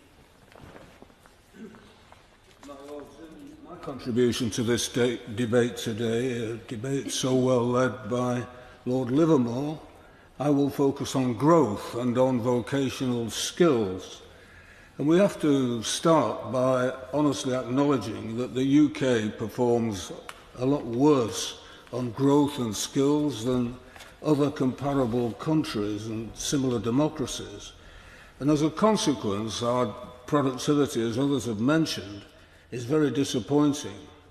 Nothing new there. Successive governments have tried to remedy this. Ever since I started work, they've been trying to remedy it, and it's very difficult. But now we're about to embark on another quest for the holy grail of high and sustainable growth. Historically, we've tried a national plan, we've tried deregulation, low tax and privatisation, we've welcomed globalisation and high immigration, and now we've left the European Union and its single market to try to go it alone. None of these initiatives have been game changers. Some, like Brexit, have been positively very harmful. But we are still stuck with the problem that we've identified even since the 19th century, of a record that is unimpressive in many ways. Now, I believe that one of the key reasons for this is the very narrow focus of much of British business on short-term shareholder value. It's producing too many anemic companies, too feeble to grow our market share of world trade, and to really lead the way in particular product areas. And I ask the question, how are the government going to encourage longer-termism in Britain's boardrooms and try to get British companies on a better footing than they are at the moment?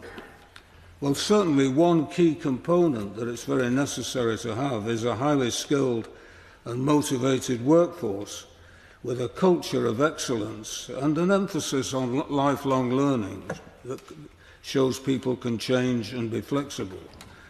And that, I believe, opens the door to intelligent and constructive relations between management, workers and trade unions. Immediately, we need urgent action as well to boost colleges and vocational education.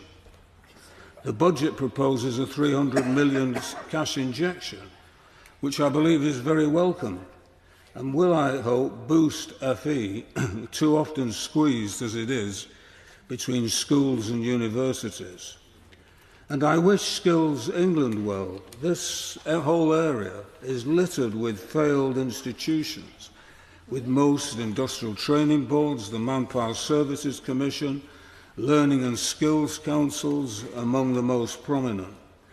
So can Skills England be a game changer and make the crucial differences?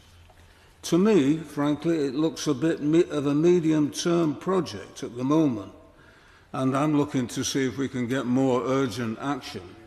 As has been said, the capital investment plans which are being developed are going to need a lot of skilled workers, and they're not around at the moment. So, could we have a national crusade on skills with crash programs to tackle likely vital areas of skills shortages? We would do it. We wouldn't hesitate in wartime conditions. Well, we're in peacetime now, but we've got some very big problems that need a huge national effort to overcome. Finally, on a different tack, can I just ask the government to re-establish the TUC's Union Learning Fund? This brought into the world of skills, training and education for some people who were mostly very, very poorly educated and unconfident about taking training courses, and set them on a skills improvement trajectory which will benefit them and will benefit the community.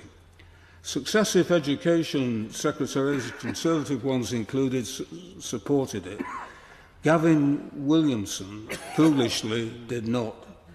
Can it be reinstated, please? Yeah. Lords, my comments will be more nuanced than some of those from this side of the chamber. It may not be for me to say this, but I'm not sure it assists our debate for noble lords to trade accusations of dishonesty across the chamber. I agree with what Lord O'Neill said, that it was sensible to change the fiscal rules to allow for more productive investment. And within that, I welcome the extra £500 million for more affordable housing. And on the revenue side, I welcome the extra £200 million for homelessness and rough sleeping support and the extension of the Household Support Fund. But I think we should judge this budget by the criteria that the Minister himself chose right at the beginning of our debate, when he said it was about growth and about reform. In the debate on the King's Speech, the Prime Minister said his plan for government would, I quote, take the brakes off Britain. Not a verdict that we've seen widely reported in the press. And the OBR comment on the budget has been referred to before. It will leave GDP largely unchanged in 5 years. Now, the Minister sought to downplay that by saying, of course, they haven't taken into account all the planning reforms and the rest. But the point made by Baroness Moyo is crucial. That is what institutional investors, both in this country and overseas, read, that the independent forecaster, the OBR, have said GDP is going to remain unchanged for 5 years. And one cannot downplay the impact of that verdict. On reform, I was struck by what the rather thoughtful Cabinet Minister Pat McFadden said in the Times recently. He said this, with extra money comes reform, and he went on to say we cannot keep spending taxpayers' cash on the same problems without changing the way we tackle them. But, my lords, the record so far is not good. The train drivers' dispute was settled with none of the productivity improvements which the employers wanted, and the employers now includes the government. Likewise, the junior doctors' dispute. And the extra 22 billion for the NHS was accompanied by no proposals for reform until next spring. And I note in passing that that 22 billion dwarfs the extra 600 million for social care next year. Again, as my noble friend Lord Forsyth said, problems for reform ducked. And with much of that 600 million to be absorbed by the national insurance contributions, which the providers of care homes and the providers of domiciliary care will have to pay. You can't fix the NHS without fixing social care. Now, while I understand the government's wish to block IHT loopholes, I agree with what the Earl of Devon and others have said. They've pitched the exemption for farmers far too low. And can I respond to the challenge from the government to say how I would find the extra money? And here I agree with Lord Burns. This may upset some of my colleagues. The £3 billion cost of the freeze on fuel duty was wholly misguided, a point that the noble Lord Burns made. The Resolution Foundation estimates that the tax cost of driving has gone down by 38% in real terms since 2010, and of course cars have become more efficient. Further, petrol now costs 60 pence per gallon less than it did 2 years ago. So freezing the fuel duty was quite unnecessary and sits uneasily with the government's ambition to promote purchase of electric vehicles and to hit its carbon reduction target. And it's perverse to freeze fuel duty by increasing rail fares by 4.6% next year and lifting the cap of £3 on to £3 on bus fares. On the 600 million for social care, that's not going to be enough. I think it's absurd that the council tax has not been revalued for over 30 years. My lords, the highest band in Westminster pays £1,828, whereas the same band in Liverpool pays £4,615. That is absurd. If we're not going to revalue, we should at least introduce 2 higher bands and put the extra money into social care. On that, let me end with one sentence from the budget speech. When it comes to choices on tax, this government chooses to protect working people every time. Now, one tax which it is indisputable that working people pay is the council tax. So finally, I ask the Minister whether they will be protected from an increase in the council tax next April when the bills go out, or will local government get blamed for the breach of a government pledge? My Lords, I declare my agricultural interest as detailed in the register. My concern about the budget is the effect it will have on small businesses and small farmers. The budget has put a cap for inheritance tax relief of £1 million for both agriculture and small businesses, or if the business or the farm is owned by a couple, the cap is effectively £2 million. The new Secretary of State for Environment, Food and Rural Affairs announced when he was appointed a list of 5 priorities. The first, which received much approval in this House, was to clean up rivers, lakes and seas. The third priority was to support farmers to boost Britain's food security.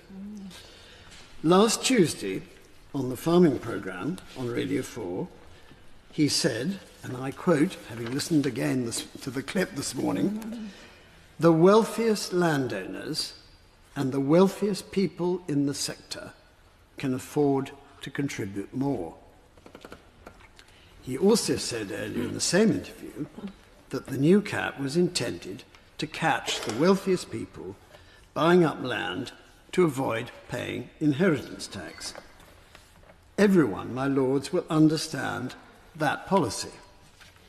But the question, which I hope the Treasury Minister will address when winding up the debate, is whether a farmer owning 50 hectares or a couple owning 100 hectares are, in the government's opinion, sufficiently wealthy to have to pay inheritance tax.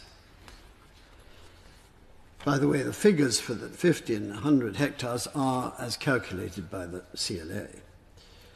During the passage of the Agriculture Bill in 2020, I and others expressed our concerns about the small family farms not receiving enough taxpayer support. Anyone knowing anything about agriculture in this country will understand that farms of 50 or 100 hectares, unless possibly their horticultural holdings, are difficult to make a living from, although the underlying value of the asset may, on paper, be considerable. This new tax may have the effect of lowering the price of land, which of course would be a good thing. But the number of farms bought by investors wishing to reduce their inheritance tax liabilities is, according to the industry, a very small proportion indeed. So while the government, through this measure, are aiming at relatively wealthy people trying to pay less inheritance tax, in fact, they are catching within the net many small to medium-sized farmers who are strivers, to use the Chancellor's word, and hard-working people who do not deserve to be treated in this way by the tax system. May I gently suggest to the Minister that he and his colleagues in the Treasury should seriously consider raising the bar from 1 million to possibly 2 or 3 million. This would, I respectfully advise the Minister, help to achieve greater growth in the rural economy. The removal of tax relief at so low a level can only discourage investment, which is a certain necessity to achieve growth. So to conclude, my Lords, I hope the Minister, when he winds up, can explain how putting a cap on business and agricultural property relief will encourage growth, and how this new tax is falling on the broadest shoulders. First budget from a woman has some good news for women, as we've already heard, especially the investment in our much depleted public services, though sadly not nearly enough in social care, the very welcome improvements to carers' allowance, and the increase in the national living wage. But as important as it is, a living wage has less effect on poverty than is often assumed. Women are the main shock absorbers of poverty, which has grown so much worse under the Conservatives. Yet it was mentioned only once in the budget speech, and there's been considerable disappointment among charities that it did not promise more. That is not to discount the positives. The new fair debt repayment rate for universal credit, though the money will still have to be repaid eventually, and the 5-week waiting period, which accounts for many of those debts, must be tackled. The extension of the Household Support Fund, though no mention of work on a longer-term plan for local crisis support, and additional investment in free breakfasts, but nothing on free school meals. We're told that these represent down payments on the plan to drive down poverty being drawn up by the Child Poverty Task Force, whose work I warmly applaud. After 14 years of slash and burn policies, which have, according to CPAG, of which I'm president, cut £50 billion a year from social security, experts agree that social security has to be central to such a plan. To quote Brian, a benefit claimant from the Changing Realities Project, these positive steps do not tackle the core issues of inadequacy within our social security system. Of course, rebuilding social security cannot be done overnight, but surely it was possible to address now the two interrelated key drivers of child poverty, including deep poverty, the two-child limit and benefit cap, without awaiting the full strategy. There wasn't even a commitment to the inflation-proofing of the cap to prevent it hitting harder and trapping more struggling families whenever benefits are uprated.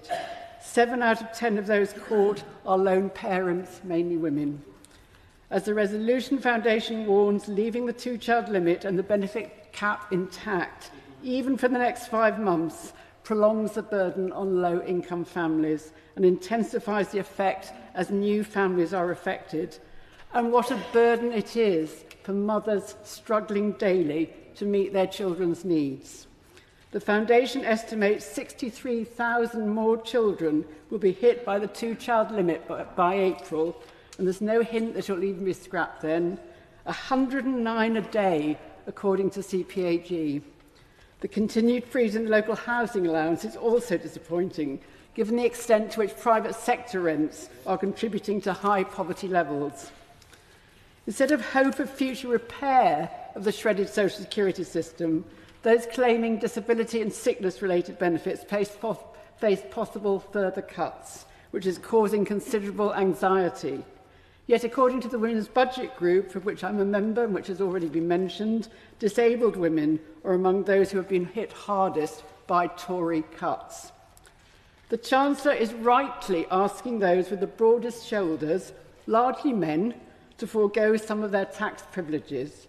But many argue she could have gone further and released the money needed to take more decisive action on poverty and inequality in the interests of women and children. Without it, as Trussell warned, we won't end what the manifesto described as the moral scar of mass dependence on food banks. Yet the case for transformative action is not just moral, but also economic, as it would bring cash into deprived communities and reduce pressure on services. And it is political, given inequality's role in fueling right-wing populism. To conclude, in the budget debate, the Work and Pensions Secretary promised a bold, ambitious cross-government strategy to tackle child poverty next spring, but that we will not wait to act, particularly for those facing the deepest poverty. Encouraging words, my lords. All I ask is that we act more resolutely now. My lords, I am feeling my B in GCSE maths, challenging my ability to speak with any fiscal authority in this debate today, but I am glad of the opportunity to do so. Congratulations to the Noble Lord Booth Smith on his excellent maiden speech, and I welcome him to your Lordship's house. I recognise the decisions that the Chancellor has made have not been easy, but balanced alongside the Government's long-term priorities, we must consider how this budget will serve the needs of people who are struggling today and affect what surely must be a significant long-term ambition, or perhaps I can use the word mission, to improve social cohesion. As I listened to the Chancellor's budget speech, I was struck by two things. Firstly, the determination to grasp nettles, and secondly, the resolute focus on investment. Increasing fiscal confidence creates the right conditions for growth. This has short, medium and long-term objectives and outcomes. People, communities, organisations, businesses, even this chamber represent complex ecosystems. The granularity on the ground makes it harder to see this complexity, yet its effect locally can be keenly felt. For example, the decision not to proceed with dualling the section of the A1 that lies in the north of my diocese arguably makes that area and its connectivity routes less attractive to potential investors. The 50% increase in the bus fare cap, too, will impact people who can least afford it, further disconnecting people from places and opportunities. The flip side is welcoming the alignment of budget priorities with regional devolution. This is having a positive impact on the North East region. Increased voice, agency and confidence has the potential to raise aspirations. My lords, last week I attended the Northern Farming Conference in Hexham. I commend attempts to address anomalies in the tax system, but I echo the apprehensions I have heard in that conference and in this chamber that this was not a budget that really understands the needs of those in rural communities, who have this year already faced huge challenges with the weather and flooding. I therefore add my voice to those of others urging the government to rethink the APR decision. Farmers have a key role to play in assuring food security in an ever-increasing volatile global context. Can the Noble Lord the Minister please assure me that the impact of the APR and BPS measures on farming will be assessed and reviewed?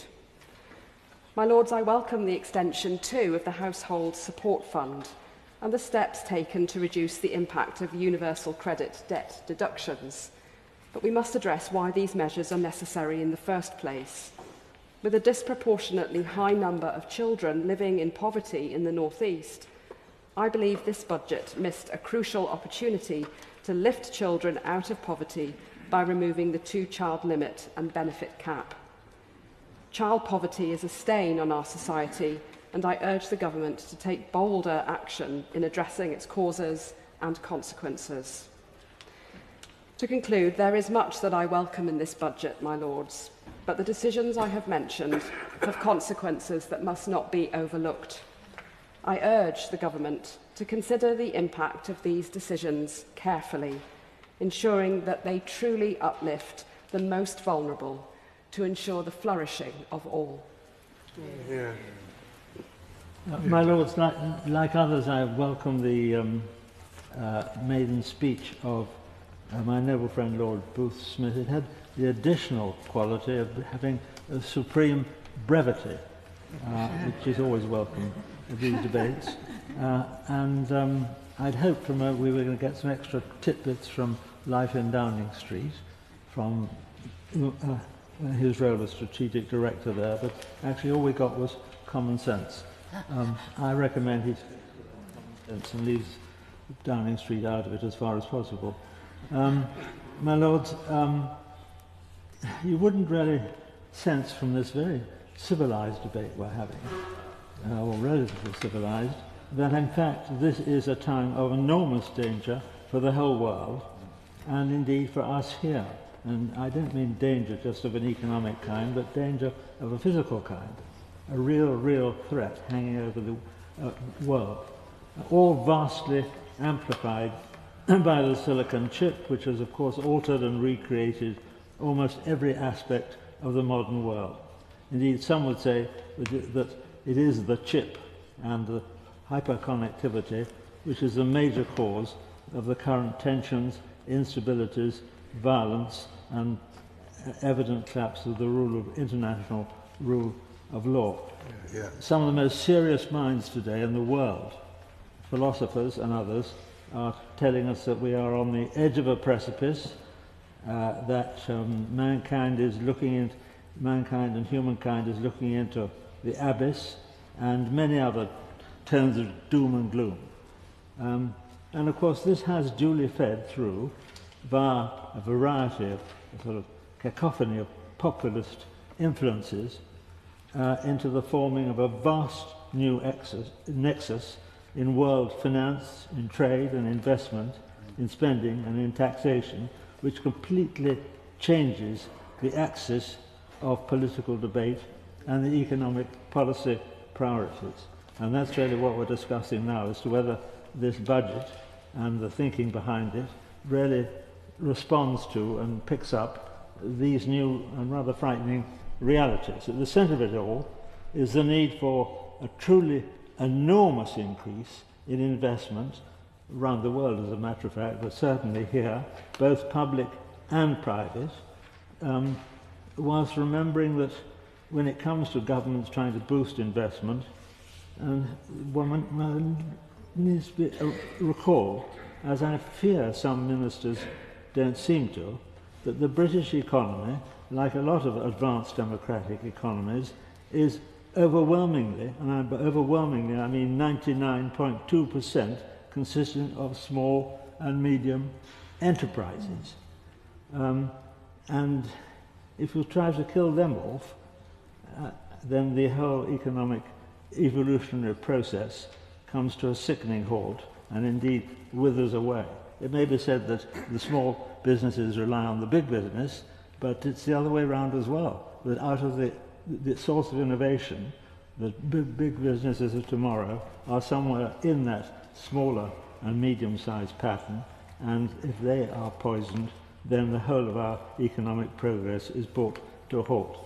Now, my lords, the key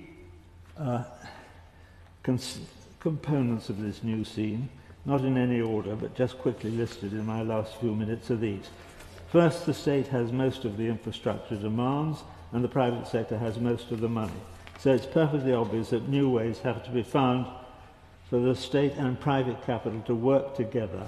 And that's a sort of evolution of what we had at the end of the last century, a private finance initiative. It was the right, it failed, but in fact it was the right idea.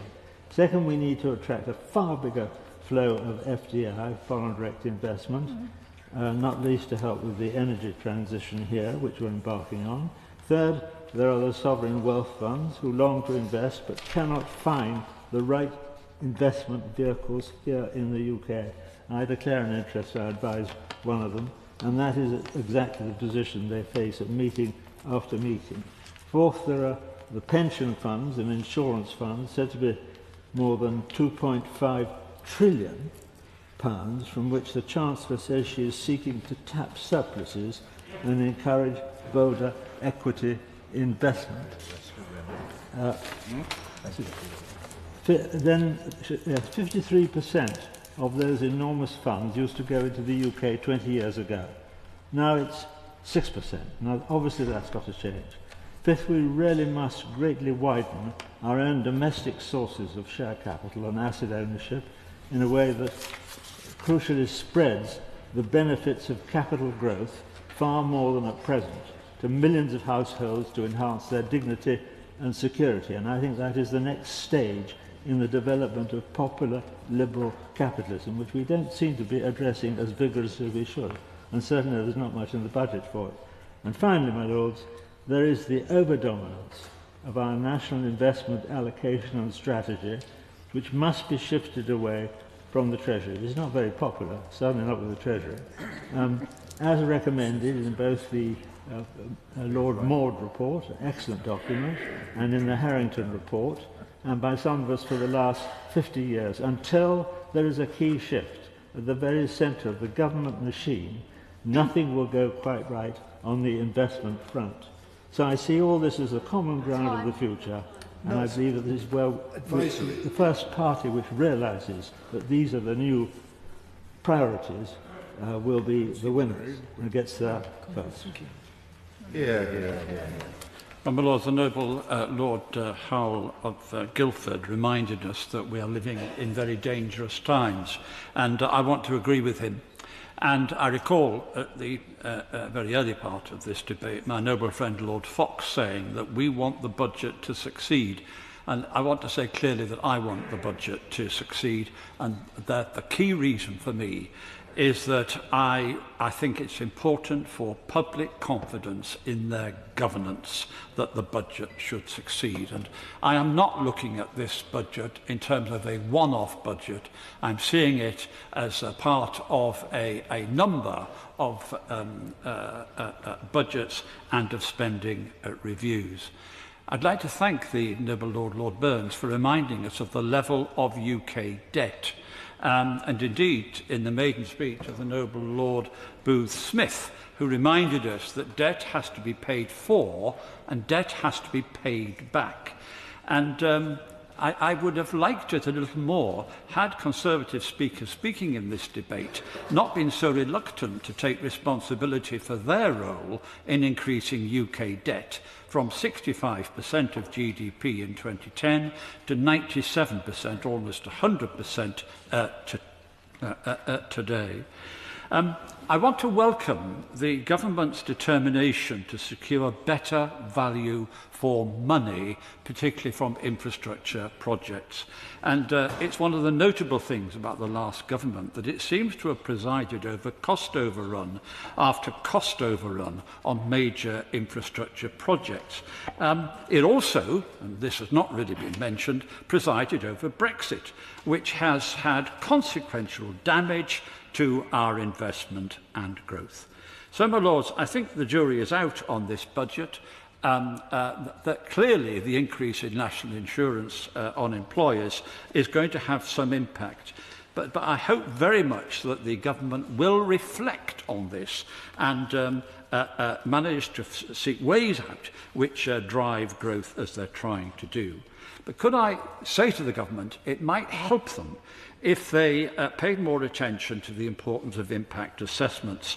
There wasn't one for the winter fuel allowance decision, and on the matter of inheritance tax on farms, I heard on Farming Today that the Treasury is saying that only 27% of farms are affected, whereas the farmers and their professional bodies are saying it's 2/3. My Lords, these facts matter to the general public. I should remind the House of my register of interest because I want to welcome the extra funds for housing, for schools and for the NHS. But as a number of speakers have said, this extra money for the NHS will not fix the crisis in social care. And I suggest to the Minister that there has to be a cross-party discussion about a way forward. The extra £600 million for social care is obviously welcome, but it is, of course, virtually wiped out by the rise in national insurance, which they have to pay, as do GP surgeries, when actually, if they weren't in the private sector, they wouldn't have to pay. My Lords, I think the government should be trying to sort out social care. And it should be seen in the context of spending to save. That is, fixing the social care crisis means significant savings can accrue to the NHS if bed blocking is ended. And yet, most councils with social care responsibilities are well on course to overspend in this and future years. And their position is not helped by the NI increase on employers in the care sector, as I said. 2/3 of revenue spending for many councils now goes on providing social care, and it has simply got out of control. And the reason is council tax, the failure of council tax reform, and no mention of the fact that it is a regressive tax and it's a means to increase taxes on household when the government insists it is not increasing taxation. It blames local government instead. And since 2016, the social care precept can be increased by up to 2% of the council tax bill each year. And it has closed libraries, it has reduced services for young people, it has closed leisure facilities, it has worsened road safety. Indeed, every non-statutory service we can think of. Well, my Lords, there's a lot to say about housing, but I think then for another time. But the government is clearly, as I say, I think the jury is out, but I hope the government manages to get a spending review and a budget next year which actually address some of the problems that the public feels strongly about. My Lords, I'm glad to follow Lord Shipley because he reminds us that solving the economic and fiscal problems of the country require solving the economic and fiscal problems of local government and its services, of which social care is one of the biggest problems, and that needs to be part of the government's economic strategy. My congratulations to the Minister for giving such a coherent introduction to that, and my congratulations to his boss, the Chancellor of the Exchequer, who gave a bravura speech which I listened to in full the other day, and has given the country at least a sense of direction and a sense of hope, even though there are some details which the House has demanded. And I want to warn the Minister that I was going to entirely focus on the areas which I disagree with or I feel need revisiting. But I was so provoked by the lead spokesperson of the opposition in being so blind and in a sense of denial and misrepresentation about the inheritance we have received. That whole period of austerity followed by ludicrous claims about Brexit, followed by serious increases in taxation and for businesses and for individuals. The legacy we have had is a very difficult one for Treasury Ministers and the Cabinet to deal with. And it's one which made it, this statement and this budget makes only a start on. It has, as Lord Shipley again has emphasised, it has to be paralleled with other key strategies, two of which I have a particular interest in. One of which is environmental and the other is equality. My noble friend Baroness Lister has talked about the equality impact of this, in particular in the social security system, and I agree with her about some of the measures which are still implied in this budget in relation to the winter fuel arrangements and also the two-child limit. Both of those need to be revisited, I feel, by the government at some time during the next few years, if not immediately in this budget or the next. My Lords, on the environmental side, I welcome the allocations to what are basically green projects and support for green energy. But I do feel, with Noble Lord Young, who's no longer in this place, and others who have said that the interventions on transport seem to me completely wrong, and have been completely wrong under the previous government in freezing fuel duty when we have a problem. And I was on the committee that did a recent report to your lordships on the difficulty of changing to electric vehicles is not helped by the freezing of fuel duty on fossil fuels.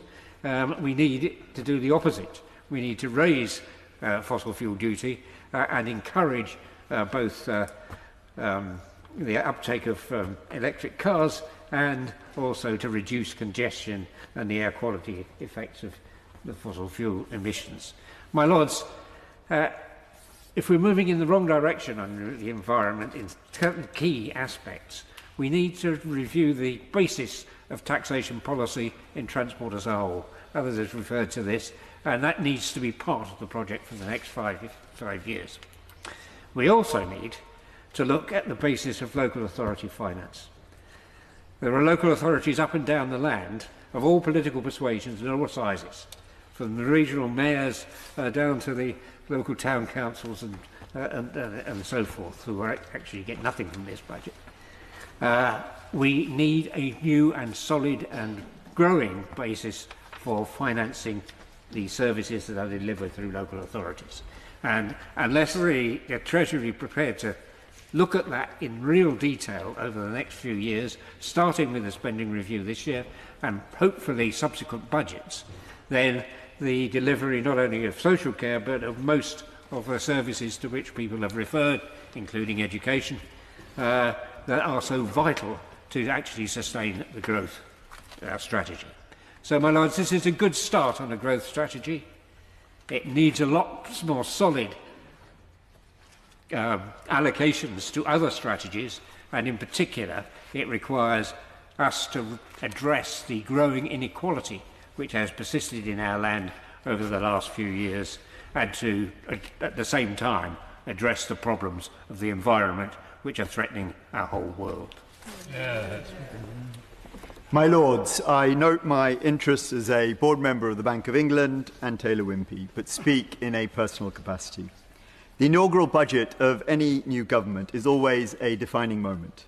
I therefore joined a number of your lordships, including Lord Livermore, in listening to the Chancellor's statement live from the gallery of the House of Commons. As the budget statement unfolded, gilt yields started to widen, which brought a sense of foreboding. But fortunately, bond markets have since settled down, or likely distracted by more consequential events on the other side of the Atlantic. The immediate impression of the budget was mild relief, not as bad as feared, but that was before reading the OBR report, which painted a different picture. This disconnect between the budget rhetoric of promoting business investment and growth and the projected economic outcomes is stark and has been a recurring theme throughout today's debate. Yes, our economy is set to experience a sugar rush next year, but the expansionary fiscal effects fade rapidly and comes at the expense of higher than expected inflation and potentially interest rates. The increase in employers' national insurance has multiple consequences, proving that the incidence of any tax is different to where it is originally levied. Businesses will mitigate the impact, and we should therefore expect lower wage settlements, higher prices, less flexible working opportunities, and reduced business investment. Hence, setting restrictive manifesto commitments on taxation which seek to protect certain groups is a red herring and unhelpful to the sound management of an economy. A more straightforward and less distortionary method of raising £25 billion from businesses might have been to increase headline corporation tax, more so as the full expensing regime now helps to shield any impact on business investment. For those of us keen on an economic course correction, the budget almost felt like everything had changed, but nothing has changed. And that is not to question the new government's intent, which is genuine, but reflects the Herculean task of turning around the supertanker. If nothing else, this episode provides an early reality check for the new administration, spanning both the handling of the pre-budget hiatus period, when economic confidence was unnecessarily dampened, and the post-budget mismatch between reality and expectations. But enough of the post-mortem. Looking forward, the Chancellor has certainly grasped the crucial role of supply-side reforms in spurring economic growth, especially given the fiscal constraints and record size of the state and tax burden. The early announcements on planning reform are a positive first step, and importantly, not yet reflected in the OBR forecasts. And the Prime Minister's remarks at the International Investment Summit about ripping up bureaucracy that blocks investment and upgrading the regulatory regime to take account of the impact on economic growth is refreshing. We now need concrete follow-through on both counts. More so as the world is not standing still, and doubling so following last week's US presidential election.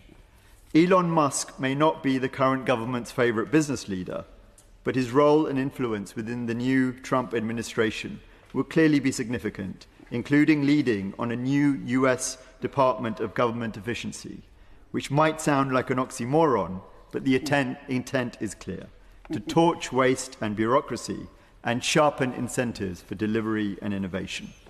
Our competition was already stiff, but just got harder. Finally, I want to touch on investment allocation within the UK economy, a theme which the Chancellor is expected to address in a first Mansion House speech later this week. Many of us hope that she will accelerate and amplify the reforms already announced by the previous government to address the underallocation to UK assets. Introducing so-called mandation, requiring pension funds to allocate a specific percentage of their investments to UK assets to retain tax advantages appears seductive, but may be a step too far. However, there are other ways of pooling local authority pension funds and crowding inflows. Ultimately, however, there is a structural nexus around accounting treatment, pension regulation, and risk incentives that needs to be broken. I hope the Chancellor will be bold. In conclusion, my Lords, we have been reminded in recent months that politicians campaign in poetry but govern in prose. Unfortunately, it has almost felt like the opposite since the election in July. I hope the budget marks a turning point and the government will now pivot to the hard yards of implementing fundamental reform, which our economy desperately needs and our fiscal straitjacket dictates. My Lords, I welcome the opportunity to speak in this budget debate, an extremely important debate. I would like to start by congratulating the Chancellor and her Treasury team for facing what is an extremely difficult situation, inheriting some very difficult fiscal realities. That should not be denied by anybody in this House. But of course, a budget is about choices. And for every decision that's made, there'll be many critics and many opponents. This is the first Labour budget, against, as I say, a very difficult background. Of course, growth and productivity are crucial. I have to say, when I listened to Lord Johnson in his opening remarks, I would give it more credence if there was a degree of humility and also a degree of acknowledgement of the inherent situation that we have over on this side of the benches. But of course I understand that there are different views. What's important to me, as well as economic competence, is what values also run through any government, because it has to be both. I'm not an economist, but I'd like to say that I'm a fair-minded individual and understand that what the Chancellor has done, ably abetted with a Chancellor's team, is address some of the big issues. It can't all be addressed in one budget. Why would we expect it to be? So I look at some of the policies that are in this budget, and I would say this about the exam question. The exam question is whether this budget delivers. Can't be done in a budget debate. It will be assessed over time, and I'm sure future budgets as well. Now, two areas in my previous reincarnation as a trade union official was also the issue of productivity. And Lord Monk's made a very compelling argument about skills. Now, productivity can't be done on a short-term basis, and I've been opposite many progressive employers who understood that it's not just about pay, it's about improving the skills of the individuals who work for them and also retaining them. Because if you don't win the hearts and minds of your staff, then they'll also take a short-term view of the workplace. Now, I also shared in one of my roles as well as a member of the Low Pay Commission. I was 11 years since its introduction by a previous Labour government, a great policy. 11 years sharing many of those years with my colleague, Baroness O'Grady.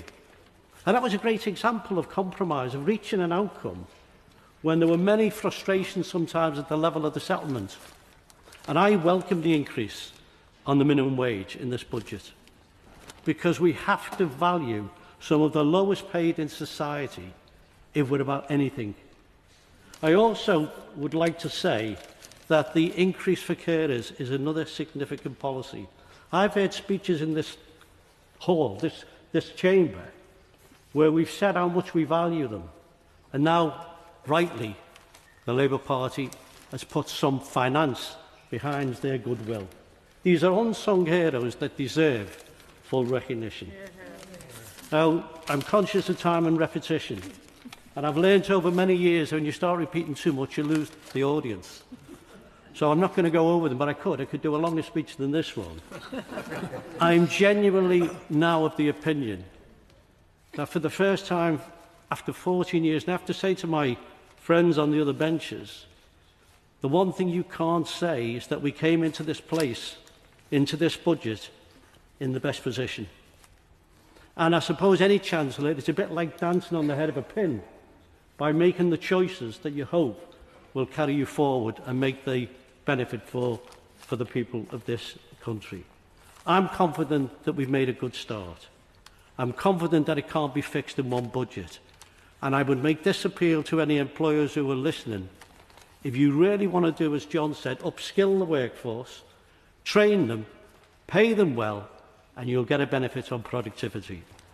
Yeah. My Lords, I'd like to start with a few notes of welcome to Lord Booth-Smith. And on the budget, I was very pleased to see that the government have put aside money for the compensation for victims of those outrageous goings-on at the post office and to do with infected blood. In fact, to be honest, I've felt ashamed to be part of, if you like, the establishment, an establishment that failed to pick up these bills while these poor people suffered so appallingly. So I'm very pleased that this will be put right.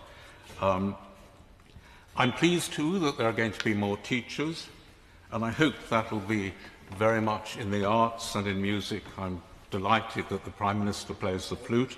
But, and here is the first but, VAT on specialist schools is going to be a real problem, and I would ask the government to look at that again, that particular part of education. And if we have the teachers to create aspirations in things like the arts, then we need to look to small venues and museums, which at the moment are about to fall by the wayside when they are outside London. I agree with the Labour Party that the wealthy must do their bit to help those who are less fortunate. But sometimes I think there is a misunderstanding. I couldn't agree more with my noble friend, the Duke of Wellington, who so pointedly showed how actually, and in my view, the Treasury have got a fundamental misunderstanding about the economics of small and medium-sized agriculture. Now, I should declare here an interest, as I have built up over 40 years, just field by field, a farm with a local family, all of whom, may I say, have to go out and do contract work to make ends meet. Farmers, basically, of the kind of size that the noble Lord, the Duke, mentioned, do not make much money. They hardly make any. And what I think has not been understood is that if you have to sell probably something like 30 to 50 acres to pay the inheritance tax on a farm of, say, 250 or 300 acres, you are making that farm less viable. It's impossible at the moment to make a living off, for example, 100 acres, 150 acres. You need these bigger farms, and therefore my noble friend, the Duke of Wellington, is quite right to ask the Minister to think about raising that cap, because otherwise you'll be punishing precisely those people you want to help, those who have less. And we've heard from the opposition benches agreeing with the government that it's people that create growth. And if we want to help people to create growth, we mustn't cut the ground from under them. And I really feel that what could happen, unless this is changed, with this tax, is that it could kickstart a kind of vicious circle where, in order to pay inheritance tax, part of the farm is sold, the farm then becomes unviable, and therefore bigger landowners will snap it up if they can. And one farmer said to me, "How much is this going to raise?" And I said, on the government's figures, £500 million. And he said, "But why don't they put a penny or two on petrol?" That would solve the problem without completely ruining a whole level of farming in this country, which is vital. And I can understand why the government would want to stop people putting millions into land to save inheritance tax. And like my friend the Duke of Wellington, I would agree. You do want to stop that, but surely, as with the winter fuel allowance, the Treasury must be able to come up with formulas that actually mean the top strata do pay, but the lower strata don't. I cannot believe it's beyond the wit of man or woman in the Treasury to come up with a formula which would tax those who are just seeking to avoid inheritance tax without punishing those who are working hard every day on the land to provide food for this country. Do we dare risk that? My Lords, as my noble friend Lord Johnson of Rainston said in his opening remarks, this is, in its effect, an unkind budget. Its consequences are punitive. As we have just heard, if you identify as a farmer, be prepared to be punished for investing in your farm so that you can feed us. If you are a pensioner, be prepared to be punished for putting money aside so that you can live independently and leave a legacy to your loved ones. And if you are a disabled child and your family has sacrificed everything to send you to an independent school with smaller class sizes, prepare to be punished for having special educational needs. The noble Lord the Minister said, these are difficult choices. I agree. Just ask the disabled child forced to leave their school enjoying a state system which the National Audit Office said very recently is in urgent need of reform. My Lords, these choices do not make sense, particularly given that the splurge in public spending makes growth even more important and at the same time even less likely. This budget will, I'm afraid, stifle growth and to put the very sustainability of a welfare state on which I and so many other disabled people depend at risk. My Lords, we cannot afford to accept the status quo, the pervasive view that the state must grow inexorably and that the government has the right to spend an ever-increasing share of people's hard-earned money in that quest. It does not. It is not its money to spend. Disability policy, particularly relating to employment, is an area that has for too long been bedevilled by a blinkered belief in the status quo. All parties, including my own, need to look beyond its constraints if we are to tackle the completely unacceptable and expensive disability employment gap, which remains stubbornly at almost 30%. My Lords, the last thing one would assume that an employers' association with disability in its title would do is perpetuate a failed status quo. Indeed, I was delighted as the then chair of the Centre for Social Justice's Disability Commission when the chief executive of the Business Disability Forum, or BDF, signed up as a fellow commissioner to challenge this status quo by calling for mandatory disability employment and pay gap reporting to be introduced. So I was mystified when the BDF, without warning, then performed a U-turn on the basis of research which it has to this day declined to publish in full. Suffice to say that findings published at the weekend by Disability at Work on BDF's effectiveness in improving the experiences of disabled people in its member organisations does not cast it in a positive light. So, my Lords, I close with a question from a noble Lord, the Minister.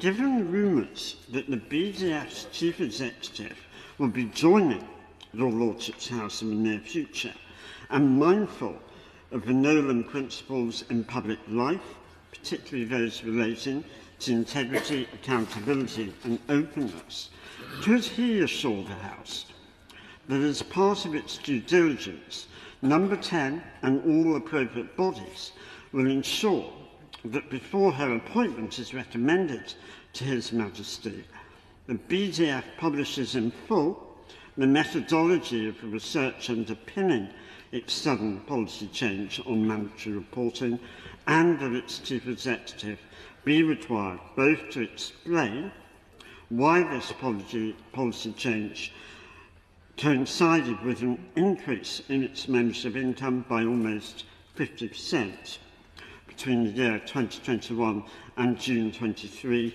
and lastly, why a corresponding increase of over 45% in its membership has had no positive effect in challenging the status quo and in decreasing the disability employment gap. My Lords, disabled people deserve better. My Lords, in many years as a member of this House, I've never dreamt of speaking in a budget debate. Why have I changed my mind today?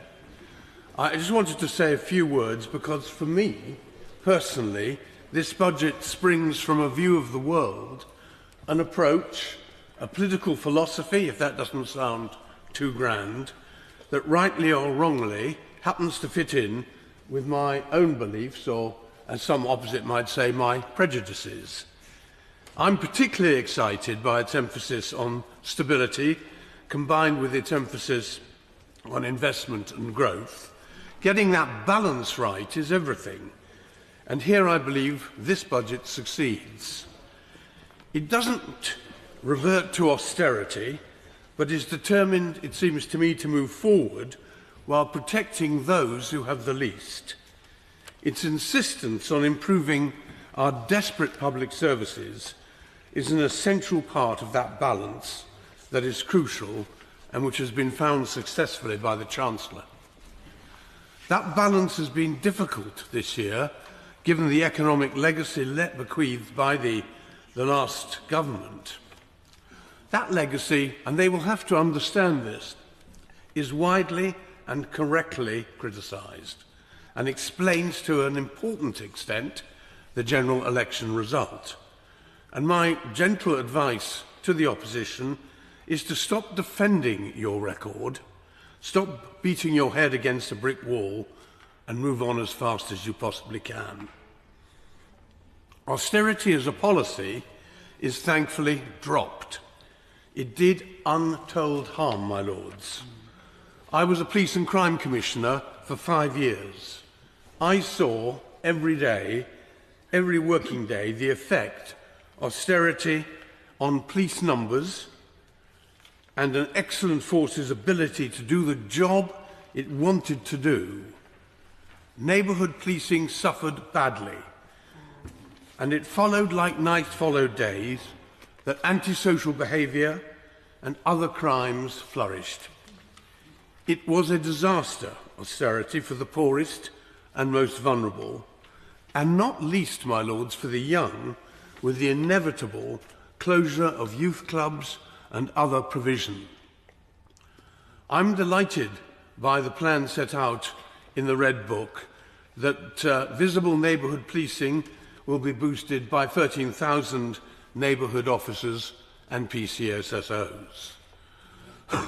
My concern today, and here I remind the House of my declared interest as the chair of the Board of Trustees of the Leicester Law Centre, is a worry that law centres, advice centres generally, who give absolutely vital legal advice to those who need it at the time that they need it, and who, because of the effective destruction of social welfare law legal aid over the last 14 years, they will struggle to find the increase in employers' national insurance. That advice, if given, can actually save money for the state, as well, of course, as protect people's lives. While I personally understand and support the importance of raising employers' national insurance as a way of moving forward, I would just invite my noble friend to just look again, if possible, at the issue as it affects the people that I've referred to. But, my lords, I conclude by repeating how proud I am of this budget and congratulate, of course, the government for having presented a budget which is both sensible and radical and represents the best hope, I believe, for the future of our country. My Lords, I wish to identify with some of the comments from Lord Monks, who's not in his place, that we were searching for the Holy Grail in economics. This is something we've been at for a long time. But he did mention the Union Learning Fund, and as a former skills minister in Northern Ireland, I worked with them. I thought they were excellent. They gave confidence to workers. They mentored people who would never have dreamt of improving their skills, and I think it was an excellent organisation, and I hope we can get back to a sensible policy for skills, because we're very bad in this country at doing it. Innovation, of course, can propel small business growth and employment, but I'm sorry to say that I think the government has missed an opportunity here in going after large companies that have used the purchase of land and other assets to avoid tax, which we all understand. A number of members, Lord Berkeley, Lord Duke of Wellington, has pointed out that farms are small family businesses. And if I could give a local example, in Northern Ireland the average farm is below 100 acres.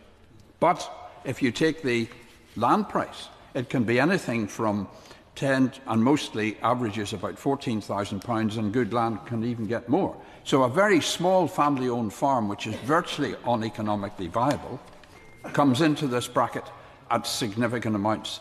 The average farm income is about £24,000 to £25,000. Now, how, even if you're getting 10 years to pay that, how are you going to find any money to reinvest in the business? It's impossible. So while I do understand the targeting, what the government is attempting to do, I would have to say to the Minister that the threshold is dangerously low and will have a very negative effect, damaging local businesses, local schools, local shops and all the rest. The winter fuel payment decision, I have to say, is the most un-Labour decision I can imagine.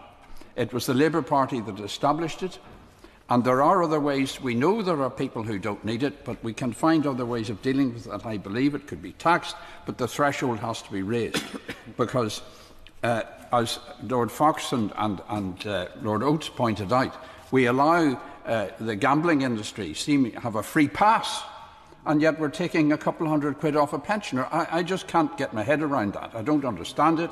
And we know from committee work that those companies have algorithms and they're using, they know who's watching the television at 3 o'clock in the morning, they know who they can exploit, and we just give them a bye ball. I don't understand that. So while I do understand the need to raise money, I have to say to the Minister that is exactly the wrong place to look for it.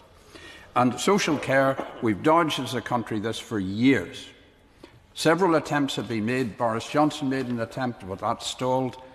I believe we need a political consensus across the country and across the political parties to deal with it, because you cannot 10 to maybe 13, 14, 12, 13, 14% of the beds in hospitals are blocked because the social care is not there. So I think we need to have a conversation about that. And I also think the other thing that the Minister didn't mention in his remarks was, of course, the costs of our failed immigration policy. And we're probably paying £200 a day to put somebody up in a hotel, and yet somebody can have £200 a year taken off them for winter fuel allowance. It doesn't make sense. And I hope the government will tell us what the real costs are we're facing with the immigration system, whether it's asylum seekers who come here legally or people who come on boats as victims of criminal gangs. But there seems to be no... the government must have a figure that this is costing per head, at least an average, and it hasn't been disclosed and it's not been taken into account in this. So I think, my Lords, I understand they have a tough position. The previous government was faced, obviously, with COVID and decided to borrow large amounts of money to keep the economy going, and I think we all accept that that was the right thing to do. It has left a huge task behind us, but it does seem to me that we're focusing to raise money, we're focusing on some of the wrong things, and some of the people who can afford it, whether it's the gambling industry or others, are getting away in the smoke. And I don't think that's the right thing to face people into a very difficult winter ahead. I welcome this budget, which represents a fundamental transformation in our nation's fiscal priorities. After 14 years of a Conservative government that has profounded and impacted negatively upon our public services, this UK Labour government's first budget marks a decisive shift towards rebuilding our society on foundations of fairness and social justice after over a decade of austerity. The evidence, my Lords, before us is unambiguous. Under the previous administration's last budget, Wales received £1 million in capital funding. Now, my Lords, under this Labour administration, Wales is receiving £235 million. That's 235 times more investment in Welsh communities.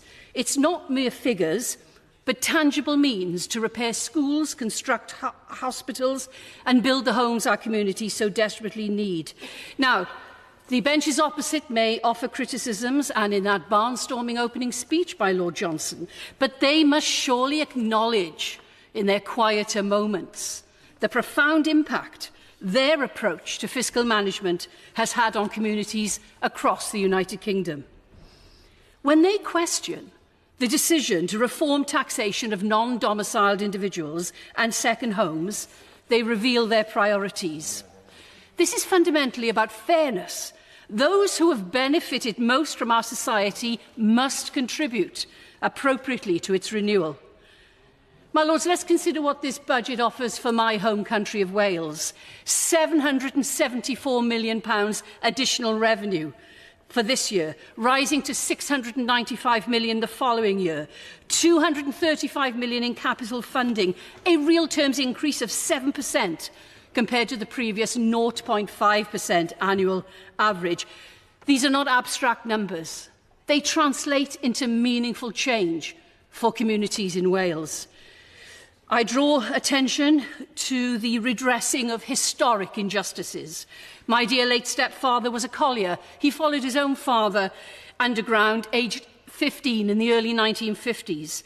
Unfortunately, the decision by the Labour government has come far too late for him, but the transfer of £1.5 billion of the Mine Workers Pension Scheme Investment Fund to its rightful beneficiaries demonstrates the respect for our mining communities who have waited far too long for such recognition.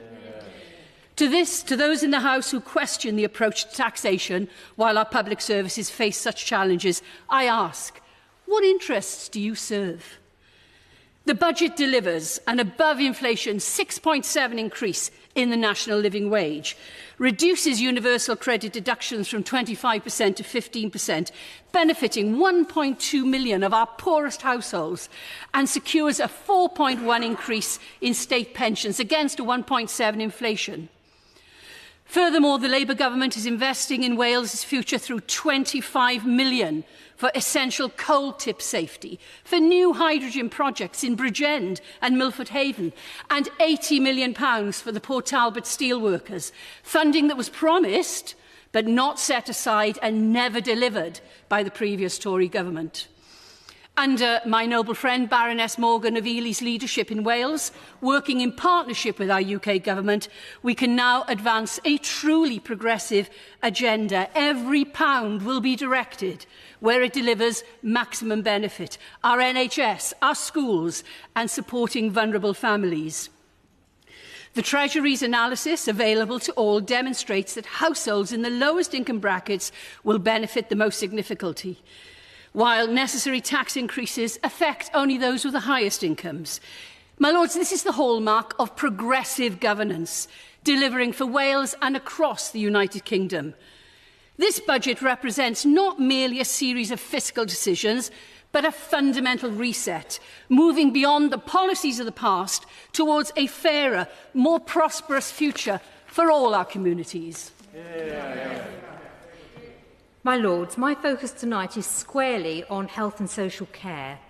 As we've heard, the Chancellor announced £22.6 billion over 2 years in new day-to-day funding for the NHS and £3.1 billion in capital funding. This funding boost is very welcome and long overdue. These are very large sums and must be spent both well and in the right places. She also announced an extra £600 million next year for social care, a very small amount given the acute challenges faced by the sector. The recently published autumn survey of directors of adult social services shows that the adult social care budgets are under acute strain, with many overspending their budgets. And that £600 million, whilst welcome, is so very meagre, especially as it has to be shared between children and adult services. Indeed, it's been described by some as a drop in the ocean. So yet again, social care is the Cinderella to the NHS. And as my noble friend Lord Shipley explained, a large proportion of this funding, most of it is likely to be wiped out instantly by increases in the national minimum wage and employers' national insurance contributions. My lords, this is simply giving with one hand and taking with the other. This tax rise could force care homes to close and certainly do very little for the stabilisation of the sector, which is so badly needed. And it's also inconsistent. The Chancellor is compensating the NHS and other public sector employers for the cost of the tax increases. However, given that GP surgeries and most care providers are private, they won't benefit from this help. My lords, this is simply counterproductive. Dare I say it, it just hasn't been thought through. And it's just been estimated that over 2 million GP appointments per year could be at risk. So my central call today, along with our noble friends on these benches, is that the government exempt social care providers and GPs, along with NHS dentists, pharmacies and charitable providers of health and care, from the employer's national insurance tax rise.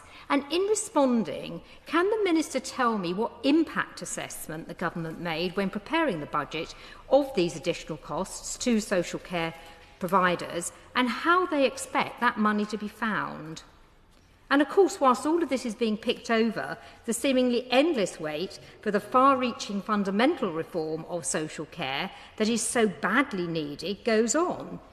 Heartbreaking for all the older and disabled people who need social care and their families. My lords, as my noble friend Lord Fox said, unless the government gets a grip on social care, we can't end the crisis in the NHS, and it's patients who will pay. So I join the noble Lord MP in urging the government to launch urgent cross-party talks so we can set social care on a sustainable footing. Frankly, the very last thing we need right now is a Royal Commission. We need a 10-year plan for social care, sitting along the NHS 10-year plan, which has been promised for the spring. My lords, I turn briefly to carers' allowance now. The decision to increase the earnings limit of carers' allowance was very welcome. It's a good first step, something that Liberal Democrats have long campaigned on. The entire social care system depends on the goodwill and unpaid labour of millions of families and friends who are carers. Without them, the whole system would grind to a halt. But on its own, it will not end the repayment scandal or fix the system. The government needs to go further and get rid of the cliff edge altogether and launch a broader review to give carers the wider support they deserve, including increasing the rate of carers' allowance. And I'm pleased that there will be further opportunities to look at this in forthcoming legislation. Turning now to mental health, which I think has not really been covered so far, along with many in the sector, I am waiting with bated breath to see what proportion of the £22.6 billion increase is allocated to mental health. There must be, my lords, a specific allocation. What assurances can the noble Lord the Minister give me on this particular point? At present, people with mental illness face some of the longest delays to care. The Chancellor has committed to providing specific funding for more hospital beds and to improve the health estate. This must be fairly distributed so that mental health patients don't have to be seen in dilapidated buildings which predate the NHS itself or sent hundreds of miles away for care due to lack of locally available beds. My lords, good quality mental health services in the right place will ultimately boost the nation's productivity. There is much more I could say, but time is running out. And so I finish by reverting to my central theme and ask the Minister what additional levels of service will be achieved by this extra NHS money in terms of timely GP appointments, cancer treatment targets and NHS dental services. My Lords, I refer to my register of interest. This government says its first priority is to achieve economic growth, which, as the noble Baroness Neville Rolfe pointed out earlier, must be in GDP PC, growth per capita in GDP, not just GDP. The money the government's lavishing on the economy can't be paid for unless the economy grows. Without growth, this government won't get elected in 5 years' time. But for the economy to grow, they need to spend less. They need to tax less. Does this budget do that? Not so much. Spend rises by £70 billion a year. Tax rates increase, with the dubious claim that they will pay for half of the new spend, but only half. Borrowing increases dramatically.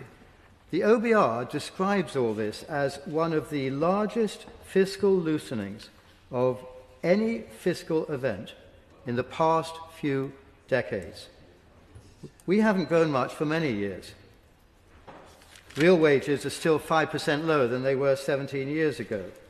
Other countries, though, have recovered economically from COVID and the great financial crisis, but we haven't. The budget will make things worse. The budget plays all sorts of jolly japes with the numbers. Spending is dubiously described as investment rather than what it is, cash out.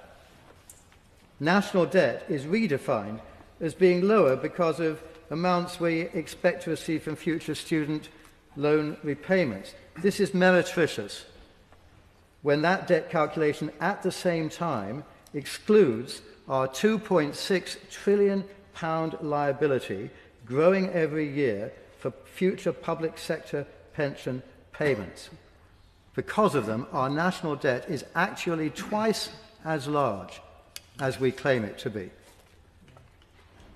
Higher government expenditure causes lower growth because a larger and unproductive public sector squeezes out the growth-producing private sector.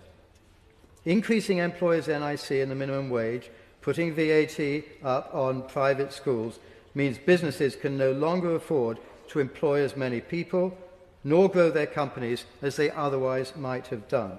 And the reality of all that is already coming home to the government, with furious complaints from almost all business sectors. There will be lower receipts on corporation tax, income tax, employers and employees' NIC, capital gains tax. Extra tax revenues won't be 36 billion. Tax revenues won't rise to 38% of GDP. And there will be further diminution in economic growth from the flood of entrepreneurs, non-doms, young high achievers, millionaires, billionaires, people planning to sell their businesses, people avoiding inheritance tax, all leaving the country, the most astonishing level of departures. So even less tax revenues, less economic activity. HMRC could tell us, and the government, how many people have left or become economically inactive, but why spoil a beautiful illusion about tax revenues going up by getting factual? And there's worse, even beyond all that, with disability and mental health numbers climbing, the slow-motion car crash of public sector pension payments, the triple lock on the state pension more and more out of control, the folly cost of net zero rapidly becoming clear. The deficit, already a disastrous 4.5% of GDP, will widen rather than decline. It's not sustainable. My Lords, to conclude, over the past 2 decades, we've joined ourselves to that class of social democrat economies, countries like France and Germany, where GDP-PC growth is a thing of the past. Surely we can do better. One pines in vain for our own Javier Milei, our own Elon Musk, to chainsaw our bloated, inefficient, unproductive public sector. One pines in vain for a Margaret Thatcher to explain that sooner or later one runs out of other people's money. One pines for politicians who will tell the truth to the people of this country. That there is no money, that we have brought this upon ourselves in the past 20 years by overspending and overtaxing, making our country poorer, making it impossible to provide those things that we would like our citizens to have. A budget that cut spend and cut taxes would be a great start to solving this dilemma. My Lords, I'd like to congratulate the Minister on his clarity and in particular on his stamina, and I'd also like to congratulate Lord Booth-Smith for his noteless and apt maiden speech. My Lords, my 5 minutes are going to be devoted to farming and inheritance tax changes, and I should declare my interests as President of the Countryside Allowance and someone who has a small livestock farm on Exmoor, so small that I don't believe the APR changes will affect me personally, but they certainly affect a great many in the very rural community from which I come, and I believe will affect all of us, and not for the better if they go through in this form. On General Election Day, there was real goodwill towards the forthcoming Labour government. It's time for a change was a universal feeling throughout the country, as results showed, and in rural areas too. Where there had been only 17 Labour MPs in rural seats during some of the 14 years of Conservative administration, there are now over 100. That goodwill has sadly evaporated very fast. It is, I understand, hard to be a Labour MP in a farming area right now. There's certainly anger, but perhaps even more there is anxiety and a very real fear for the future. My local livestock market at Cutcombe has now a drop-in centre for mental illness. Before the election, Steve Reid, then the Shadow, now the Environment Minister, both publicly and privately, assured the farming industry that this policy was not even in contemplation. I believe he was honourable in what he said then, but it's an indication of how hasty and inadequate the preparation has been for this particular policy. Since then, there's been no consultation, there's been no impact assessment, and as we've already heard from others, there's great confusion over the number of people who would actually be affected. Of course, I understand why the Chancellor might wish to bring those who had bought farmland to shelter funds from tax with no intention of farming it themselves within the tax threshold. Of course, what they did was to push land prices sky high. But what this does is to push the genuine farming family into a position where they will have to sell land, and I would ask the Minister to clarify, in addition to paying inheritance tax, presumably they have to pay capital gains tax too on top of that.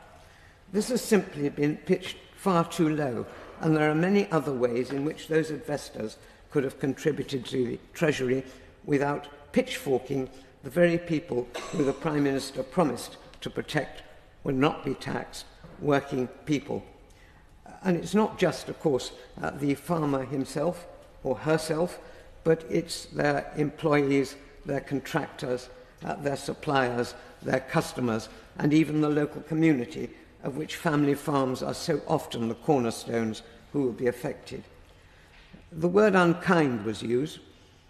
It is unkind. I don't think it was deliberate. I think it was inadvertent, because the research had not been done. Clearly, the consultation had not taken place, and the results of this policy, if it were to go through, were not appreciated.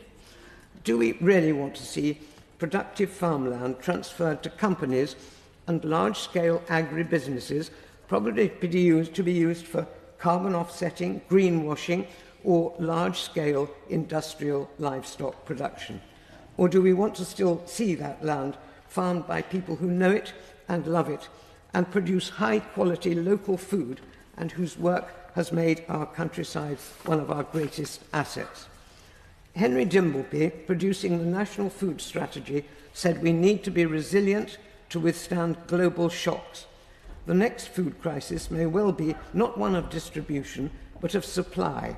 And if we reduce our home production, we will all have very good reason to regret this proposal. From every side of the House in this debate so far, there have been calls for the government to look at this again. How, I ask, do you increase productivity by forcing people to sell off their means of production? So I ask you, Minister, if you will take this back and look at it again. May I begin by noting the economic background to the budget. The economy is growing, albeit modestly. Unemployment is around 4%, and CPI inflation fell below the 2% target in September. Public sector borrowing, though still too high, has fallen from pandemic levels and is lower than during the late 2000s financial crisis. Speaking as a veteran economy watcher, I would not describe this as the worst set of economic circumstances since World War II. Far from it. And the 22 billion black hole in the public finances. Well, granted, the OBR in their recent review of departmental expenditure limits criticised the Treasury over the March budget, but the OBR's chair, Richard Hughes, concluded nothing in our review was a legitimisation of that 22 billion. Moreover, I cannot emphasise too often that the economy has had two major shocks in recent years. Firstly, of course, there was the pandemic and the associated lockdown, which was enthusiastically supported by the then opposition. It cost the Exchequer 380 billion and has weakened the labour market.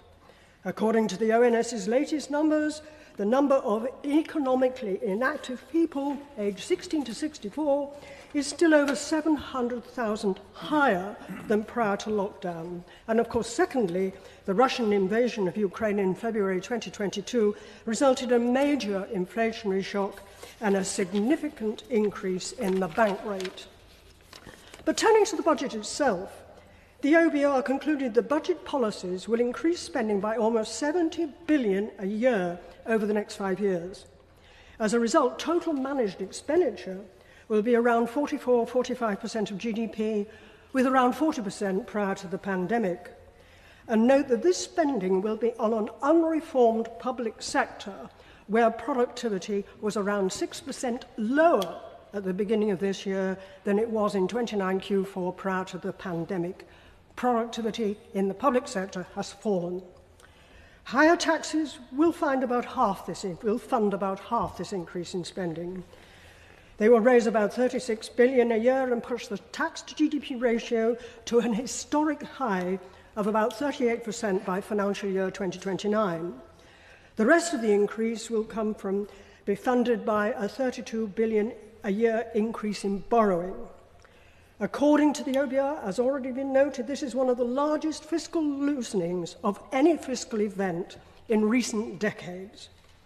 Such borrowing, of course, has to be financed, irrespective of any tweaks to the fiscal targets. And unfortunately, the financial markets have already shown some concern. Unsurprisingly, the debt-to-GDP ratio remains close to 100% at around 97% over the forecast period. In this context, it is instructive to note that the OBR warned in September that the longer-term pressures on the public finances, including the ageing population, would eventually put the public finances on an unsustainable path. And this was before the autumn statement, with its large and sustained increase in spending, taxation and borrowing. Concerning the OBR's economic forecasts, it was decidedly downbeat, suggesting little by way of an overall boost to growth.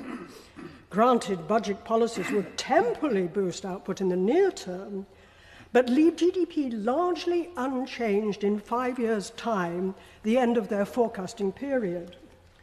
Moreover, the OBR increased its forecast for CPI inflation and interest rates, with all the implications therein, which the Bank of England echoed last week. And disappointingly, they suggested that business investment, so vital for growth, could be partly crowded out by the increase in government spending and net fiscal loosening. And what about the impact on business, that vital engine for growth? Well, businesses will face sizable increases in employer national insurance contributions, though it is possible that some of the higher costs will push through to lower wages. And this is at a time when they will face the sizable increase in the minimum wage from next April and the costs resulting from the implementation of the Employment Rights Bill, which could be up to 5 billion a year, And in the meantime, they have to cope with the highest industrial electricity prices of any industrial economy, including those in the EU and the G7. My interest in the register, I broadly and warmly welcome this first Labour budget for 14 years, presented so clearly by my noble friend Lord Livermore, particularly the changes to fiscal rules relating to capital investment, which should help drive up growth and prosperity and productivity. I'd like to comment today on two specific issues relating to health and social care. First, North Manchester General Hospital redevelopment in my city. This was one of the 40 new hospitals promised but not delivered by the last Conservative government, but understandably called in for review by the current government. This redevelopment is a perfect example of how capital investment can be a driver for economic recovery. This 15 to 20-year, £4.5 billion investment programme presents a once-in-a-generation opportunity to mobilise at pace a health-led regeneration alongside the local authority, other housing providers, industry, academic and community partners, both public and private sector, to use investment in key services to stimulate civic renewal in an area that experiences some of the highest socio-economic disadvantage and health inequalities in the whole country. I believe that this hospital-led project should now be approved and provide a rich opportunity to tangibly demonstrate a successful Labour government's first term by 2029, and I hope the Minister will support this at the conclusion of the debate. Secondly, social care. 2 points to briefly raise. The Adult Social Care Committee report entitled A Gloriously Ordinary Life, of which I was a member and focused on unpaid carers, made a number of recommendations about the financial support for carers. These recommendations were not progressed by the Conservative government, but I am pleased that this government has made a start in this budget by increasing the earnings limit for carers to the equivalent of 16 hours per week by April 2025, and then increases in the future in line with the national living wage increases.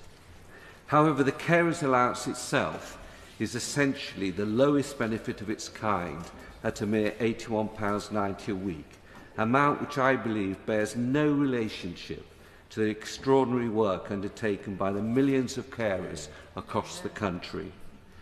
Next April, I understand, it will be increased by 1.7%, or £1.40 a week. I'm sure the House will agree, a dreadfully small amount. So would this government now look again at the committee's recommendations that the Department of Works and Pensions must review carers' allowance to properly value our tremendous carers and bring forward proposals in next year's spending round? Finally, I am obviously pleased that the Chancellor has injected additional resources into both health and social care.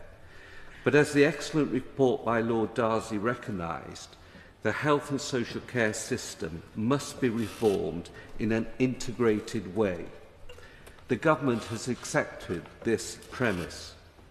I welcome the intention to produce a 10-year plan for the NHS by next spring, but social care must also be reformed at the same time, not separately, not in a silo, but as an integrated system.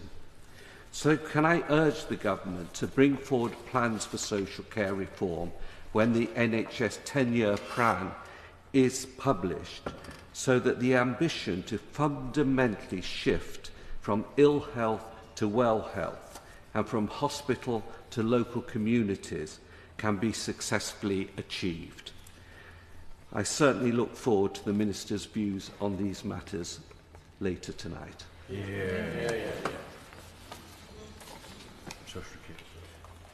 I'd like to thank the Minister for hosting this debate and also for listening so carefully to so many speakers, one by one, for his good grace, and also to thank officials at the Treasury who've pulled together this budget against extremely difficult circumstances, and the many other officials who contributed, including at the OBR, who managed to produce yet again an extremely good report written in that almost unknown language of plain English, and the related dialect of plain maths that we can all understand.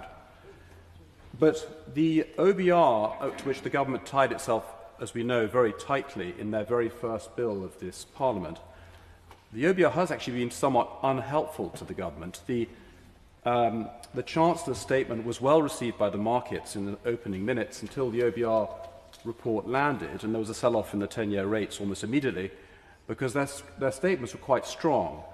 And it might be a moment, and maybe the Minister could comment on this, for the government to review the overall financial framework in which they're operating, some of it which was set up a long time ago in different times. The Bank of England was made independent when tax to GDP was fully 10 points lower than where it is today.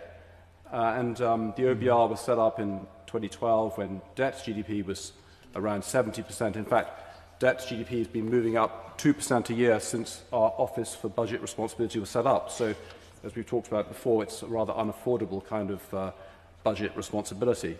So the overarching framework isn't that ideal, and other agencies are also somewhat autonomous to the Treasury, like the financial agencies. Lord Eatwell referenced bank investment, but of course that's under the PRA and the FCA, and is again one remove from the government. So perhaps you could just comment on the overarching framework in which the government is operating at the moment as they pull this budget together. And then turning to the budget, the extraordinarily sensitive number in the budget is this 38% of tax to GDP. Lord Desai believes it could go to 44%. Just for a moment, let's hope it does get to 38%. It's extraordinarily important that we can fund the state on the basis of these forecasts. It's sort of unknowable that it can get to 38%. That's 1 year sooner than the previous forecast. And the reason why it's unknowable, and to challenge what Lord Desai said, is to go back to a comment made by Lord Lamont, which is the tax system in this country is remarkably concentrated. We are resting our tax system on around 3 million people, and they are doing half of all income tax, and they're doing a good deal of the rest of tax that's raised by HMRC. And this tax concentration comes to us because our economy has changed so much, and we're an economy of services. Britain was the world's first industrial nation, and we actually are becoming the world's first services nation. And that concentration into services and high-value services is creating quite a bit of difficulty with our public finances, because we need those services to keep going, and we need those employees in this country to keep going to support the kind of state we have even at the moment. And as we've heard during this debate, it's not been ideal. And there's a good deal of evidence around that those jobs are moving. Thousands of jobs have gone from the London insurance market, for example. These were high-paid jobs in the economy. When you hear, and it's a commonplace observation, that the graduate entry of big accounting firms has been restricted, that's limiting high-paid jobs in 10, 15 years' time in accounting services. They're just jobs that won't happen in this country. Those jobs might be in Atlanta or somewhere else. And then there's a lot of focus on, and the government is quite rightly focusing on life sciences. Just pausing on life sciences a moment. AstraZeneca has 4 worldwide research bases. It only has 1 in the UK. GSK has 5 worldwide research bases. It has 1 in the UK. Both companies employ fewer than 20,000 people in the UK. Astra is below 10,000 people in the UK. And then Lord O'Neill referenced obesity. There's been an enormous miss in these obesity wonder drugs in life sciences, which are accruing to tremendous value creation in the US and in Denmark and elsewhere, but not in the UK. And then there's the issue of tax migration. We hope that tax migration is not going on. It's very hard to measure because sometimes the person moves and sometimes the person doesn't move. But the US is seeing tremendous internal tax migration, and that could easily come to us. And one of the reasons why the US matters so much is we've got so many citizens in the US, so many people already there, making it easy for people to travel. So maybe we should take a look at that. I'll be quick on one other point, which is that we should thank the Jessica Poulet, the Debt Management Office, who've done such a superb job in raising debt for the government so consistently in all markets. But they too could do with a little help. Pension funds have been buying gilts because they've been de-risking, and foreign investors buy, as you know, 30% of the market. Maybe this government should look at incentivising domestic savers to hold gilts, so maybe you could comment on that as well. Thank you. Yeah. My Lords, it is a pleasure to take part in this budget debate with so many distinguished speakers across the House. The topic I seek to address is that of the NHS. I was so pleased and frankly relieved when the Chancellor announced more than £25 billion of extra funding for the NHS in the budget. After all, the last 14 years have been so very hard on the NHS in stark contrast to the previous 3 Labour governments, which provided unprecedented levels of investment. This enabled the increased numbers of doctors, nurses and other health professionals who delivered those since undreamed of maximum 4-hour waits in A&E, cancer referrals in 2 weeks, and being able to see a GP so promptly that I recall a patient on question time complaining their appointment was offered too soon. Everything wasn't perfect, of course, and the importance of the social care system and its role in both keeping patients from unnecessary admissions to hospital and vitally helping those clinically ready to leave to do so promptly remains as an yet unachieved holy grail. But those resources and how our health professionals in the vast majority of cases expertly and with great dedication delivered those services are why when patients were surveyed during those years, they were repeatedly hugely positive about GPs, hospital treatment and healthcare in general. Sadly, not so much now. As years of underfunding since 2010, the pandemic, patient demographics increasing need and social care on its knees have all contributed to huge strains on NHS services. This will take a huge effort to tackle and will inevitably take time. But the increased resource funding announced by the Chancellor last month, 3.4% per year, compared with only 2.2% on average over the last 14, will provide a great start, as will the £10.9 billion of capital investment to support new ways of working within the NHS through better use of IT and improved premises. These increases will make a really concrete difference to so many people's lives as NHS waiting times start to improve as a result of the 40,000 extra elective appointments a week funded by the budget. Under the previous Labour government, the NHS aimed to treat patients within 18 weeks of their referral. It will be such a positive step forward for the NHS to start making progress towards this once again. The new capital funding will enable more than £2 billion to be invested in NHS technology and digital to run essential services and drive productivity improvements, free up staff time, ensure all trusts have electronic patient records, and enhance patient access through the NHS app. It will also provide vital capacity to be built for more than 30,000 additional procedures and over 1 million diagnostic tests, alongside additional beds to help reduce waiting times. Now that this budget has provided the funding which demonstrates the government's unwavering commitment to supporting the NHS, it will be for doctors, nurses, other health professionals and administrators to use this opportunity to start to transform patient care. And my experience of working with so many of them gives me the confidence that they will respond brilliantly, as they have so often before. I've been privileged to be a non-exec board on primary, community, secondary, tertiary, regional and national health organisations over 22 years, including as Vice Chair of UCLH in London and then Chair of Cambridge University Hospitals Trust. As Lambeth PCT Chair over the river, I was hugely impressed by the innovation, energy and community focus of the GPs I worked with, both to improve patient access and to tackle complex social challenges. Over the years, I've had the honour of chairing innumerable consultant appointment panels, as well as those of senior nurses, and was always struck by the professionalism and expertise of those we appointed. I know each one of those doctors and nurses will have been looking and praying for a financial settlement that would allow them to start turning around the quality of patient care once more, working in partnership right across the NHS, as well as beyond through integrated care boards and partners in public health and local government. And by the way, with managers too, often externally maligned but important to the effective running of services. There is so much to be done, and the government's first budget can only get the task underway. But we should all welcome this vital first step and give our full support to those we rely on day in, day out to deliver the best possible health services and outcomes for their patients. My Lords, I too congratulate Lord Booth-Smith on his excellent maiden speech. My Lords, I will speak on the arts and creative industries. I thank the Campaign for the Arts and the Authors Licensing and Collecting Society for their briefings. There is, of course, a one-hour debate of the effect of the budget on this sector on Thursday, but this area is certainly important enough that both Treasury and DCMS should be addressed on the concerns that this sector has, not least because the budget is a mixed bag for the arts and creative industries. Perhaps worse than that, in that the areas where funding needs most urgently to be addressed after so many years of underfunding have not been addressed and indeed could go backwards, which is disappointing for a government that says it will support the arts. Good news, hopefully, for the national museums and galleries, but questions remain. How much additional funding will be made available and when will this happen?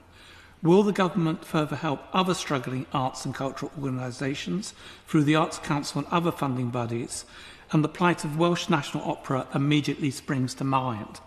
I thank the government for listening to concerns about VAT on specialist performing arts schools and confirming that courses covering the music and dance scheme and the dance and drama award scheme will not attract VAT. And I think that will be music to Lord Berkeley's ears. Literally, yes, indeed. However, as the Campaign for the Arts says, realising the full ambition and potential of Labour's growth plan, including the creative industries, will take a level of resourcing and commitment beyond that which we have seen at this budget. And starting with Lord Fox earlier in this debate, we have now had numerous references to concerns about the survival of SMEs. Will the government promise to keep an eye on, indeed even formally assess the effects of their measures on SMEs, certainly for the creative industries? This is hugely important after being hit so hard by both Brexit and COVID. My Lord's Director of the Museums Association, Sharon Heal, says the urgent needs of local and regional museums and galleries have not been addressed in this budget, and the Minister should be aware that the situation for civic museums is sufficiently urgent that pre-budget a programme of emergency funding was asked for. Birmingham Museums Trust says this budget leaves us worse off and we are already in a dire financial situation in Birmingham. Similar arguments can be made about our libraries across the country, as Lord Shipley referred to, and I agree with everything Lord Whitty said about a new basis for local authority funding. For authors, there is disappointment that the public lending right has not been addressed, seeing there has been no increase in PLR in the last 10 years. Our own £6 million fund pales in comparison to Germany's £14 million annual pot. Will the government increase the fund to ameliorate these significant discrepancies? My Lords, the government intends to cancel levelling up culture projects affecting the International Slavery Museum, the National Railway Museum, V&A Dundee and Venue Cymru. Why does the government not consider these investments to be sufficiently, in their own words, focused on the growth mission? Has the government conducted an assessment of the impacts of cancelling these investments? My Lords, the reduction in business rates relief will adversely affect the arts. The Music Venues Trust has calculated that this reduction will place an additional £7 million burden on 350 grassroots music venues, put at risk more than 12,000 jobs, and cost more than £250 million in economic activity. I understand there will be a consultation on business rates reform in 2026, but this will not help the hundreds of already struggling music venues that will undoubtedly be lost unless the government rethinks this decision or intervenes with a ticket levy on big arena gigs that can help the small venues. While, of course, it is good news that the arts tax reliefs remain unchanged, it is disappointing that this has not been extended to choirs. Will the government look again at this? Finally, my Lords, Creative Europe was a huge help to our arts and culture. Yet we have never had any proper replacement for that funding, and indeed we ought to rejoin Creative Europe, which the rules allow us to do. But on top of that, we now hear the UK Share Prosperity Fund is to be reduced and phased out. Has the government made an assessment of the impact of this? Why is this happening before reforms have been completed? I'll speak briefly about alternative finance. The Treasury defines alternative finance as a method of raising finance that characteristically involves the sale, purchase or renting of assets in circumstances where conventional financing would involve lending at interest. It goes on to say alternative finance products are based on Islamic financing that can be used by followers and non-followers of the Islamic faith. And Islamic financing has long been seen as important to the United Kingdom. In October 2013, the World Islamic Economic Forum was held in London, the first time the forum had ever been held outside the Islamic world. At this forum, Prime Minister Cameron said, "I don't just want London to be a great capital of Islamic finance in the Western world, I want London to stand alongside Dubai and Kuala Lumpur as one of the greatest capitals of Islamic finance in the world. We haven't quite achieved that yet.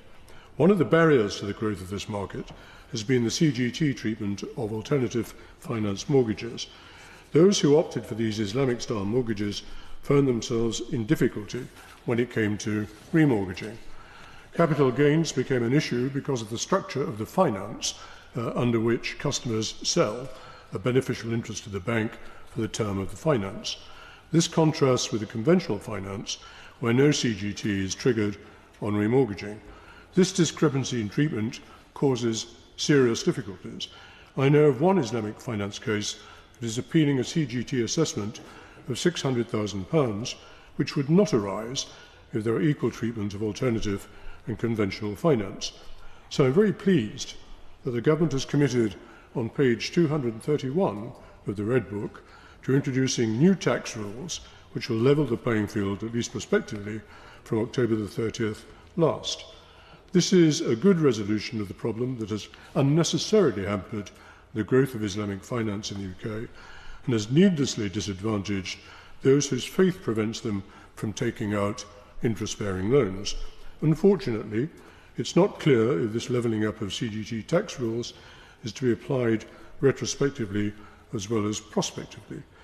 What is the Government's position on this? And I think I can probably guess.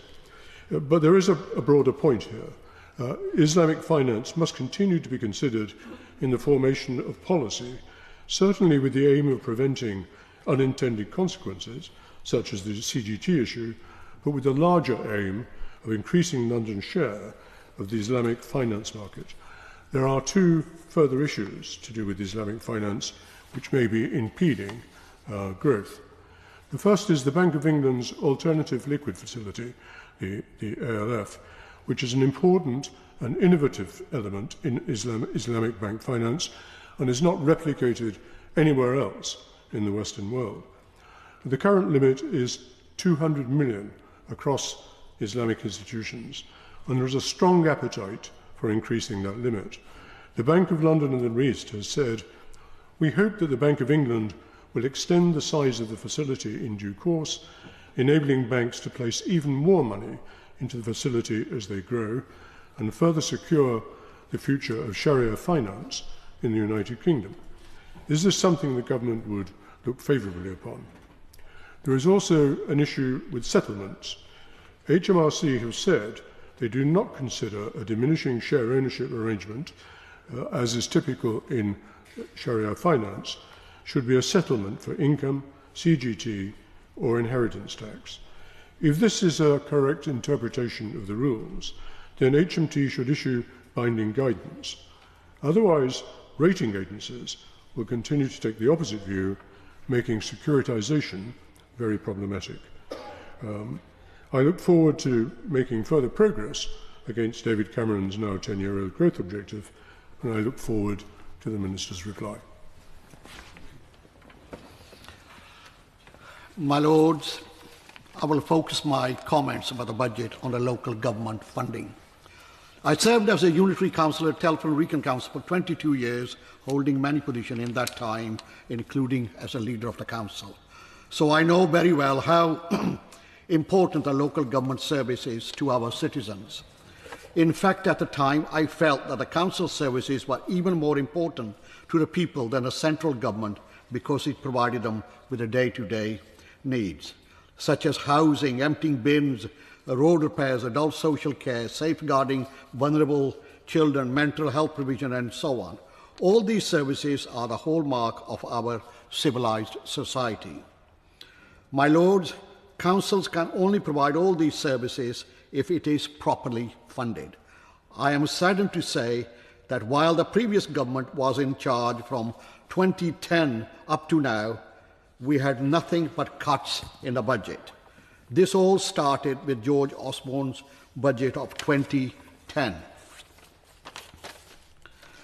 He did not value the local government and the service it provided. Sadly, his legacy continued right up until the last election. This is typical of the Conservative political ideology. not listening or caring for the people's everyday needs. From 2010 to 2021, according to the National Audit Office, average real-term spending power of every council has been reduced by over 27%. Spending power from the central government funding in the same period had gone down by over 50%. Some services were cut by 70%, such as the cultural services by 43%, roads and transport by 40%, housing by 30%, trading standard by 50%. All these cuts were in real terms. Council up and down the country struggled, and some of them even went bankrupt, resulting in their ability to provide proper social care for vulnerable adults and children. Unable to fix the potholes, provide service homes for the families, unable to help rough sleepers. My lords, I know how bad it was because I lived through it as a council leader during this time, and I still have scars on my back from that time. This is why, my lords, I wholeheartedly welcome the Chancellor's budget. I fully welcome the extra funding from our new Labour government, a real-term increase of 3.2%, with 1.3 billion new grant funding, including over 600 million for social cares. I believe earlier on in this debate, Noble Lord Forsyth, who's not in his place now, Lord Forsyth suggested that the budget did not include any for special needs services. Actually, my lords, the budget includes an extra £1 million for special education need for children, £230 million for families in temporary accommodation and to prevent homelessness, more to improve the local bus service, to fix the potholes, extra kinship allowance, so on and so forth. My lords, this is a typical of Labour government budget. Caring, sharing and listening to the people who really matters. As the chair of the Local Government Association, Councillor Louise Gittin said, this is a step in the right direction, and I wholeheartedly agree with her. However, the damage the previous government has done to the local government funding and its infrastructure will take a long time to rectify. I want to congratulate the new Chancellor for listening to the Local Government Association and acting upon their advice. But the black hole the Conservative government had left will take many years to fill. My Lords, this budget makes history for the wrong reason. It is the first ever budget to place a tax on education in our country. Over the years, all governments have regarded education as being so valuable to individuals and society alike that nothing should ever be done to obstruct its success and growth in all the varied forms that it takes. Other countries agree. Greece briefly thought otherwise, but quickly recognised its mistake.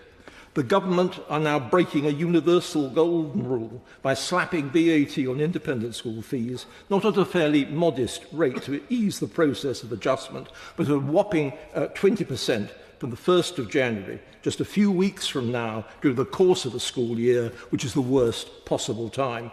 Far from taking money from independent schools, Tony Blair's government provided a little, just a little, in order to get more state and independent schools working together in the interests of all their children. Modest government funding in 1998 for a joint state independent partnership group helped stimulate all manner of hugely successful projects. There are now thousands of them up and down our country. Last week, inspiring teachers and other representatives from both sectors came to Parliament to celebrate their latest achievements. They are helping many independent schools to thrive, which is what the Prime Minister said in September last year that he wanted to see, telling the publication Jewish News that we have got fantastic independent schools. How can these words be squared with his VAT levy, which reverses the policy of the last Labour government and jeopardises the partnership work, which is one of its legacies?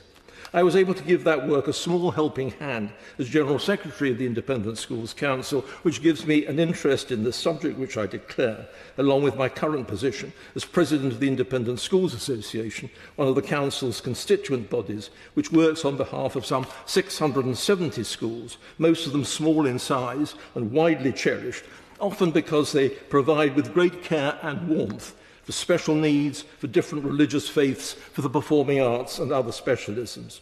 And this leads me to a crucially important point. The kind of independent schools I have mentioned are far more numerous than the large schools with their well-known names that attract so much media attention. It cannot be said too often that 40% of independent schools have under 100 pupils. Enormous value is placed on them by their local communities.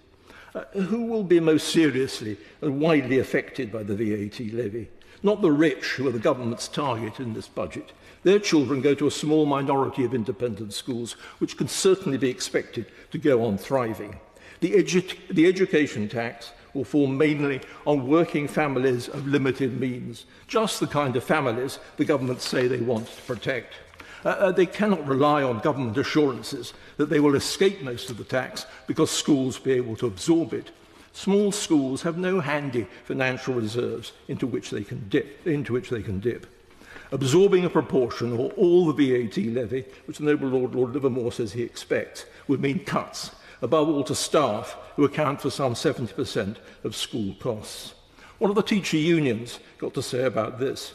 They've called for the tax to be delayed until the start of the new school year, so that its impact can be properly assessed first. But amazingly, the government think there is no need for a proper and full impact assessment before inflicting this unprecedented tax on our country.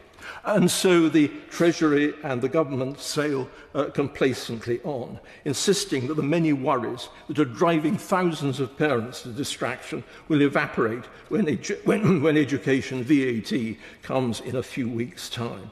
They say there will be no large involuntary movement of children to state schools, some unable to provide the courses that they have been studied. They say that irreplaceable little faith schools for Jewish and Muslim children will not fold. They say that service families will not be driven from boarding schools. They say that some 100,000 special needs children without EHC plans will not suffer. These are hopes, mere hopes. A policy which breaks all precedent ought not to proceed on the basis of mere hope, and a single report from the Institute of Fiscal Studies, which other experts dispute. Above all, it ought not to come into effect on the 1st of January, just 5 months after independent schools, then on their summer holidays, were told that their plans and budgets for the next school year would have to be redone. Was that not utterly unforgivable? Can there be a single teacher who believes it is right to upset and distress children during the course of the school year? My Lords, I congratulate the noble Lord Booth Smith, on an absolute humdinger of a maiden speech. I predict standing room only for his next contribution. My Lords, no budget pleases everyone, and there has certainly been plenty of criticism in this debate. And it is only right that the government listens to those who believe that they have been unfairly treated. But at least serious people like my noble friend the Minister are now in charge. And we have come a long way from the bizarre and dangerous days of Liz Truss. And gone are the days of inflation at more than 11%. And to boot, we have a woman Chancellor, the first ever, a cause for celebration. It is good that the government is now looking forward and is focused on both economic growth and economic stability. Inevitably, with these goals in view, hard choices have to be made. And those hard choices are made in order to fix the foundations, and goodness didn't they need fixing. It's good that the Chancellor has made the commitment not to borrow to fund day-to-day spending. For that way, my lords, lies disaster. It is good that there is a timetable, perhaps far too long for some, for the elimination of the national deficit and a reduction in government spending. It is good that there is a COVID Corruption Commission at last, set up, and I quote, to uncover those companies that used a national emergency to line their own pockets. I do hope that the leadership of those companies, wherever they are listening. It's good there's a national living wage, and that is rising. It's good that the triple lock is to be maintained, despite, and we have to acknowledge this, the very real disappointment among pensioners about losing the winter fuel allowance. It's good that there's going to be more teachers and more money for schools and for breakfast clubs. It's good that there's a crackdown on fraud from the DWP, for that fraud takes money from people who need support the most.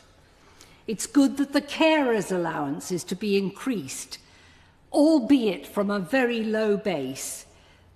That increase in the carers' allowance, my lords, has been a long-time campaign in this House, and I'm particularly thinking of my noble friend Baroness Pitt-Keighley.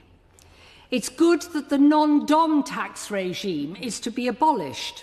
It's good that both the NHS day-to-day and capital budget is to rise, while waiting lists fall.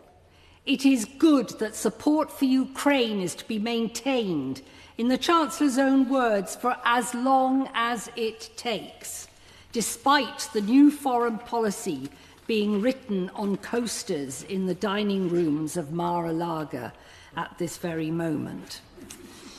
It is good that billions in compensation are to be set aside for the two greatest scandals of our time, infected blood and the post office. About time too. And all these things are to be done in spite of the black hole left unseen by the previous administration. And my lords, it's a bit rich for sometime Conservative ministers to pour scorn on a Treasury team that is finally trying to put things right in a way that does not threaten stability or lead to raging inflation. For the first time in 14 years, I can say, I support this budget. Yeah. My lords, following on from that remark, of course, budgets normally have a pattern that the day they come out, they have one reaction, and then after a while on reflection, there's a different reaction. In this particular case, the reaction was the same, disappointment and criticism. Now, I don't want to go into the issue of the 22 billion black hole, not only because there aren't enough Tories to boo if I do, but also because it seems to be entirely irrelevant. I don't think anyone can doubt that taxes had to rise as a result of what had happened in the past in order to maintain even our existing level of public services. Clearly, taxes had to go up. Now, the major tax increase, as we know, was the increase in national insurance contribution for employers, which from these benches we think was a mistake. We think it was a mistake because the damage, a number of speakers have said this earlier, we think it was a mistake that damage was done to charities. We think it's a mistake because the damage done to care homes. As Warwick University said, many care homes will go bankrupt faced with the slightest mild economic shock. We think it was a mistake because the damage is done to the catering industry. Pubs and restaurants are faced with a triple whammy of the national insurance contribution increase, the minimum wage and living wage increase, and the possibility of effective 0 hours contracts, which they rely on for their employees. So we think that was a mistake. It raised 25 billion. but it was a mistake. Now, unlike the Tory party, we are prepared to say what we would have done as an alternative. We would ensure that large corporations bear that burden. We would have reversed the bank levy. We would have had a proper windfall tax on the oil and gas companies. We have increased the tax on online gambling companies. We would have had a better reform of capital gains tax, and we would have had an attack on the social media companies who have huge revenues in the UK but don't pay their fair proportion of tax. Now, of course, as people have said, the one missing thing from this budget debate was the issue of growth. And, of course, the Chancellor did realise that and gave interviews after the event saying the issues that she was relying on to produce growth, other factors such as the reform of the planning controls, private investment that was promised. But the elephant in the room, which you're not surprised from these benches I'm going to raise, which she didn't mention, is the issue of Europe. Now, the Office of Budget Responsibility has confirmed the ongoing damaging effect on Brexit. So what should we do now? We are not demanding an immediate return to the European Union, but we must do a number of things. We must develop closer links with Europe. We must develop a better relationship with the EU agencies, from the restriction of Erasmus to help with the asylum process. We must deepen our trade discussions, giving access for food and animal products. We must negotiate work visas, particularly for the creative industries, and we must obtain the mutual recognition of professional standards, and when all that's been done, in due course, apply to rejoin the single market. Now, turning just for the moment to the Tories, they have attacked this budget, but they have not said in any way what they would have done instead. Indeed, the noble Lord Johnson, who is not in his place, unfortunately, who I've always rather respected, said that this budget was unkind, dishonest and incompetent. I find that extraordinarily hypocritical from a government. Let's take unkindness. Was ignoring care for the elderly during their years in government kind or unkind? They say it was dishonest. Was saying there were no parties in Downing Street dishonest or honest? And they say it's incompetent. Was the behaviour of Baroness Truss, no longer Baroness Truss, Liz Truss, and Kwasi Kwarteng incompetent? My Lords, on the basis of their unkindness, dishonesty and incompetence, the Tories deserve to lose the last election, and that if they don't provide better opposition, they'll lose the next one. First, thanks to Lord Booth-Smith for his maiden speech.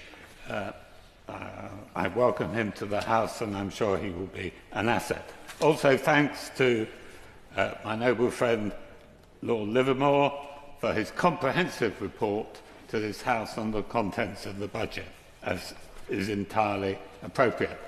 Now, there's much that's good in the budget, and I think it was summarised by my noble friend Baroness Crawley, identifying the good things in the budget, so I hope I will be forgiven for mentioning my major point of concern, which is the promise in the budget, as spoken by the Chancellor, in introducing the budget, was the promise to make welfare spending more affordable.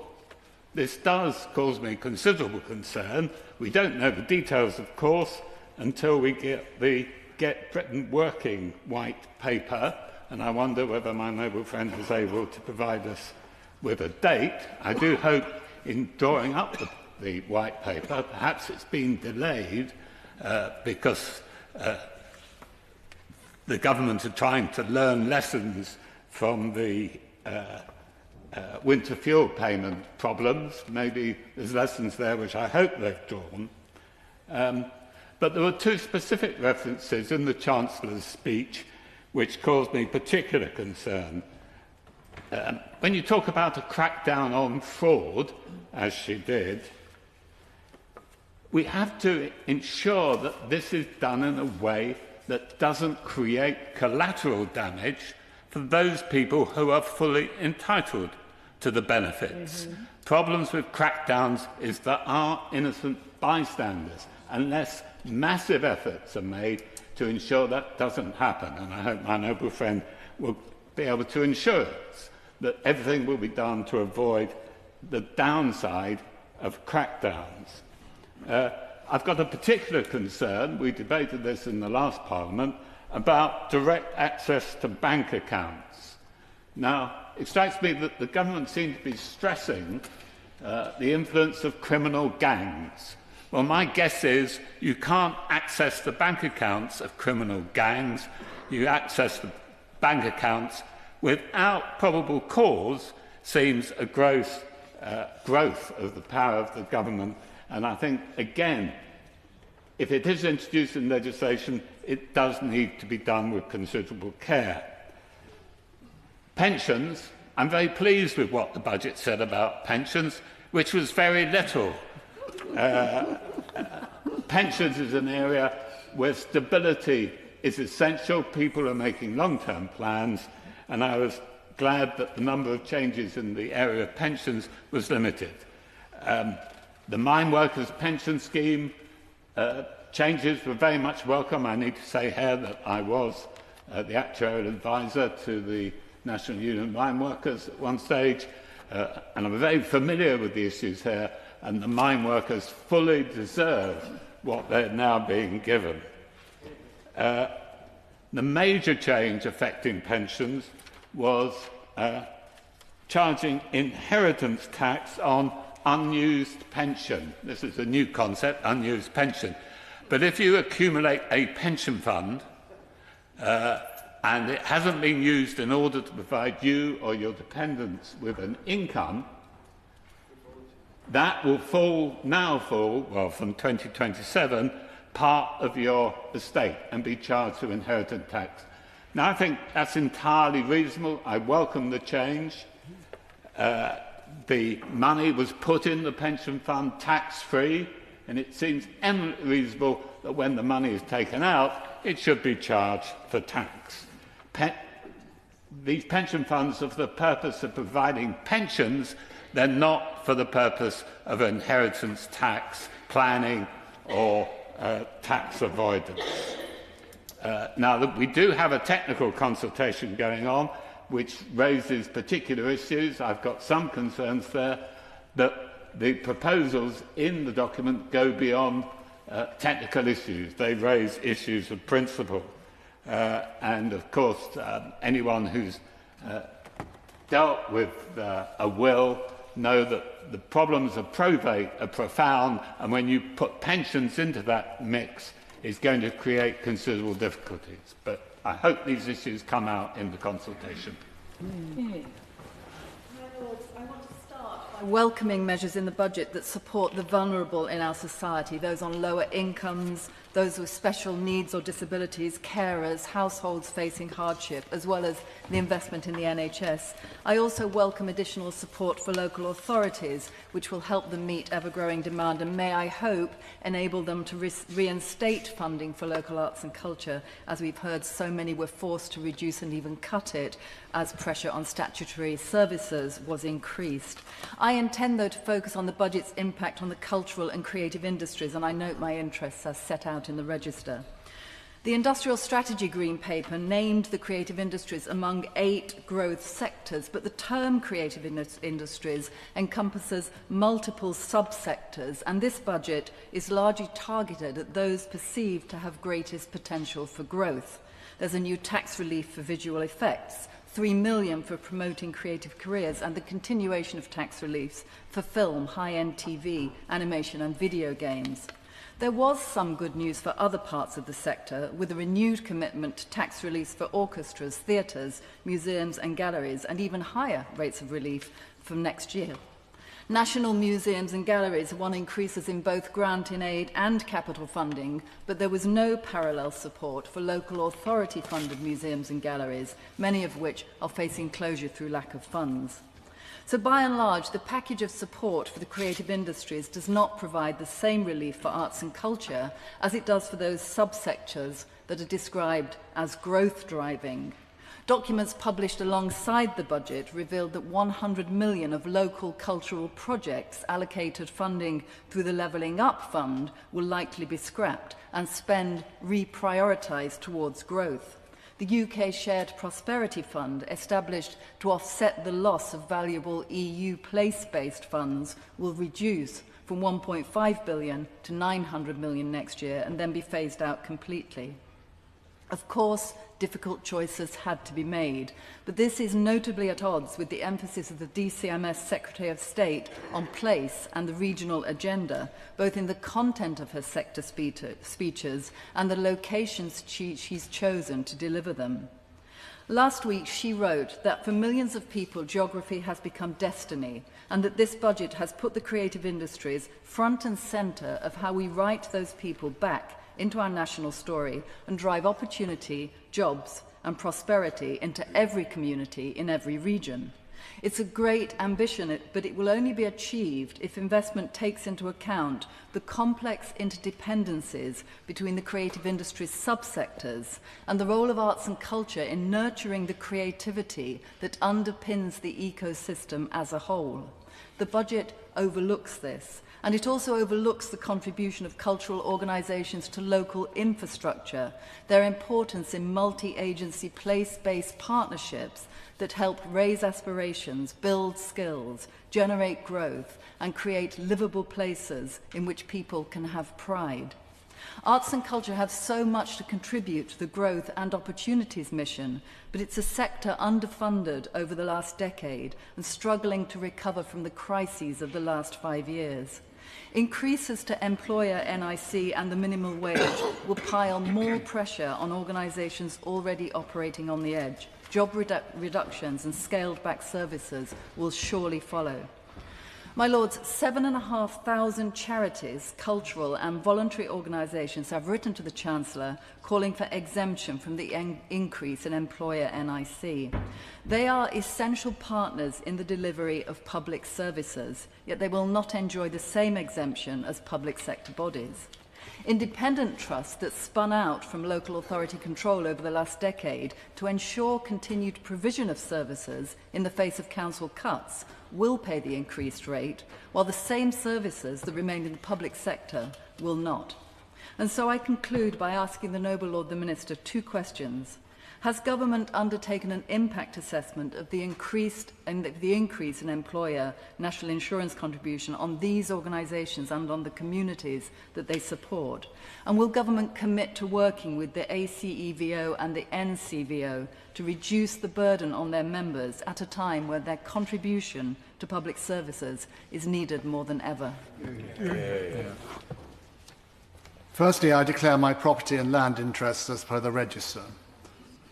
When voters returned the Labour government, they may have believed they were electing a party with similar views to the Blair administration in 1997. Then, business capital gains tax was lowered to 10% and £10 million entrepreneurs' relief was introduced. There were no capital tax increases.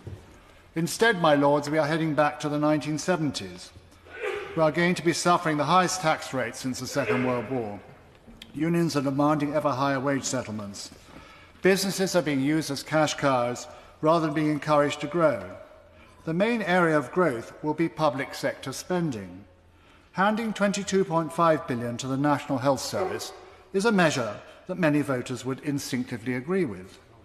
But if it is not followed with a rigorous programme of reform, increased productivity and falling waiting lists, then that money may well be wasted, like other funding settlements announced in the past. As the Times pointed out, what a familiar definition of labour and power it is, and a bill underwritten by employers and the asset-rich. The Chancellor would argue that her budget fulfils Labour's promises of protecting the income of working people. It is clear at least who these working people are, the people who work for other richer people who now face an unappetizing menu of fiscal disincentives to business expansion and job creation. Whatever she claims, the Chancellor did not once ever indicate she planned to raise an additional £25 billion from higher rates of national insurance on employers. On the £22 billion claimed black hole the nation's finances, £9 billion is public sector employee pay. But could I ask the Minister, as a mystery figure of normal reserves claims of £8.6 billion, not quite sure what that represents, what is bad for bosses in this instance will ultimately be bad for workers that the Chancellor is seeking to protect. Firms could well invest and hire less. Some 60% of additional costs, according to the OBR, will be passed on to employees. None of this is good news for Labour's working people. Continuing on the tax theme, Labour failed to explain how its tax hikes are anything but prejudicial to small businesses, enterprises that ought to form the backbone of its growth strategy. It is hard to avoid the conclusion that Labour does not understand how growth is generated. The Chancellor seems to lack an instinct for timing. Over the 4 months before she delivered her budget, she encouraged negativity to drive capital out of the country, particularly with regard to non-domiciled individuals who contribute, contrary to the Treasury's belief, contribute hugely valued tax revenue. The speculation also depressed consumer expenditure and unsettled private sector confidence. In the days since the budget, the Treasury's reaction has been ponderous and largely defensive. It was not until 5 days after the election that the Chancellor grudgingly conceded the obvious truth that Labour had erred in promising voters that there would be no need to raise taxes in government. More disappointing, however, than that broken but largely unconvincing promise has been the Chancellor's failure to live up to another pre-election pledge, that of running, quote, the most pro-business Treasury our country has ever seen. None of the government's fiscal measures suggests they are serious about creating the conditions necessary for private sector's growth. The employer's national insurance increase will especially penalise small businesses wishing to expand. Added to this anti-employer agenda, Labour's package of strengthening working rights is expected to cost firms some £5 billion a year. This is a recipe for smothering growth. Less defensible still are Labour's punitive reform to business and agricultural property relief. The government's proposed 20% hit at the point of inheriting a company will be sufficient to force selling of many smaller companies' business. Yet the UK's 5 million family firms provide some 14 million jobs, generating billions in tax revenue. Discouraging this wealth creation is a transparent act of economic self-harm. The end of inheritance exemptions for farmland will hugely damage the smaller family farm, particularly as the farmhouse and machinery element will quickly eat into the 1 million exemption. Such policies damage enterprise for meagre gains to the Treasury. In contrast to the previous government, notably few of Labour's front bench have experience building a firm or even working in the private sector. Their misjudgments manifest this lack of experience.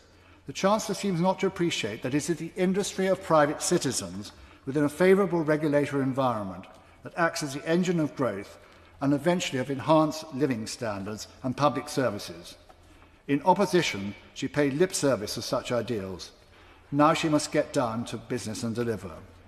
In summary, this is an old-fashioned Labour budget of the 1970s, and we know what happened to the country's finances then.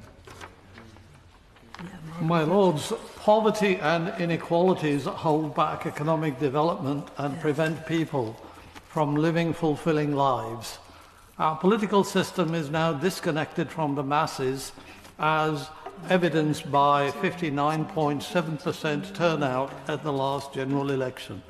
Many are drifting to the far right, which scapegoats minorities and threatens social stability. Against that background, the budget is a missed opportunity to reshape social landscape. No one can build a sustainable economy unless the masses have a good purchasing power. The budget could have alleviated poverty by abolishing VAT on domestic fuel and reducing the standard rate of VAT. But the Chancellor followed the Conservative policies and did not actually do that. The budget could have abolished the two-child benefit cap restored winter fuel payments to pensioners trapped below the poverty line and put a triple lock on benefits. It did not do that. The budget could have increased personal allowances by at least £1,000 and lift millions out of poverty. It could have provided free school meals for all children to reduce hunger. But the Chancellor followed the Conservative policies. In 2021-22, 31 million people paid income tax. That number is set to rise to 40 million by 2028-29.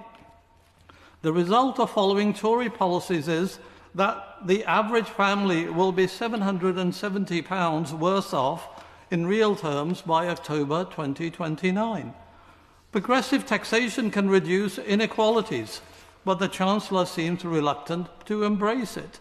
Despite promises, carried interests of private equity managers will not be taxed at the rates at the rates lower than wages. Despite some tweaks, capital gains will continue to be taxed at rates lower than wages. Its recipients will pay no national insurance. Dividends will continue to be taxed at lower rates. The result is that there will be plenty of tax avoidance opportunities for the rich, the very thing the Chancellor wants to stamp out. There is no justification for taxing rentiers at a lower rate than workers. It is unfair and fuels inequalities. For example, capital gains per capita are 4 times higher in London than in less prosperous parts of the UK. So somebody living in Kensington receives a lot of benefit from it compared to somebody living in Wales. The richest fifth pay 31% of gross household income in direct tax, the poorest fifth 14%. The richest fifth paid 9% of their disposable income in indirect taxes, the poorest fifth 28%. Altogether, the poorest pay a higher proportion of their income in taxes. The budget does not actually change that. The richest 1% has more wealth than 70% of the population combined. These inequalities in distribution of wealth and income will continue. The revival of PFI for infrastructure investment is a matter of concern. Previously, every £1 of private investment resulted in £6 of repayment. The £13 billion NHS investment resulted in commitment to repay £80 billion. This is poor value for money, as the government can borrow at a lower cost than the private sector. Previous governments found £895 billion of quantitative easing to support capital markets. Can the Minister explain why the same has not been done to support infrastructure investment? The budget is a missed opportunity to reduce poverty and facilitate economic prosperity. Finally, my Lords, the fake anger of the Conservatives over changes in inheritance tax and VAT on private school fees is nauseating.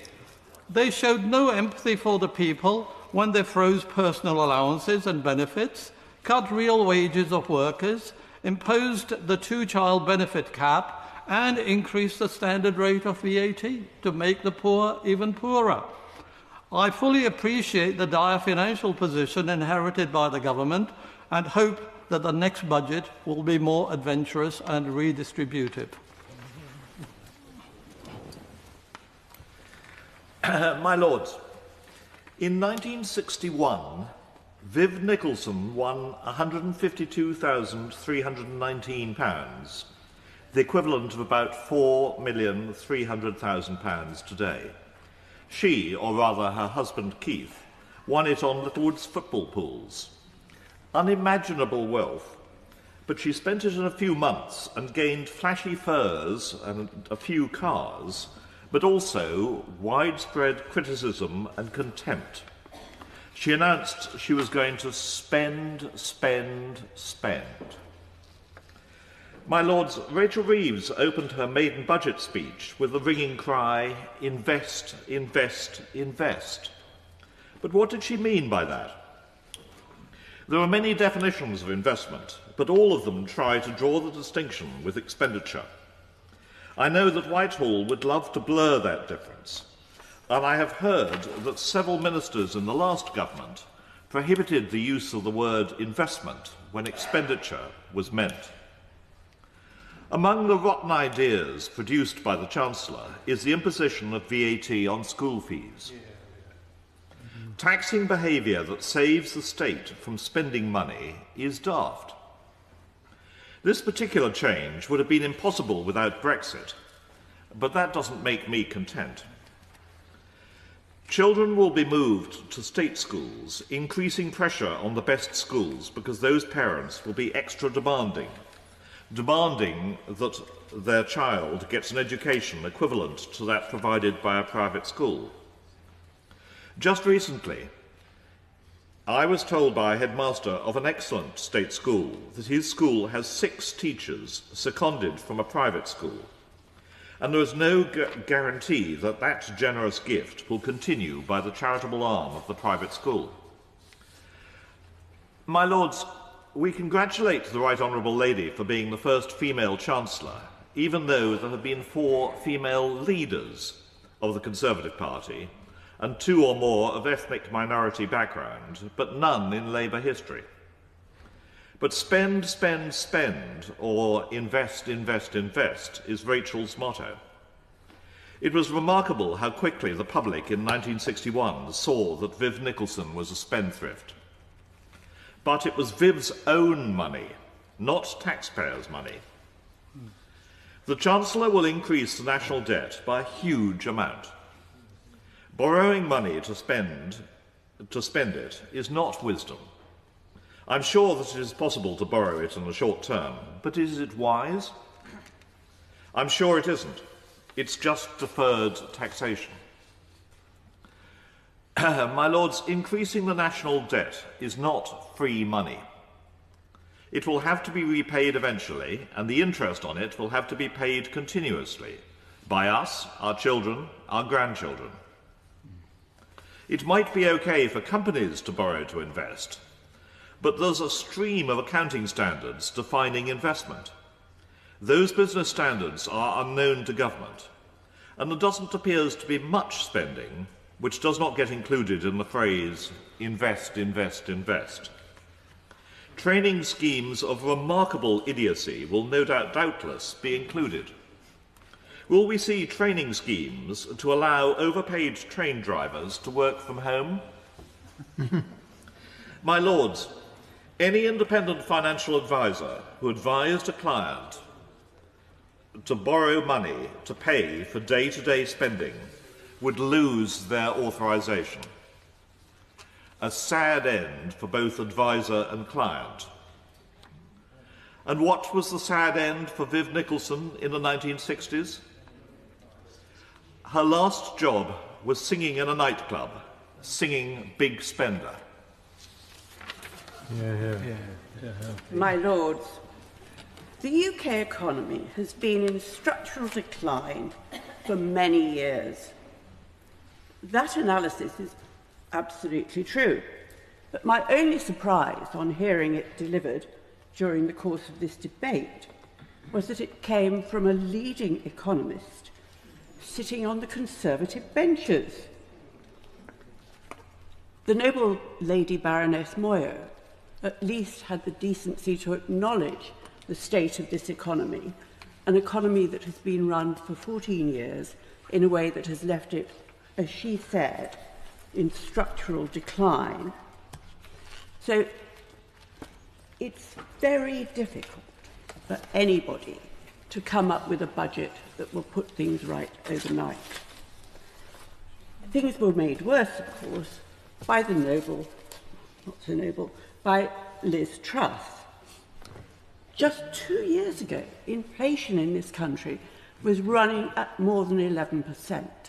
Now, we haven't heard much about that from the benches opposite this evening. Nevertheless, the ramifications of that continue to be felt by people up and down this country. The Resolution Foundation reckons that Ms Truss alone cost the country £30 billion. That's a significant contribution to anybody's black hole. No Chancellor would want to start from here. Rachel Reeves had no choice. She made things even harder for herself by making a series of promises which I'm sure she's already come to regret, and which, as an editor, I would have had some difficulty with justifying as having been kept in the light of what she has done during the budget. National insurance, by any other name, is a tax, and increasing employers' national insurance ends up being a tax on working people. And let's not get into a semantics debate about what constitutes a working person. I think it's probably rather wider than the definition that Miss Reeves has had to end up with. Nevertheless, this is where she had to start from. Not a great hand, and could probably have been better addressed. But there are some things in this budget which I really do applaud. The change in the fiscal rules. Despite what we've just heard from the noble Lord Borwick, it's a sensible thing to borrow for investment. It's what households do, and it's what a government could and should do. However, we need investment, we need big projects, but we do not need to overspend. So the monitoring of those projects has to be absolutely watertight, it has to be constant, and it has to be totally transparent. We cannot find ourselves in the sort of mess that HS2 has got into, where nobody really seemed to have a handle on what was being committed. So let's invest, but let's invest carefully. Let's not go anywhere near PFI, which was disastrous, and as others have said, we're still paying the price. I would like to see the government actually look at what's left of those PFI contracts, and if they can't renegotiate, and in most cases they can't, then they need to find a way of simply breaking the contract, because there are PFI hospitals now which have to spend ludicrous amounts on actually changing a light bulb when what they need to do is be spending money on patients. So if you can't renegotiate, find a means either of putting the health authority into bankruptcy or other walking away from the contract. We can't afford them any longer. I was pleased to hear in the budget that we're going to spend more on trying to find the tax that people should have paid. There's an estimated £5 billion a year that goes on tax evasion. Let's have some of that. Let's have all of it back in the government's coffers, and investing in more inspectors will be a great way of making a start on that. But we also need much more investment in technology, and we need to be tougher on actually finding where this money is. We also need to make sure that we actually do tax what needs taxing, and we need to simplify the tax system. It's crazy having a tax guide that now runs to more than 1,000 pages. The last Tolley's one was 1,020 pages. But we've done away with the Office for Tax Simplification.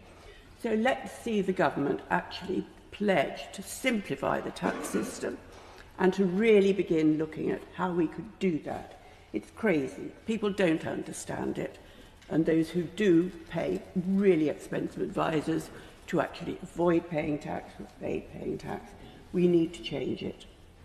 And the main thing that we need to do, short term and easily, is simplify the property system of tax. So I urge the government to do that. My Lords, the economic nostrums of the Thatcher era still dominate the minds of many politicians and civil servants. The Conservative ideology of the time proposed that public enterprise was everywhere economically inefficient, and it was remarked that it was primarily devoted to protecting lame duck industries and protecting the interests of the workers at the expense of the industries. Private enterprise was expected to respond to incentives offered by the markets, and it was believed that it could be relied upon to maintain the economic infrastructure of the nation. This was the rationale for the privatisation of public enterprises.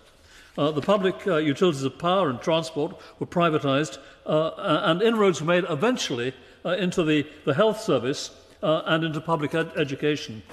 And the present government is devoting its attention to the restoration of the health service and of public education.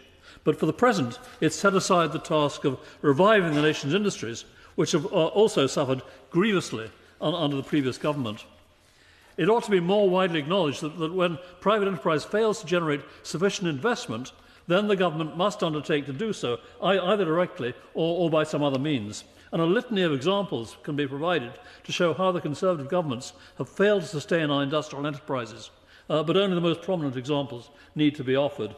Their greatest failure affects the electricity generating industry, which once operated under the Central Electricity Generating Board. The privatisation of the industry placed it in the hands of large foreign multinational corporations, and it was expected that these could be relied upon to maintain the electricity generating capacity. In consequence of the plentiful and cheap supplies of North Sea gas, they reacted with alacrity by investing in combined cycle gas turbine generating plant, which rapidly replaced the previous coal-fired power stations that they had inherited. And on the basis of this experience, it was expected that they could be relied upon to invest in nuclear power stations. They failed to do so, and we're left with a dearth of generating capacity. If the nation is to achieve its targets for reducing the emissions of carbon dioxide, then gas-fired power stations must be replaced. But the privatised industry lacks the means to do so, or else it's unwilling to find the means. And the present government persists in believing that nuclear power can be provided by drawing upon private investors. It's expected that this can be achieved under a regime of a regulated asset base. This will allow the cost to be imposed on consumers during the time that it takes to construct the power stations. However, it appears that the investors are not responding sufficiently to this inducement, and a final investment decision for the Sizewell C power station has had to be postponed. The government must emulate the governments of the early post-war years by using public funds to re-establish the nuclear power industry. And it must also use public funds to sustain the necessary research and development into nuclear technology, as happened in those early years.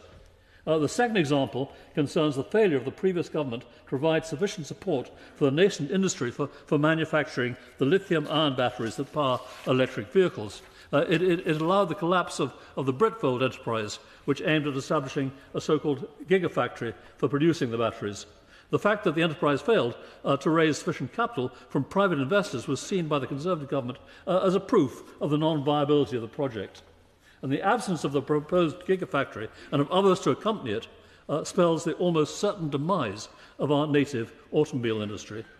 I'll conclude by addressing the notion that the lack of investment in our industries can be redressed by encouraging inward financial investment.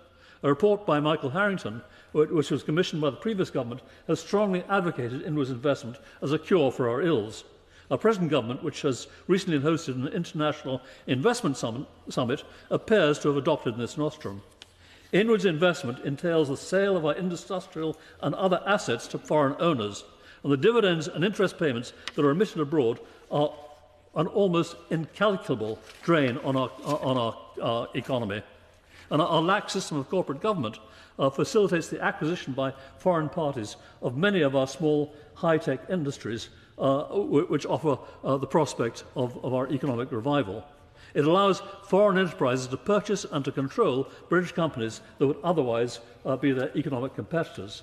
The depredations of foreign financial conglomerates that have ownership of British assets have been amply illustrated in recent weeks during our consideration of the water companies and of the rolling stock leasing companies that have paid vast dividends to their foreign owners. This is the first speech I've made in your Lordship's house in the presence of the professor who taught me Economics 101 at the London School of Economics. I suspect the noble Lord Desai will disagree with what I'm about to say, but I want to put on record my profound regard and gratitude for his excellent teaching at the LSE. I think all errors, to coin a phrase, are my own. The subject I want to address is the number of wealth creators living here in the UK and the number choosing to move overseas. In recent years, there's been an exodus of wealth creators from the UK, and the budget will undoubtedly accelerate this trend. The figures are stark.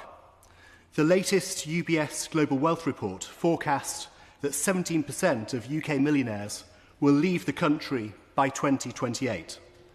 And that's a conservative estimate.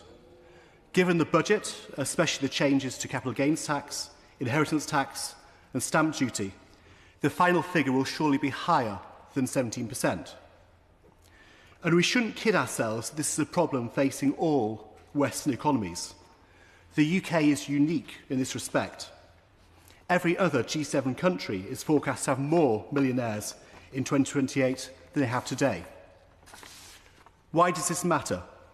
It matters for two reasons.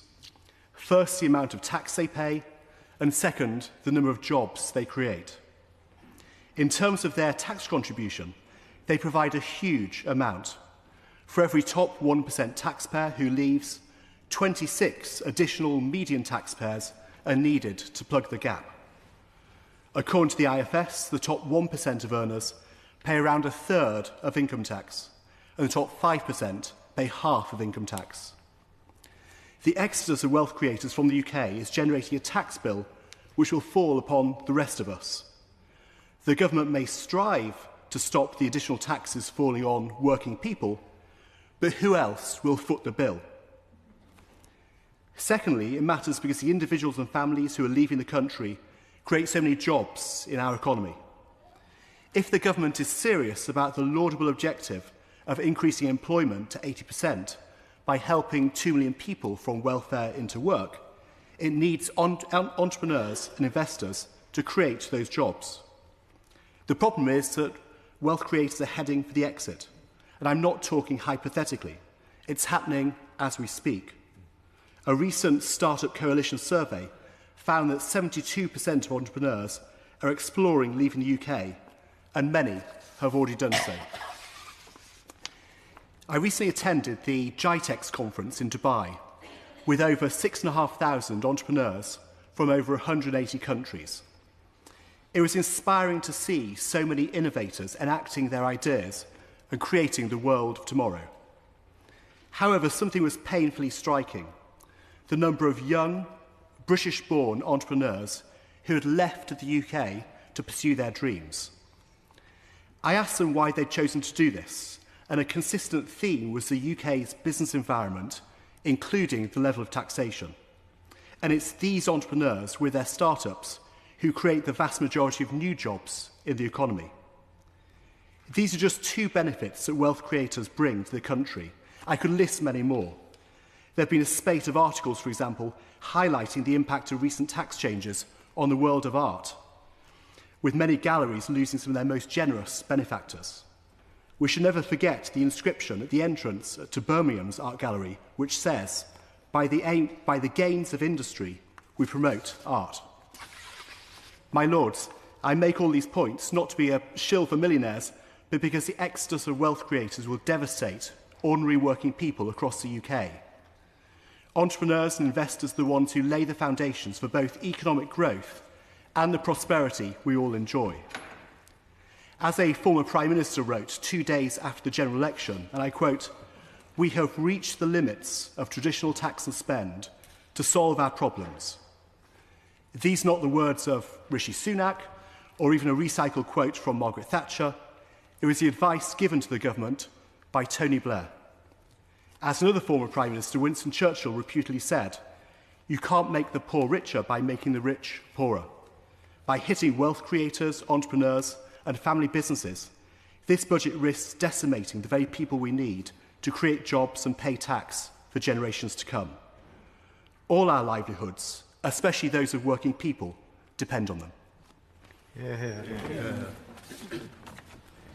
My Lords, I make no apology for dedicating my allotted 5 minutes to the situation facing farmers in Wales. And can I associate myself with all noble lords who have already spoken on the issue of APR and thank them for their insightful comments.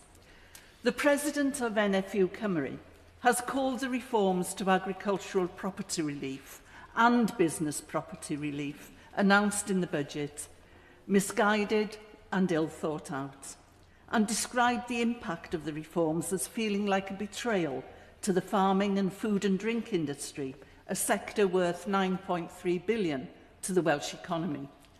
Until a couple of months before the autumn budget, farming unions had been assured by the Prime Minister and the Treasury that there would be no changes to inheritance tax.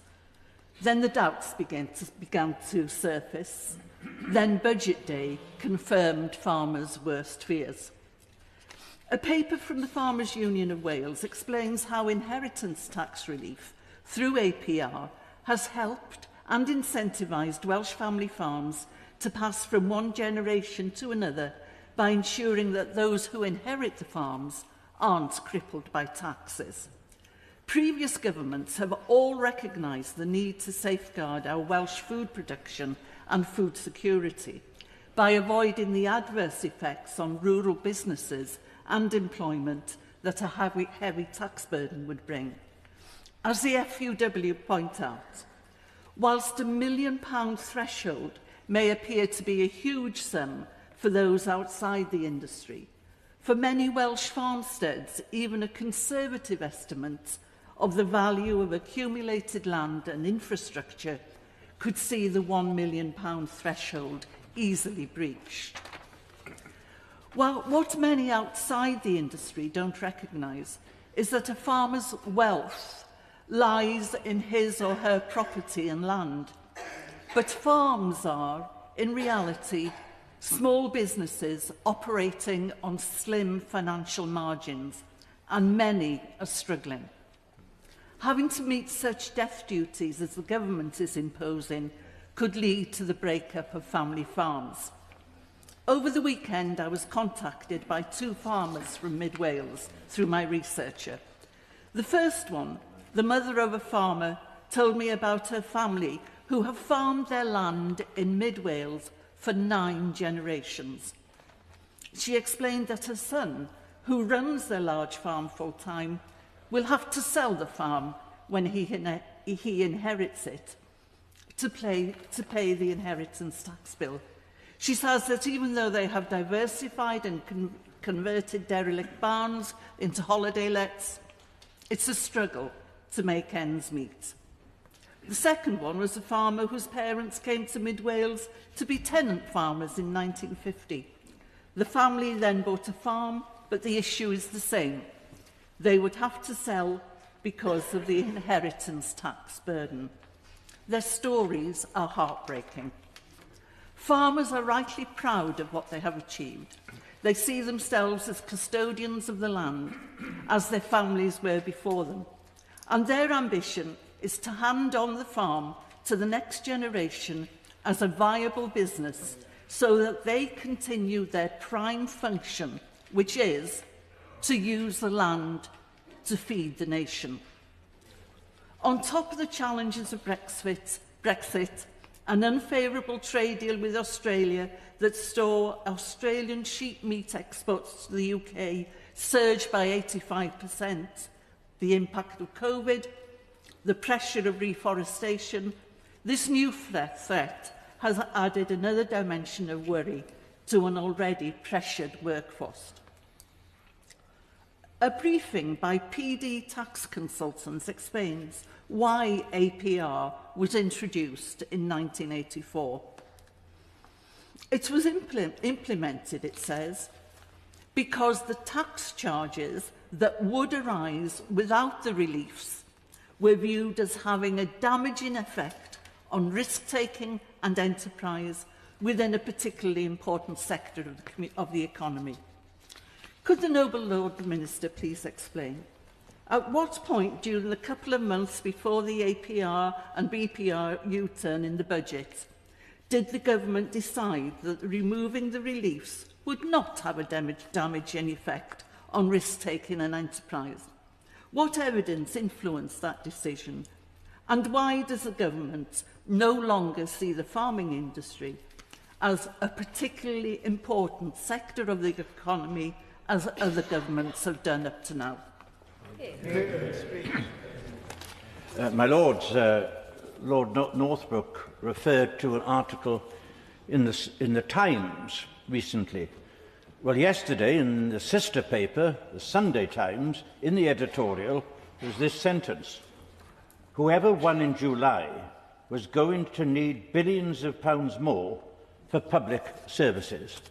Well, that's not from a newspaper which normally supports my party, but it went to the heart of it, that over the last 14 years, public services in the United Kingdom have declined to an intolerable degree, and we are in an awful state. Public services in health, education, our railways, local government have all suffered in that period. Now, no one wants to spend money for the sake of spending. Many of these speeches I've heard today are talking about spending, spending, spending. I've been involved in budgets in public life for nearly 51 years, and never on one occasion did I want to spend for the sake of spending. You spend because you improve the quality of life of the people that you represent, and that's why spending is important. But you spend wisely, of course. That's a different issue altogether. But the fact that we need it is so very important. Now, of course, the money has to come from somewhere, from taxation or from borrowing. If you borrow, then you should only borrow for investment. If you raise the taxation, you should ensure that those who can afford it most will pay most. That's why, personally, I believe taxation, income tax, is the best tax of all, and that other taxes, important as they are not as fair or as transparent. And Lord Young of Cookham earlier on gave us a number of examples of taxes which could be looked at. And I hope that both the government minister and the opposition spokesman will look at that. But I want to turn the House's attention to the situation in Wales. The Welsh Government has received this week the best financial settlement since devolution began in 1999. Even better than the settlements that Gordon Brown and I gave them back in the 1990s and 2000s. Brilliant settlement, £2 billion more. New money going into Wales. More money for our public services, £100 million for our steel communities, £25 million to ensure our coal tips are safe, and money for local government, much needed money for local government, which has been underfunded for so many years. But I will make a plea to the Welsh Government. When they receive, as they will, many millions to be spent on the Welsh Health Service, that they would ensure that they spend it with reform in mind. The money on its own is not right, it's not sufficient for improvements to take place. It must be matched by reform in the health service. And I also want to make reference to something which is the responsibility of both the United Kingdom and the Welsh Government. It might not appear huge in the shape of things, but it's been referred to by Earl Clancarty earlier on, and that is the position of the Welsh National Opera. The arts and opera have suffered dramatically over the last number of years. I see no immediate prospect that they will improve, but I do see the prospect of the Welsh National Opera possibly disappearing unless it is the financial situation which it faces is addressed. The English Arts Council is responsible for a greater funding of the Welsh National Opera than the Welsh one. And so I would ask the Financial Secretary if he could have a chat with the Secretary of State for Wales, who in turn with the First Minister for Wales, to ensure that both governments can have a very serious look at the prospect facing one of our great national institutions in Wales.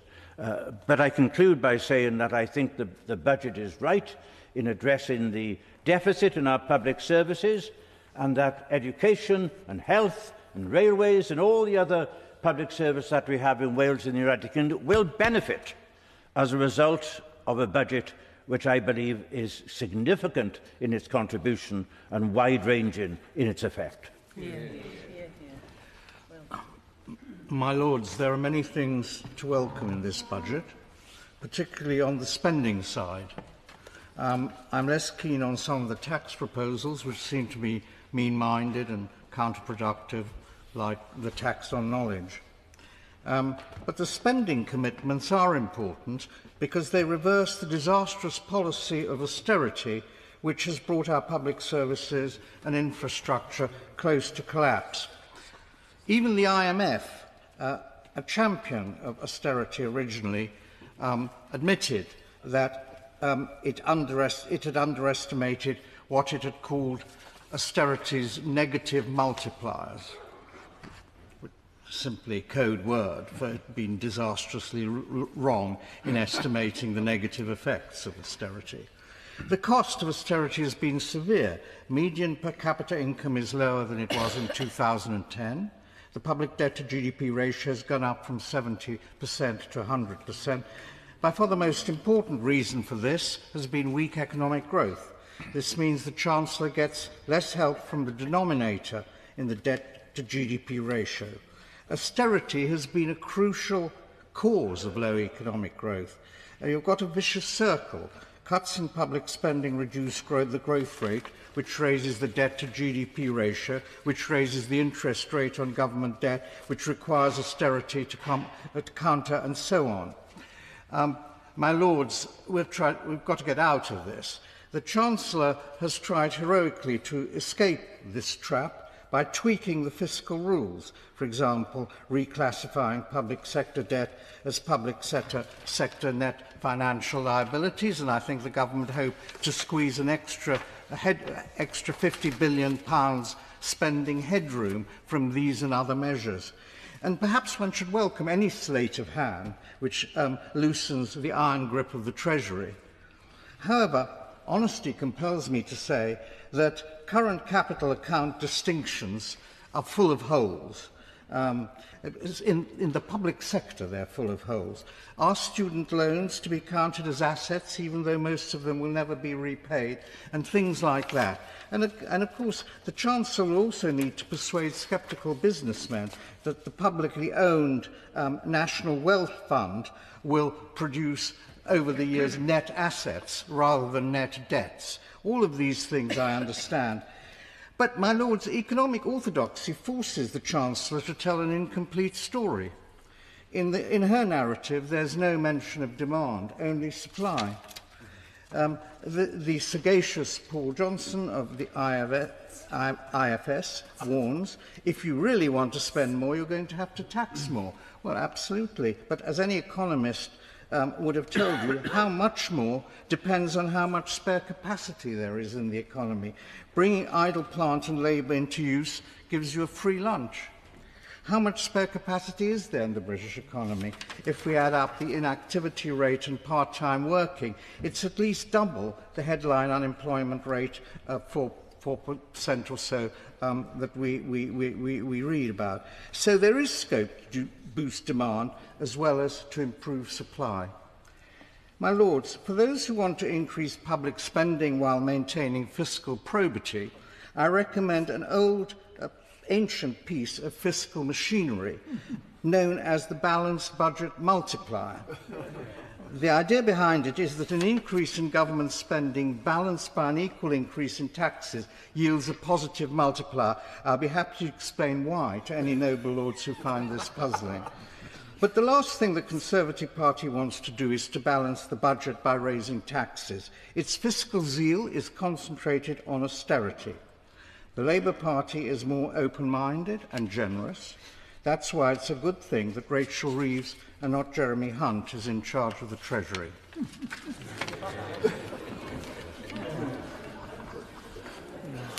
Biographer.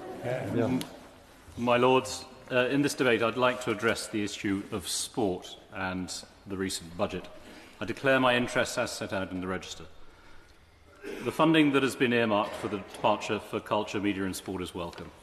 However, my concerns are that there is only a brief mention of sport in the budget document itself, and there was also a lack of support for sport and physical activity in the government's manifesto and in the King's speech.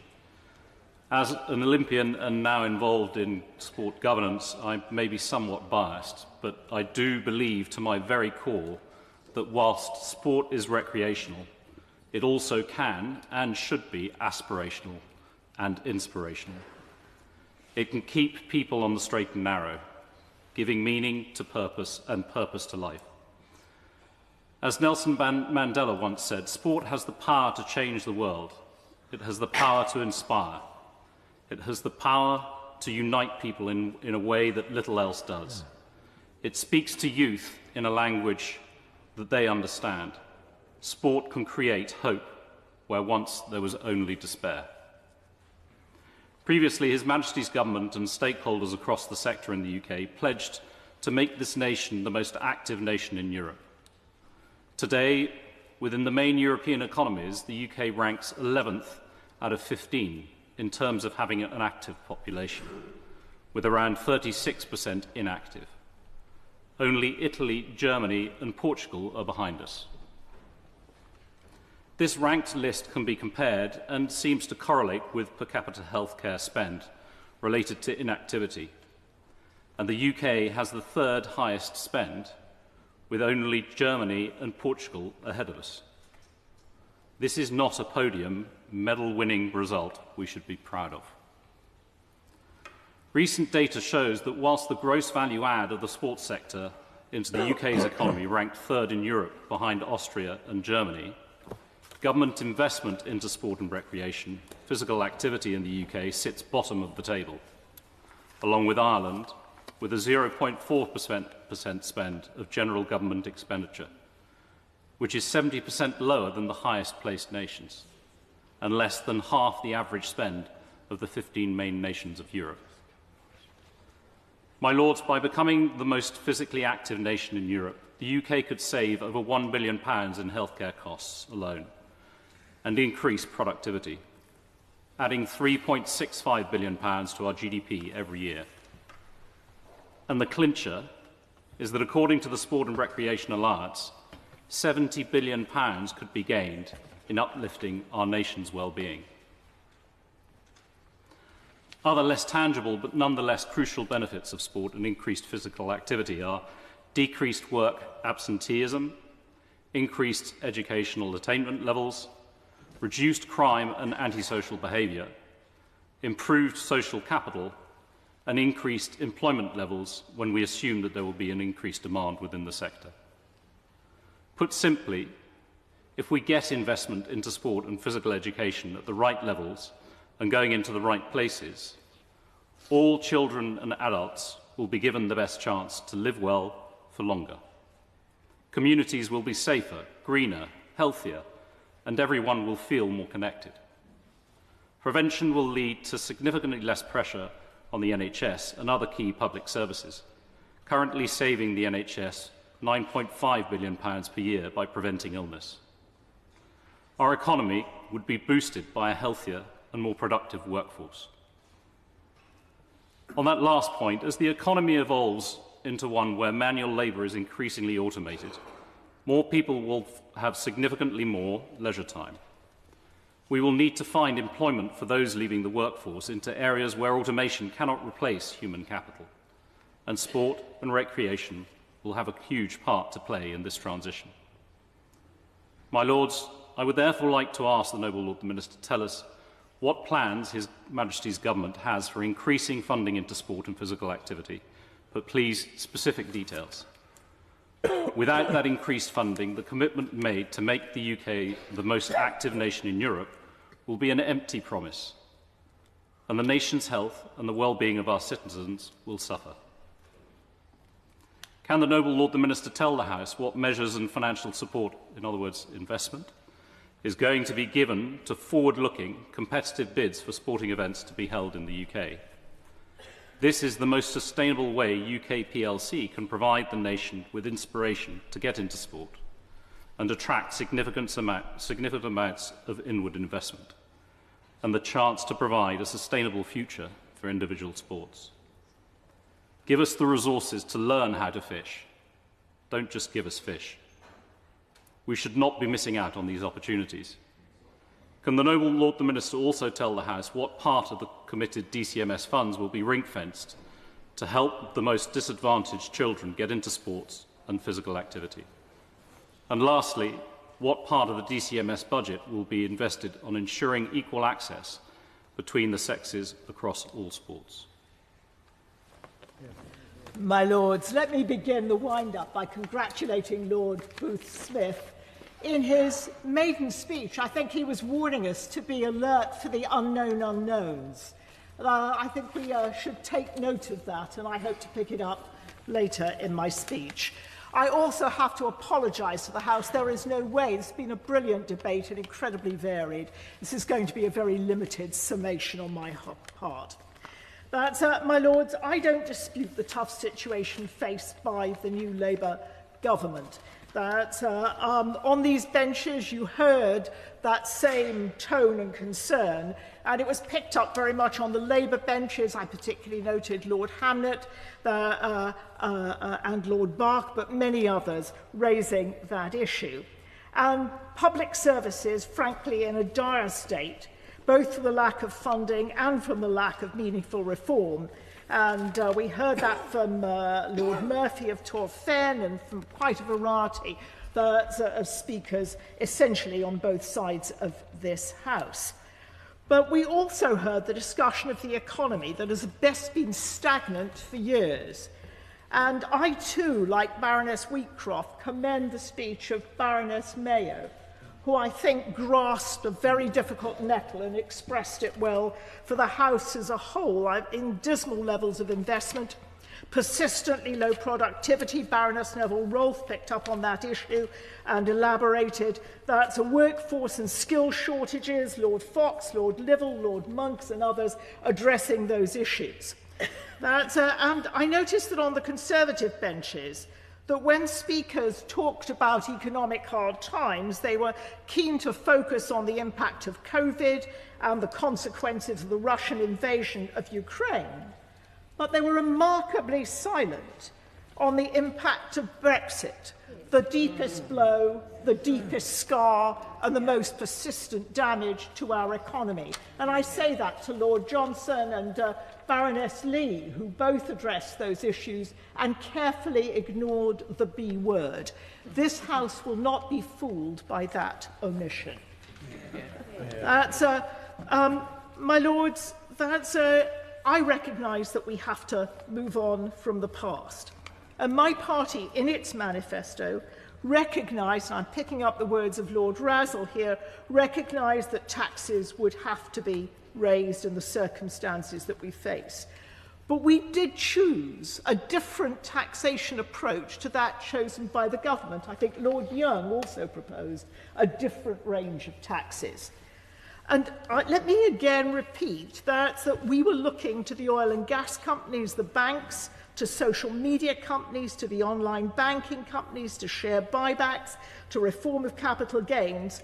And let me suggest to the government that it looked very closely at the package that we proposed. It comes to something like £7 to £10 billion a year. And I suggest they might actually want to use it, not to increase the overall tax take, but to allow them to remove elements of the tax rises they have announced that on reflection they find are perverse or are hitting groups unable to cope. And I'll elaborate a little. My Lords, we have become, in many ways, the voice of the social care sector. I know others have long been engaged, but that's the way it's breaking today. We welcome in the budget the increase in the earnings threshold for those on carers' allowance, as did many others throughout the debate. But we, like many others, are utterly dismayed that the budget has so little to offer, some £600 million, for social care services, some of whom are very precarious.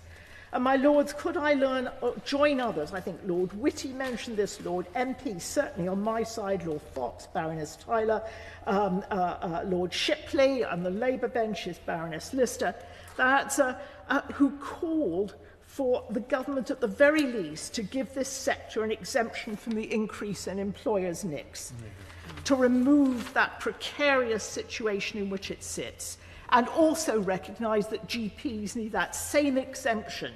I mean, just to meet the need for appointments, that group really should be treated like the public part of the public sector of the NHS. My Lords, we in this House, I think, very widely recognise that without a major step change in social care and in primary care, so much of the money that is going into the NHS will simply be swallowed up. My Lords, my party has also found itself in the most extraordinary way becoming the part of the voice of small business. Now, micro businesses receive some protection from tax increases through the higher employment allowance. But the increase in employers' NICs, and especially the lower starting threshold, directly worsens one of the UK's major economic problems: the failure of firms to scale up from micro. We're very good at starting businesses, but they fail to scale up to small and medium. And this new tax burden is simply going to make that problem worse. So will the government look again? Upscaling is absolutely vital to achieve growth. And I do want to put in a particular plea for the 700,000 working people who are contractors working through umbrella companies and who so pay their own employers' NICs. Very few will be in a position to renegotiate their contracts to cover the increased costs. The Earl of Glencarty talked about creative industries in this context. Lord Billamoria, Lord Londesborough, Lord Howell all address the issues of the small firms, and we do ask the government to look again. My Lords, I think more people and more time in this debate was spent on the future of family farms than any other issue, and we join in those deep concerns that many families will be forced to sell, and those families are the backbone of our rural communities and our agricultural industry. I have to say, I thought the Earl of Devon made an absolute tour de force speech in describing the issue, but he was joined by so many others: Lord Clifford, the Duke of Wellington, my Baroness Humphreys from my own benches talking very clearly about the problem in Wales, the Bishop of Newcastle, Lord Berkeley of Knighton, Lord Swinkin, Lord MP. I mean, these, I think, were the kind of speeches that we have to ask the government to take notice of. And again, remember, our party has offered a different tax route that could enable the government to have the flexibility to make a change. Only Lord Oates mentioned the 50% rise in the cap on bus fares for many young and minimum wage workers. I mean, this could be extraordinary. It could cost them £500 a year. And I'm not going to have another discussion on the winter fuel allowance. It was a mistake. I've said it before. I'm not going to go through it again. But my party also believes very strongly that independent schools should not face VAT. Education is an investment in our future, and I join Lord Lexton in the comments that he made. And business rate reform, and I'm sorry, somebody talked about this with great extent, and I forgot to note whom, that it should have gone much farther than just the sticking plasters in this budget, and even the sticking plasters exclude so many types of small businesses. On our benches, Lord Fox expressed great support for the industrial strategy, and for the except to say that the question is, how do you deliver it? And we are going to be watching that. But many people also address the issue of the change in the fiscal rules. Can I say something to Lord Lamont? That because he is one of the most literate people in economics and finance on our benches, but he didn't seem to grasp that actually the new fiscal rule deals with net financial liabilities. So a new hospital building, a new school, doesn't fall into that set of definitions. It's investments that yield a financial return. I do feel I'm coming to the rescue of the government on this one, but we seem to have extraordinary confusion. And I will say to the government, and I've said it before, that it will be important that we see how those guardrails work, because there is an extraordinary capacity for additional borrowing that I suspect the government won't take advantage of if it uses its guardrails properly. But we are going to have to observe those guardrails and make sure. This is not an issue raised just by my party, Lord Burns, Lord O'Neill, Lord Young, Lord Altrincham, Lord Monks, Lord Lord Runskills. But I mean, a whole range of people discuss that set of issues. My Lords, the government has tied its colours to the mast and will be judged on improvements in public services, especially the NHS, and growing the economy. But I want to finish by going back to the point that was raised by Lord Booth-Smith, and that is the unknown unknowns. We are in very turbulent times and global events matter. If we find ourselves facing a protectionist trade war, the shock will hit UK growth by more than 0.5% each year. If the US abandons Ukraine, leaving the Baltics and Poland exposed to Putin, or Taiwan is seized by China, then the consequences will more than reverberate here, and it will affect everything in our lives, including the economy. US disengagement from countering climate change would destabilise the world, and not only immediately in the economy, but in driving many new waves of migration. So let me join with Lord Razzle and others, saying this is the time to build alliances with those with whom we have common cause, and that means getting closer to Europe far more rapidly than the government has previously anticipated. We need to be rebuilding our economic ties to the EU and removing the trade barriers raised by the Tories. It's an obvious route. And I do want to stress, it was an issue raised by others, but from these benches, this is an issue that has gone from a nice to have to urgent. Yeah. My Lords, we've had a long debate today where, as usual, your Lordship's House has brought its considerable expertise to bear dissecting last month's budget, not least the eloquent maiden speech by my noble friend Lord Booth-Smith, demonstrating the value that he will undoubtedly bring to this House. I shall try not to delay us much further, but the large number of speakers that we've had is befitting of a budget with such large sums involved. The largest tax-raising budget in history, with the tax burden now at a historic high. An additional £142 billion of borrowing over the forecast, with debt interest payments of £100 billion every single year. All to fund an additional £70 billion of spending on average every year. My Lords, the noble Lord the Minister has tried to claim that Labour have a mandate for this budget. They do not. And what is the result of these decisions? Lower wages and lower living standards, lower growth and lower private investment, higher inflation and higher interest rates. People's bills will go up and their wages will go down. Let me turn first to tax. Before the election, the Chancellor promised people Labour's policies will be, and I quote, fully costed and fully funded, no ifs, no ands and no buts. Just last month, the Prime Minister made an absolute commitment to not raise taxes on working people. When the former Prime Minister, my right honourable friend Rishi Sunak, told people Labour would raise their taxes by £2,000 over the next Parliament, Rachel Reeves and Keir Starmer said he was lying. Now, to be fair, he did get the figure wrong. It wasn't £2,000 over the course of the next Parliament, it was £2,000 every single year. Good. And they continue to not be straight with people now, claiming that the £25 billion rise in national insurance is not a tax on working people. My Lords, national insurance is literally the only major tax that exclusively hits working people.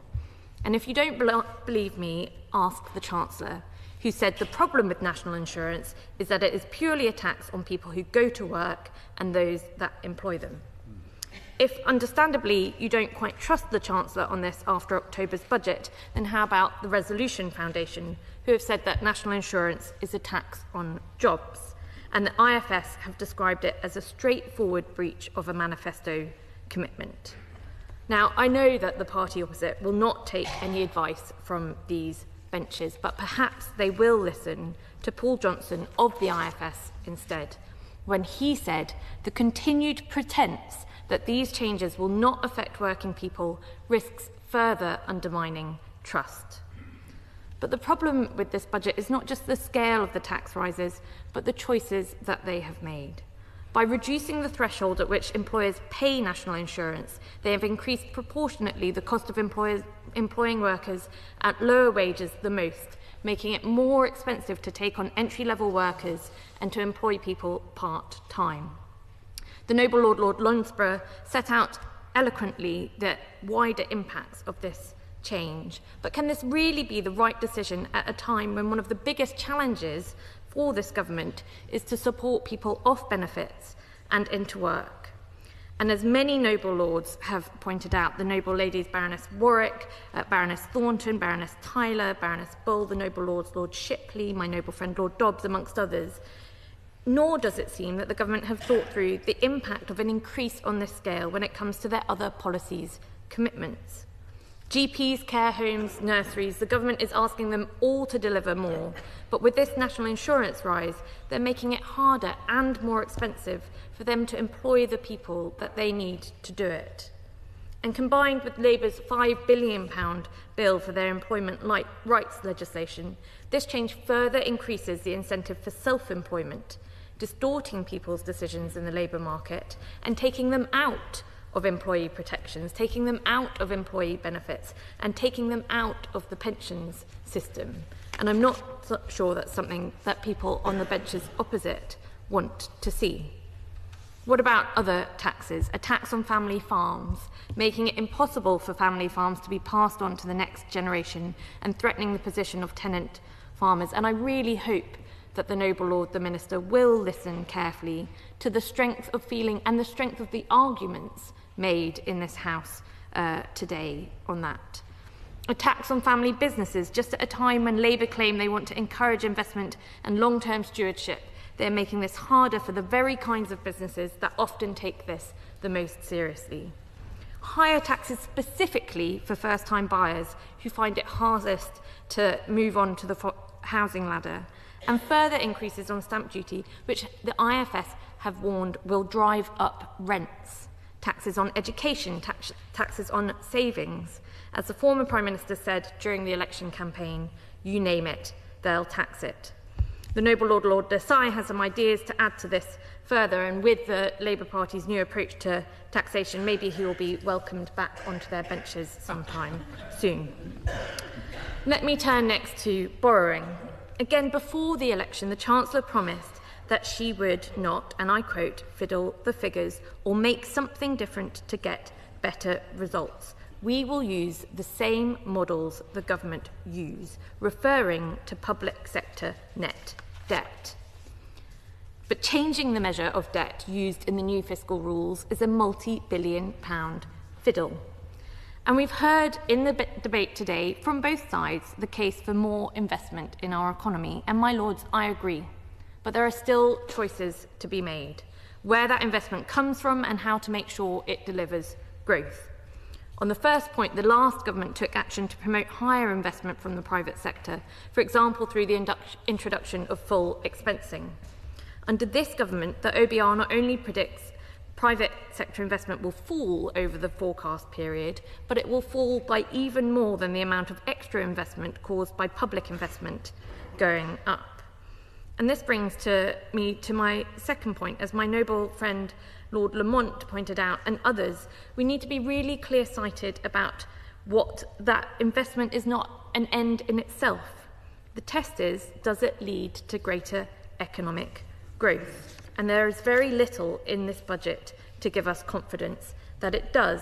Indeed, as my noble friend Baroness Finn pointed out, there are areas such as transport being cut that you would expect to see higher levels of investment in if you were focused on growth. My lords, the scope for waste and inefficiency with this additional spending is also significant. And the government have reassured us that this won't happen because they are establishing a new Office for Value for Money. As my right honourable friend, the Leader of the Opposition, has said, if you need an Office for Value for Money, what is happening across the rest of government? Surely value for money needs to be built in to how all public money is spent. And this brings us to another challenge that the Chancellor may face with her new measure of debt. It's volatility. With such little headroom against her fiscal rules already, small changes such as increases in borrowing costs, or the threat of tariffs from a major trading partner could easily blow the Chancellor off course. And that would lead us back to the worst of all worlds of stop-start investment, driving up costs and undermining confidence from private investment too. So record taxes and record borrowing leads us to record levels of spending. And the challenge is to make sure that additional spending is going to be not simply absorbed by higher wages, but drives reform in the public sector. But I'm afraid with less than 20 weeks in office, we've already seen Labour's track record, and it doesn't look good. They've cancelled plans to reduce the civil service to pre-pandemic levels, increased the salaries of train drivers by £10,000 and given junior doctors a 22% pay rise, all without asking for a single productivity improvement in return, and all whilst removing the winter fuel payment from 750,000 pensioners on low incomes. And the incredible front-loading of the additional planned spending will make it incredibly difficult for the government to spend effectively. But the Chancellor has promised she is not coming back for more. But, my Lords, what about the commitment to grow defence spending to 2.5% of GDP? As we have heard in this debate, we live in a more dangerous and uncertain world than ever. And, my Lords, what about the commitment to restore aid spending to 0.7% of GNI, as called for by the Noble Lord, Lord McConnell and Lord Oates, but also as committed to in the manifesto of the party opposite? And what about the commitment to fully decarbonise the grid in just 6 years' time, a commitment that's been estimated to need £40 billion of investment a year to deliver? Perhaps the Chancellor is keeping her fingers crossed that improved economic growth will ride to the rescue. And I hope, not just for the Chancellor, but for the country, that this is the case. But the OBR is not so sure. They forecast growth down, investment down, inflation up, interest rates up, and living standards down. My Lords, the Noble Lord the Minister will doubtless say in his winding speech that these are Labour's choices and they stand by them. But I would say to the Noble Lord and to all Noble Lords opposite that these were not their choices to make. They were choices that they should have put to people at the general election. But Labour did not trust the people to make up their own minds. And in return, my Lords, I doubt after this budget, the people will put their trust in this government for very much longer.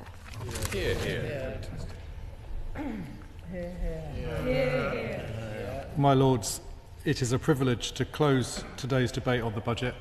I am grateful to all 75 Noble Lords for their insights, their differing perspectives, and for their expertise. I join others in congratulating the Noble Lord, Lord Booth Smith, on his excellent maiden speech, bringing his valuable first-hand experience of government and policy making to your Lordship's House. I look forward to his further contributions in debates such as this.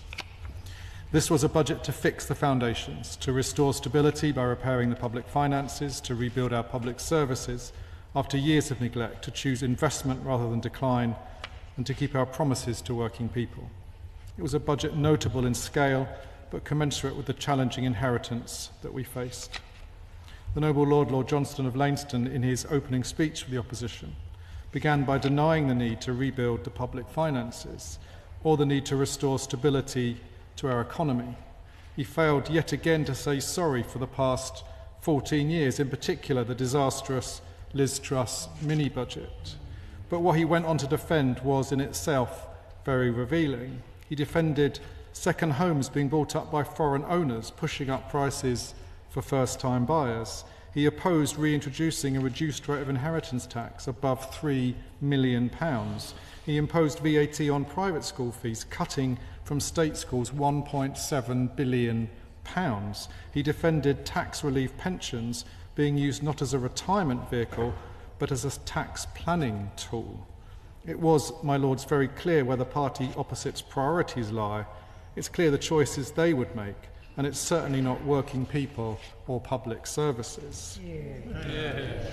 Several noble lords spoke in positive terms about this government's economic inheritance, including the noble Lord Lamont of Lerwick, noble Baroness Lady Finn, and Lady Lee of Lymm.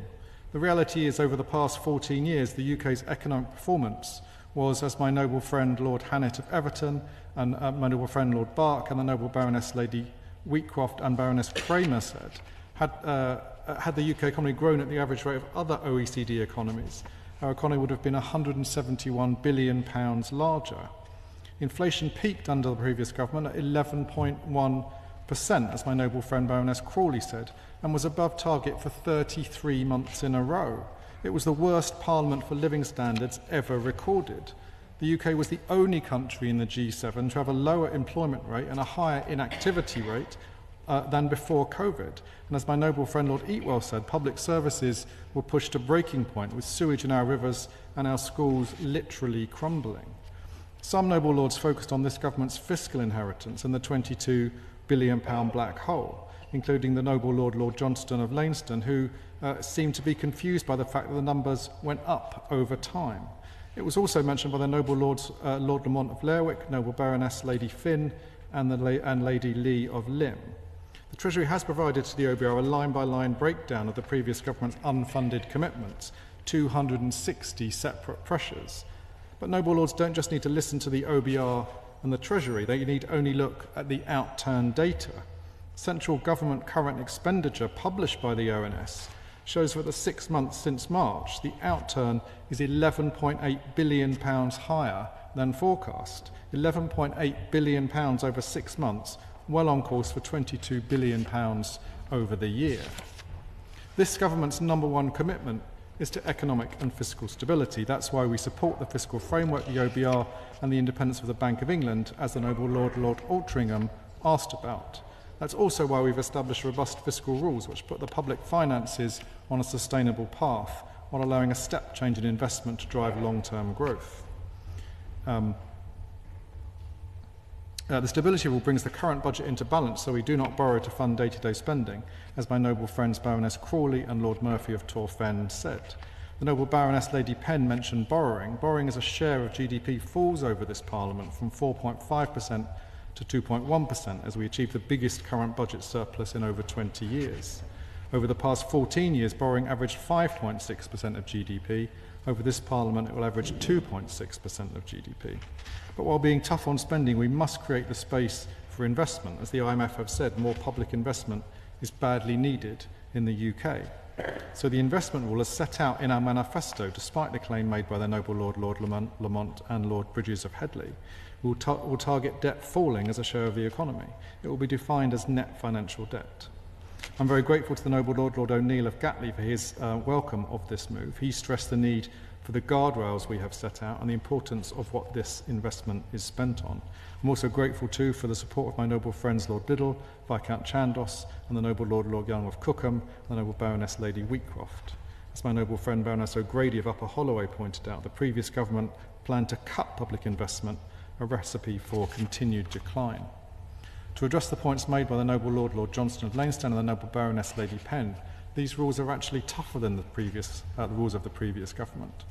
To stop fiscal commitments being endlessly deferred for 5 years, this is the last year that the fiscal rules will target the 5th and final year of the forecast.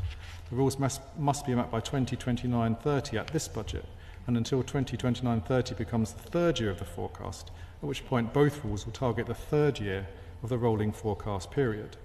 This is a much tougher constraint than the previous government's borrowing rule to borrow up to 3% of GDP by the 5th year of the forecast.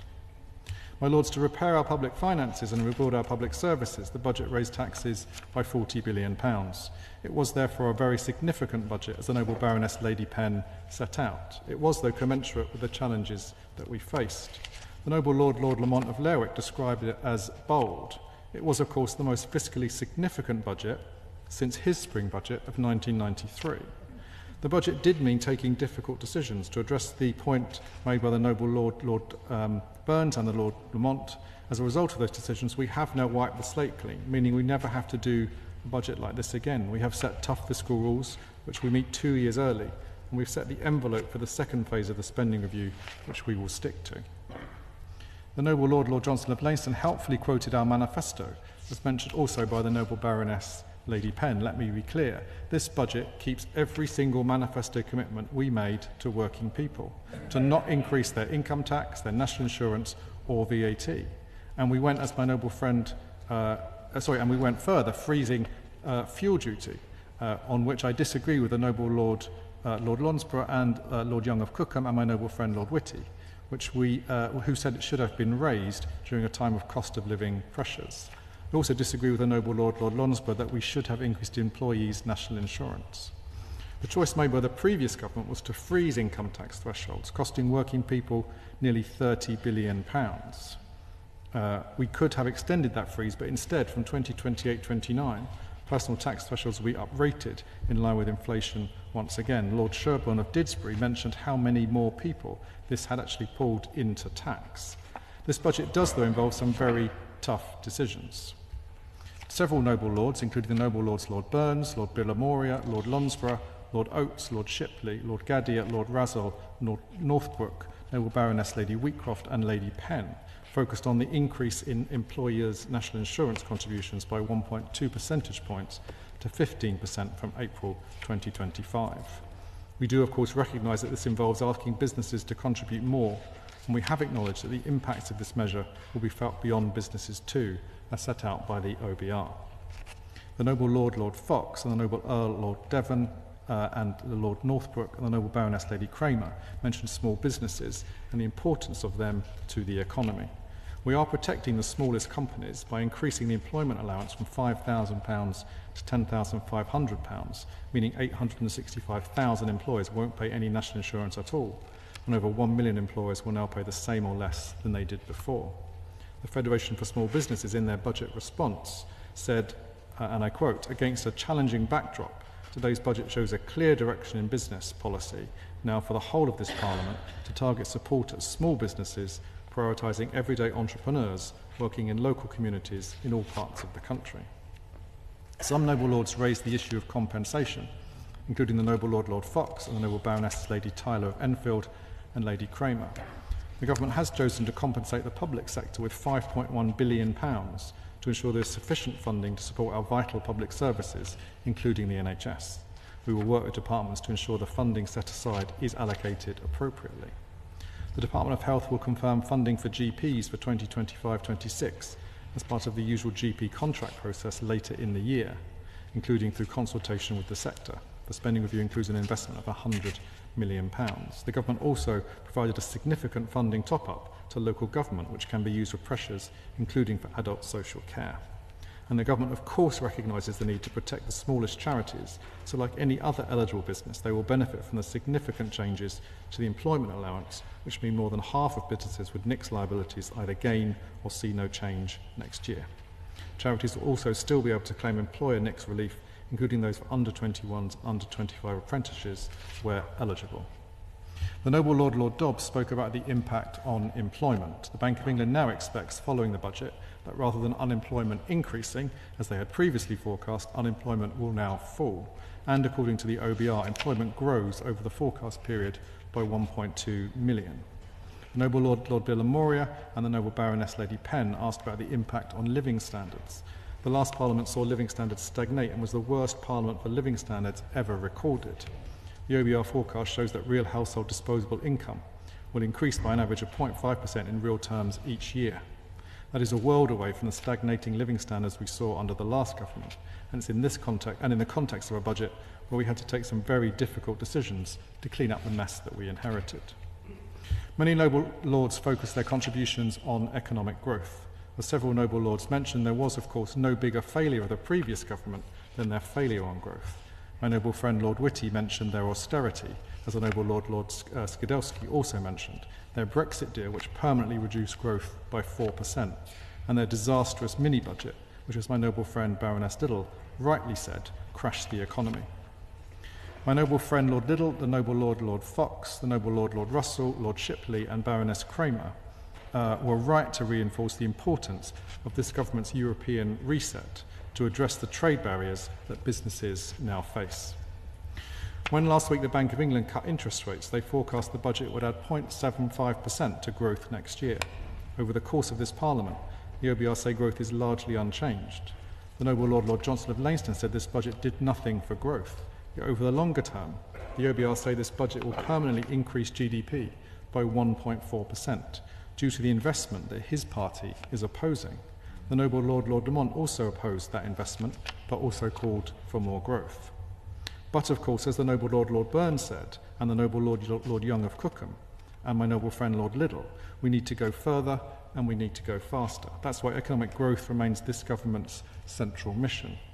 The Noble Baroness Lady Neville Rolfe rightly focused on GDP per head and productivity, and she raised an interesting suggestion on which I will happily look at. The Noble Lord Bridges of Headley mentioned debt, and the OBR shows that the best way to make debt sustainable is to increase productivity.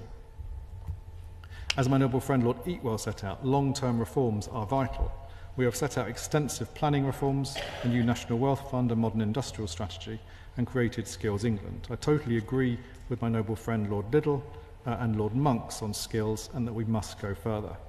We will also shortly publish a Get Britain Working White Paper to tackle inactivity, and the Chancellor will set out pension reforms, which the noble Lord Howell of Guildford asked about, and the noble Lord Gadier commented on at her Mansion House speech later in the week. All of these things will significantly boost growth, and none of which, as the noble Lord Gadier observed, are yet included in the OBR's forecast. The Right Reverend Prelate, the Bishop of Newcastle, and my noble friend Lord Sir Hotter spoke about the importance of regional growth. In the budget, we set out the first steps in our approach to spreading growth across the country through devolution, investment and reform. We gave mayors greater control of their budgets by announcing the first integrated settlements for the West Midlands and Greater Manchester from 2025-26. We invested in major railway projects, and we confirmed funding for investment zones and free ports.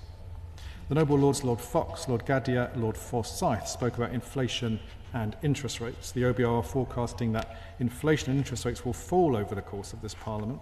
That is very different from the previous Parliament, when inflation peaked at 11.1% and was above target for 33 consecutive months, and when mortgages rose by an average of £300 a month following the Liz Truss mini-budget.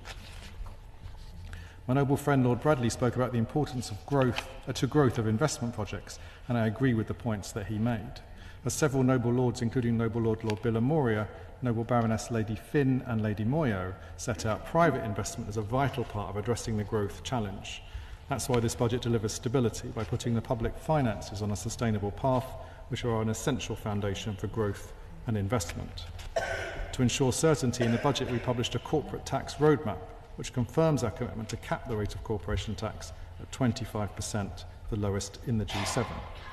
The noble Lord Lonsborough asked about enterprise. We have extended the enterprise investment and venture capital trust schemes until 2035, and we've taken action on late payments and non-financial reporting burdens. And as my noble friend Baroness Diddle said, at the recent International Investment Summit, we saw over £60 billion of new investment, creating nearly 40,000 new jobs. I was surprised that the noble Lord Fox spoke against the increase in the national living wage. The noble Lady Baroness Neville Rolfe spoke against... I did not speak against the rise in the wage, and if you go through Hansard, you will prove that to be the case. I will check, but it did sound very much like it to me. Absolutely. The noble Lady Baroness Neville Rolfe spoke against the plan to make work pay, but as my noble friend Baroness O'Grady of Upper Holloway and my noble friends Lord Monks, Lord Hannett of Everton pointed out, there is now a wealth of evidence that greater in-work security, better pay, more skills and more autonomy in the workplace have substantial economic benefits. A more secure and productive workforce is good for business and good for working people, because each depends on the success of the other. Many noble lords focus on some of the other tax measures contained in the budget. The noble Lord Lonsborough asked about stamp duty, also mentioned by the noble Lord Elliot of Micklefell. We are reforming stamp duty land tax so those who buy second homes pay 2 percentage points more than before. This will support an estimated 130,000 additional people to buy their first home. Many noble lords during this debate mentioned agricultural property relief, including the noble Lord Fox, Lord Forsyth, Lord Bill Lamoria, the Noble Earl Lord Devon, Lord Dobbs, Lord de Clifford, Lord Young of Cookham, the Duke of Wellington, Lord Berkeley of Knighton, Lord MP, Lord Northbrook, the Right Reverend Prelate, the Bishop of Newcastle, Noble Lord Shipley, Noble Baronesses Lady Mallow and Lady Humphreys. In terms of inheritance tax, currently the largest estates pay a lower effective tax rate than smaller estates. That cannot be right. So we're reforming agricultural property relief and business property relief to reduce this unfairness while protecting small family farms. Almost 3/4 of estates claiming the relief will be unaffected. It's expected to affect around 500 claims next year. We should be clear that agricultural property relief is given on top of the normal inheritance tax thresholds. Individuals can pass up to £500,000 to a direct descendant, and then agricultural property relief will provide another £1 million tax-free allowance. This means a couple can pass up to £3 million tax-free. And then above that, there is a 50% discount on inheritance tax, so a rate of only 20%, and any liability can be paid in 10 yearly instalments, which, to answer the Noble Earl Lord Devon, will be tax-free. Interest-free, apologies. On inheritance tax on pensions, just before I do that, the Noble Lord Fox asked about valuing property for business property relief. There is an established process for valuing business property which will continue to apply. On inheritance tax on pensions, the Noble Lord Johnson of Lainston seemed unsure whether pensions are a savings vehicle or a tax planning vehicle. The fact is, as my noble friend Lord Davis of Brixton said, this reform removes the distortions resulting from pensions tax policy over the past decade, which has led to pensions being openly used and marketed as a tax planning vehicle to transfer wealth rather than to fund retirement. Several noble lords raised the issue of VAT on private schools, including the noble lords Lord Johnson of Lainston, Lord Forsyth, Lord Berkeley of Knighton, Lord Moynihan of Chelsea, Lord Lexton and Lord Berwick. This raises £1.7 billion a year, money to benefit the 94% of pupils who attend state schools. The new leader of the opposition has said she will reverse this measure, so she will of course need to say where her cuts to state schools will fall. The impact assessment published alongside the budget shows that 35,000 pupils will move to state schools, less than 0.5% of the state school population, and lower than previous estimates had suggested. The Noble Lord Shinkwin asked about children with special educational needs. Children with the most acute needs, whose place in a private school has been deemed necessary by a local authority, are protected from the VAT impacts because local authorities can reclaim VAT. To improve outcomes for the most vulnerable children and to ensure the system is financially sustainable, the budget provided a £1 billion uplift in funding for special educational needs, a 6% real terms increase. My Lords, the difficult decisions this budget takes are for a purpose, not just to repair our public finances, but to rebuild our public services too, as my noble friend Lord Berke observed. And I happily join my noble friend Baroness Thornton in welcoming the work of the Women's Budget Group. We have set the envelope for the second phase of the spending review, which we will stick to. That will involve some tough choices on spending. Several noble lords asked about reform, including the noble Baronesses Lady Finn and Lady Neville Rolfe, and the noble Lord Young of Cookham. Our reform agenda will be central to improving services going forward, including our 2% efficiency target for all government departments. My noble friend Baroness Ramsay of Walls Heath set out the increased funding that the budget provides to the NHS. The noble Baroness Lady Taylor of Enfield asked what the NHS funding pays for. 40,000 more appointments a week, £1.5 billion for new diagnostic scanners and new surgical hubs, and expansion of mental health support, to name just a few. I think, though, I heard the noble Baroness say that more should be spent while opposing the increase in employer national insurance contributions, which pays for it. As the noble Baroness Lady Lee of Lymm observed, and Baroness Penn mentioned, the situation we inherited from the previous government, the only major economy where inactivity hasn't returned to pre-pandemic levels, is completely unacceptable. We'll publish a white paper to get Britain working. My noble friend Lord Davis of Brixton asked for a date. It will be later this month. Next year we'll publish a white paper on sickness benefit reform. The noble Lord Desai spoke about the importance of the welfare state. My noble friend Baroness Lister of Butterset and Baroness Wilcox of Newport mentioned that we provided £1 billion to extend the Household Support Fund and discretionary housing payments to help those facing financial hardship with the cost of essentials. We have reduced the level of debt repayments that can be taken from a household's universal credit payment each month, meaning 1.2 million of the poorest households will keep more of their reward each month, lifting children out of poverty. As my noble friends Lord McConnell, Baroness Liddell, Baroness Wilcox of Newport and Lord Murphy of Torfen said, we're providing funding to support public services and drive growth across Scotland, Wales and Northern Ireland with the largest real terms fundings since devolution. My noble friend Lord McConnell and the noble Lord Oates spoke about spending on overseas development assistance. ODA budgets have been set for the next 2 years to enable the UK to spend 0.5% of GNI. Let me reassure him that the government remains committed to restoring development spending at the level of 0.7% of GNI as soon as the fiscal circumstances allow. My noble friend Lord McConnell also asked about the Integrated Security Fund. The ODA programming budget, including the Integrated Security Fund, will increase by 2025-26 to £9.2 million. I am short of time, so I shall write to my noble friend Baroness Warwick of Undercliff about that house building and social housing questions that she asked me. My Lords, the difficult decisions we made in this budget, which have been debated here today, were made for a purpose: to repair the public finances, restore stability, rebuild our NHS, invest in the national interest and protect working people. It was, of course, possible to make different choices, to ignore the problems in our public finances, to not rebuild public services or invest in the fabric of our nation, and to fail to protect working people. But we should remember that at the last election the country voted for change. As many of my noble friends have pointed out, the British people didn't overwhelmingly reject the previous government because they thought the choices they had made were the right ones. They gave this government a mandate to fix the foundations of our economy and to deliver change. And that is exactly the mandate this budget delivers on. My Lords, we have made our choices, the only responsible choices, to protect working people, restore stability and invest in Britain's future. My Lords, the question is this motion be agreed to. As many as are of that opinion shall say content. Content. To the contrary, not content. The contents have it. My Lords, I beg to move that the House do now adjourn. That the House do now adjourn.